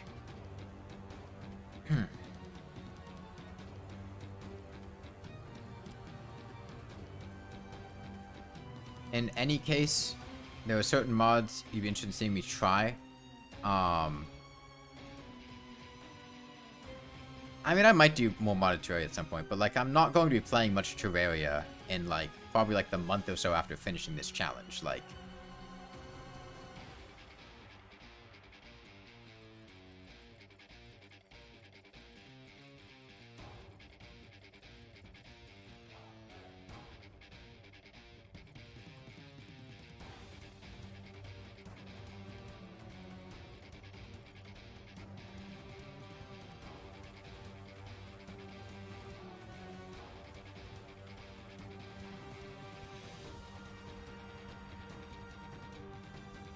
well, I've basically been doing this every day for hours a day for, by the time we finish, probably like 3 weeks.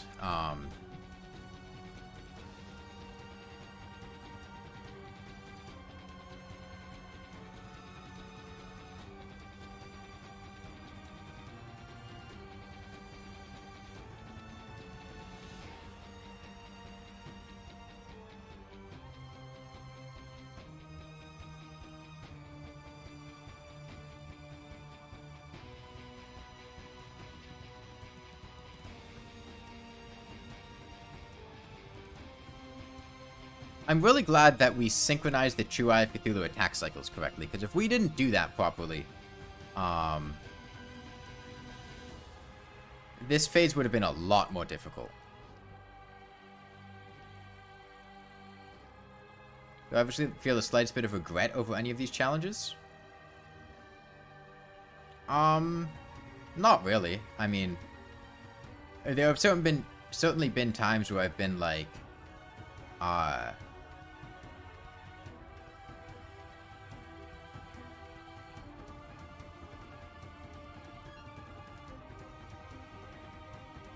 that was kind of a waste of time. That was particularly the issue with the 1 HP hardcore stuff, where it just felt like it was largely a waste of time. There's better stuff I could have been doing. Which is why I stopped doing it. I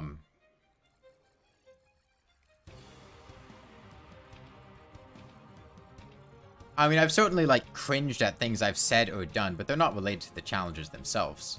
That's just me being in a different mood than when I had made a statement or joke or something and being like, damn, I really said that, huh?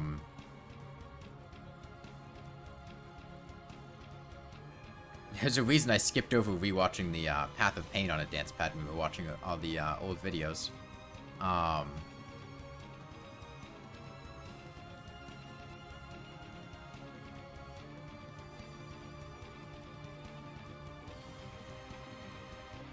"30 hours into a boss fight? Oh, no, what? We're not 30 hours. We're like 70 hours in.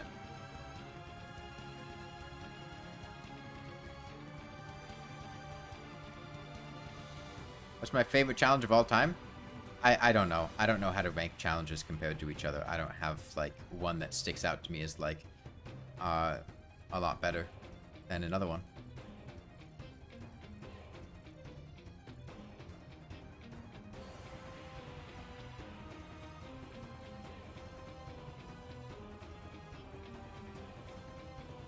Let's take a sec to recover some HP. Yeah, the only time we came close to dying during this phase was when I had accidentally swapped my... Actually, no, there was one time where I just got burst down a bunch, even when I had the cross necklace. And then there was another time that I had accidentally kept the treasure magnet equipped instead of the cross necklace, which caused me to take about twice as much damage. We only get half as many iframes.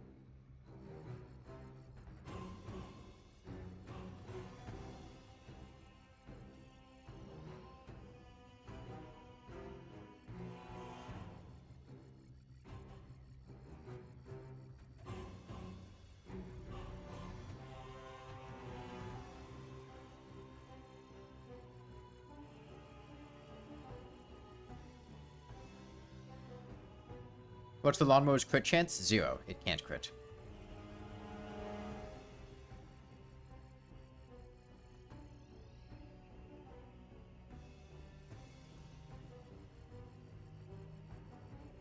Only melee, range, and magic damage can crit. Any other damage type cannot crit.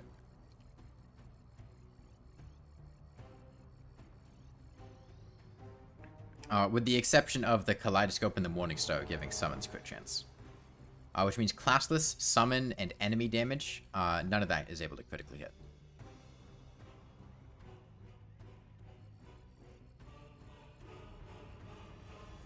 Rather than summon damage being unable to crit, I'm pretty sure being able to crit is an intrinsic property of ranged melee and magic damage. Like, it's not something taken away from the Lawnmower, it's something given to those damage types.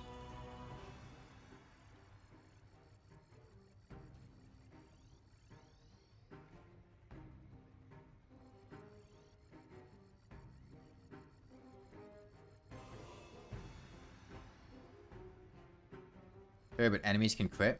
It'd be so painful. I mean,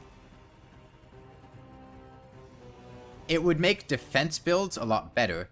And assuming most enemies' crit chance was 4%,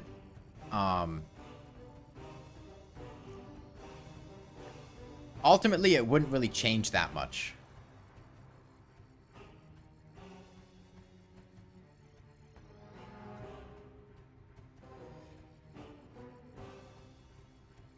Like, if enemies had high crit chance, that would be different. But if every enemy had a 4% chance to crit, like, on average, it would barely increase the amount of damage you take.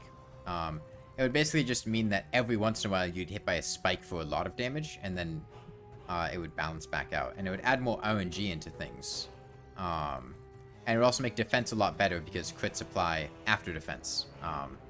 Like 30-40%.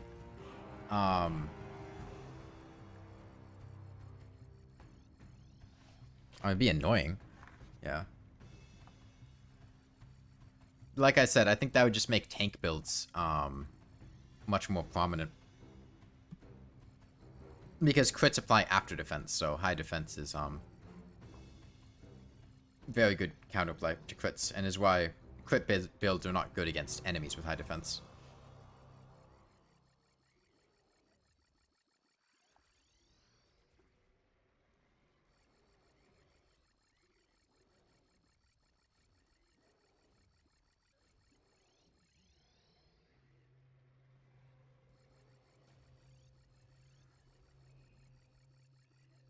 But I think that would be a horrible idea and just make the game unfun.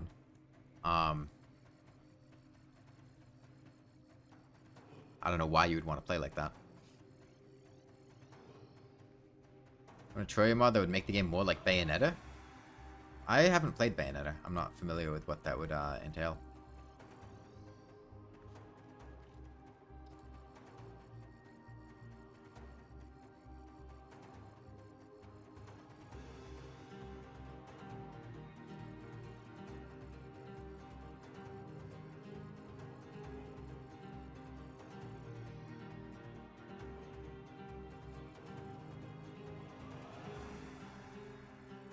Pinch punch first day of the month? What? Third person focuses on combo and stylish attacks. Oh, so nothing like Terraria.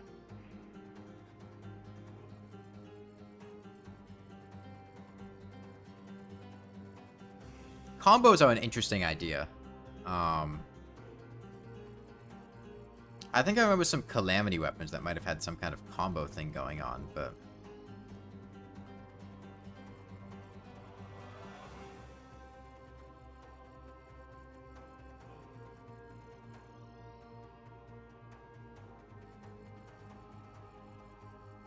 I don't know how satisfying or rewarding a system like that could be implemented into Terraria.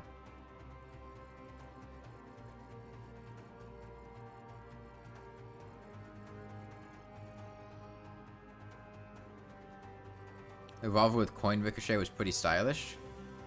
Yeah, but I found it to just be annoying to use.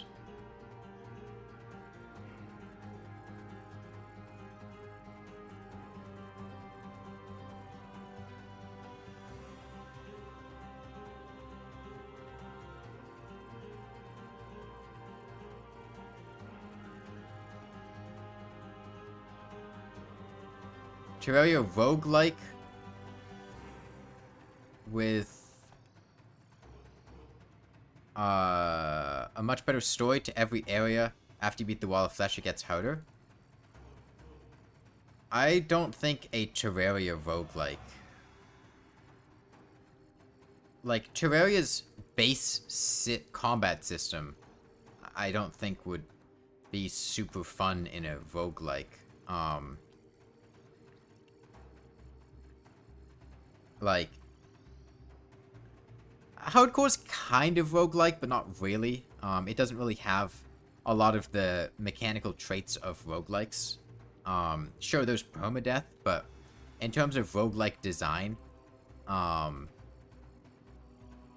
like, generally in roguelikes, you progress between areas or floors or whatever, and you don't go back to other ones. And, like, Terraria's gameplay design I don't think that would be a good idea. I think you just would be playing a game that isn't really Terraria anymore. You'd be removing all, like, the sandbox elements of it.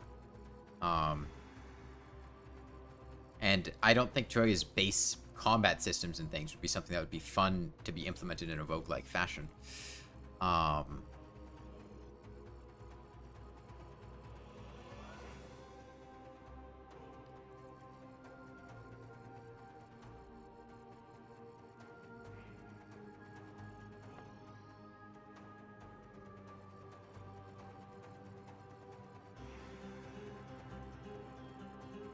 A sandbox game without a sandbox, yeah. I've played Alice Madness Returns. I have not. I've never heard of that game.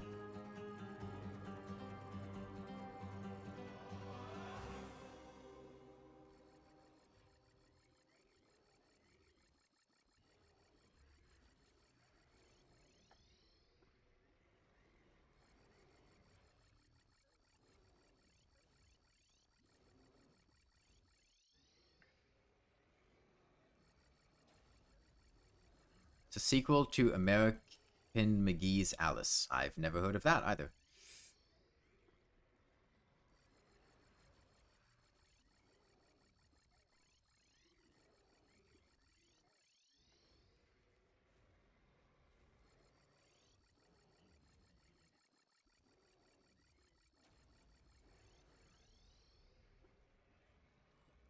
My music stop?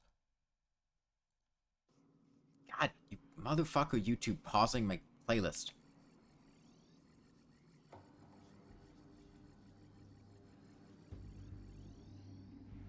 They're dark reimaginings of the story. Pretty neat ones. What type of game is it?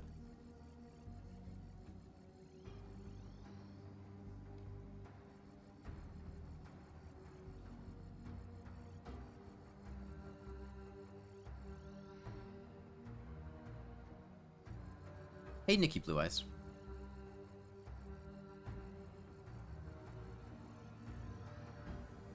Third-person action.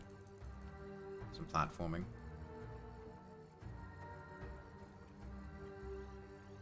I mean, I don't think it's likely I would play it, I'll be honest. Maybe at some point, but I feel like there are...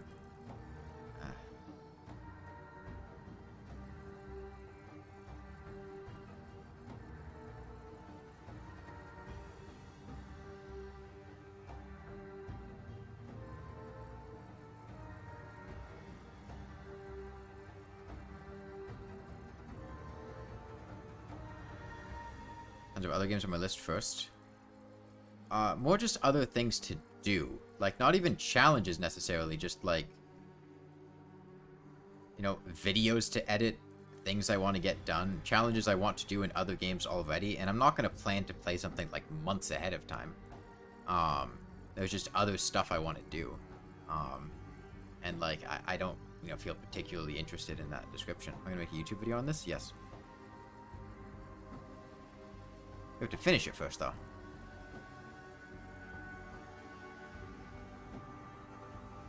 Yeah, cooking stream.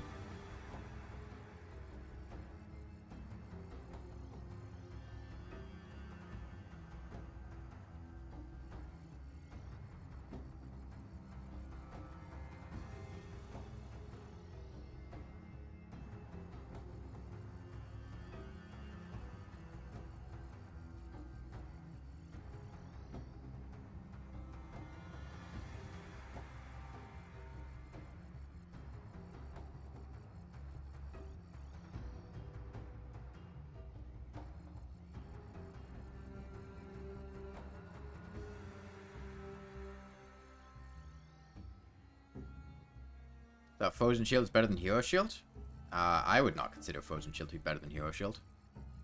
Not for something like this. Frozen Shield is identical to Paladin Shield unless you're below half HP. And, like, I'm not below half HP most of the time. And if I am below half HP, I want to get above half HP as soon as possible.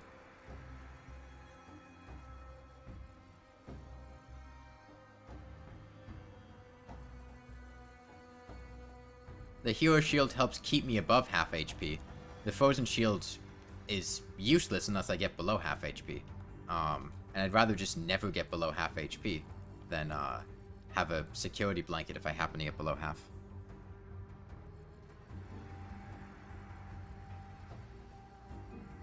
Hell, I mean, Frozen Shield would be worse than a Flesh Knuckles most of the time. Like, if you're above half HP, the Frozen Shield is worse than just a Flesh Knuckles.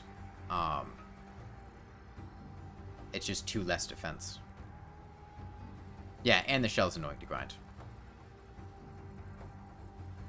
Like, sure, if you're playing solo, and you just want, like, a shield to give you knockback immunity, and you want the best defensive benefits that shield is going to provide you, then Frozen Shield is probably your best bet.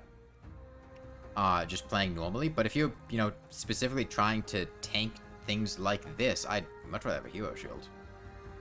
How many hours have we spent on this challenge? 180, 190, 200? I don't remember what we were at when we started the Moonlord. It was 100 something. Pillars took ages.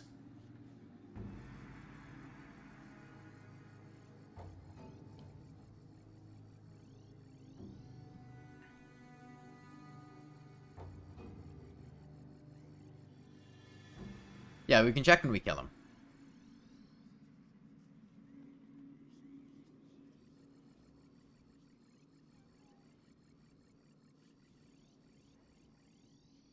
Will I play Subnautica again after this? I don't plan to play Subnautica again on stream.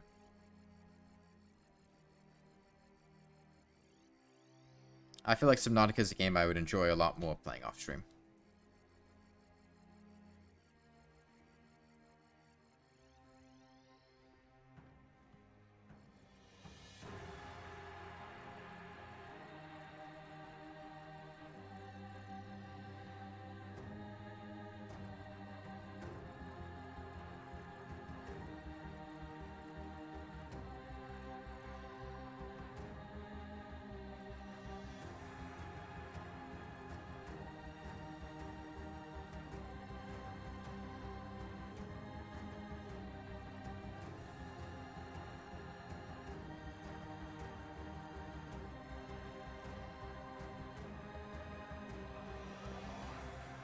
See a team in WG.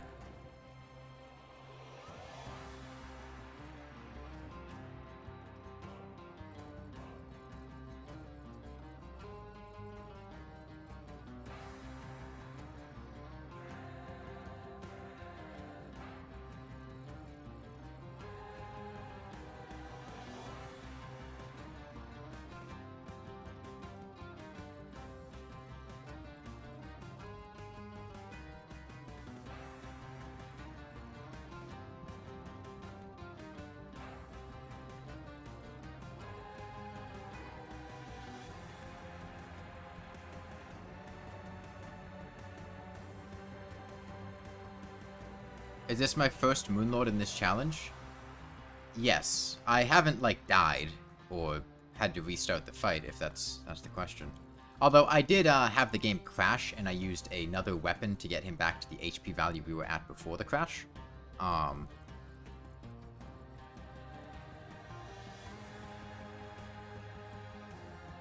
favorite video game I've played? I don't know, I'm bad at picking favorites.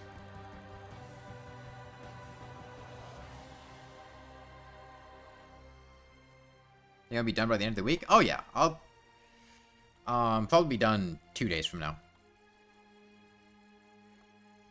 I mean, we've already done, just today alone, like a third of his phase 2 HP, almost.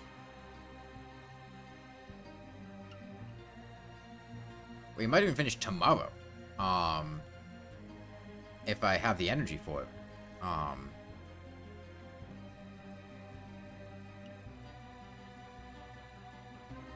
We've got maybe 11 hours left to fight him. Based on our current DPS, which is, I think, around 5,000 an hour.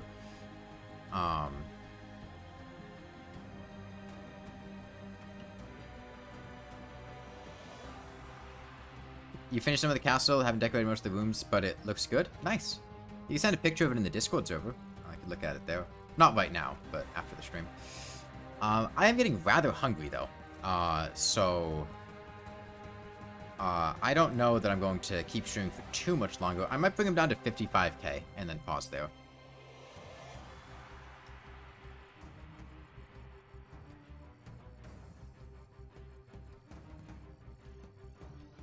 What YouTubers, TikTokers do I watch? None.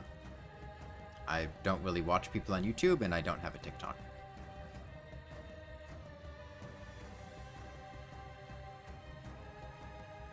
I don't really watch YouTubers for creative reasons, and TikTok, I just don't like TikTok, so I don't really use any social media. But I don't really watch YouTubers because I feel like it would just lend to me feeling creatively influenced. How do you turn off the HUD in Terraria? It's one of the F buttons. I forget which one. I'm not going to play around with them right now to figure out, but something between F6 and F12. Maybe F9?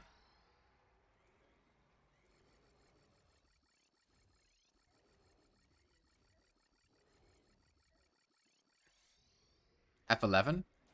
Okay. I thought F11 was full screen.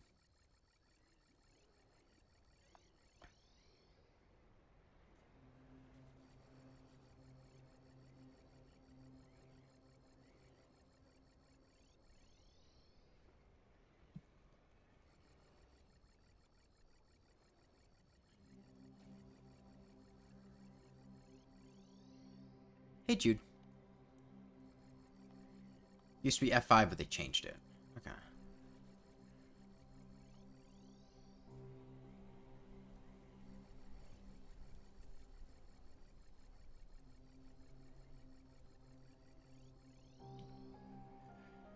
Whew. The end is in sight.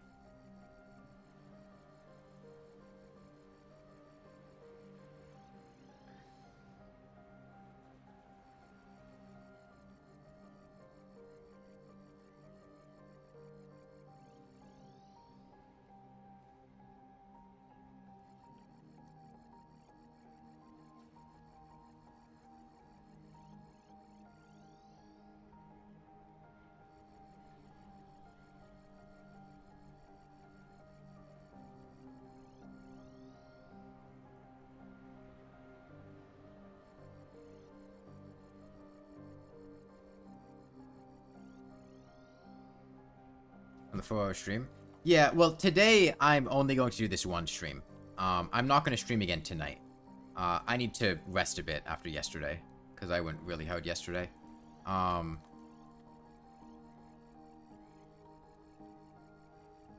Sent in the server? Alright, I'll take a look at it when I finish up here. Shouldn't be too much longer. Like I said, 55,000 is the goal for today.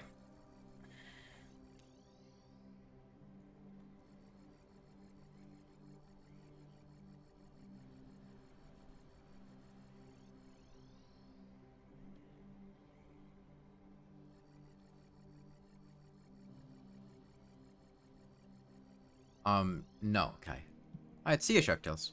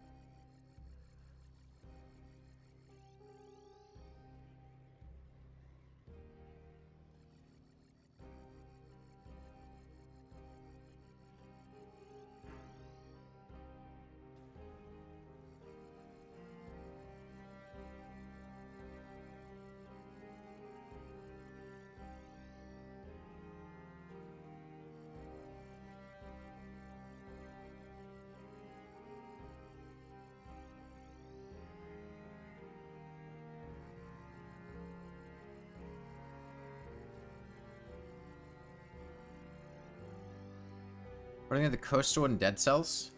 I've only used the Coast Sword, like, once. I don't really have too many thoughts on it.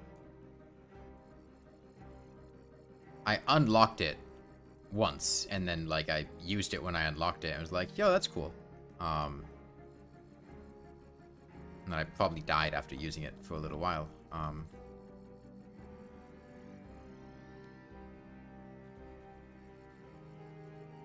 don't really have much of an opinion on it.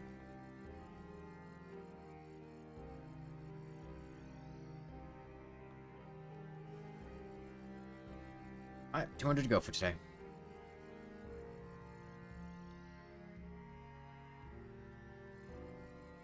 Hey, Kermit. Oh god, my voice cracked there. Hey, Kermit.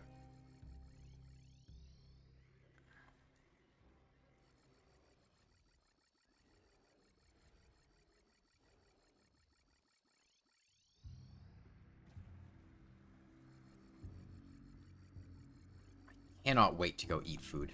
I am quite hungry right now.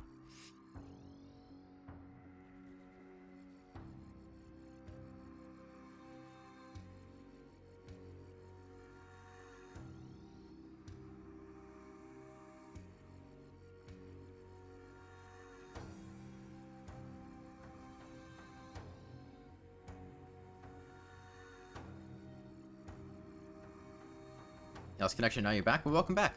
Unfortunately, I'm about to leave. Once we hit 55,000, which is the goal for today, I'm going to be ending the stream. And that's in about 85 hit points, which should be a little over a minute. Will I stream tonight? No. I plan to take tonight to rest, so I can stream a lot more tomorrow.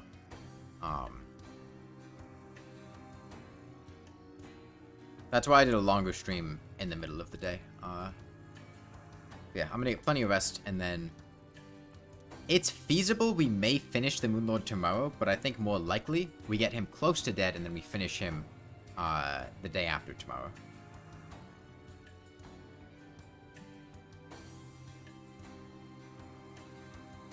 How many hours tomorrow? I don't know. It depends how I'm feeling.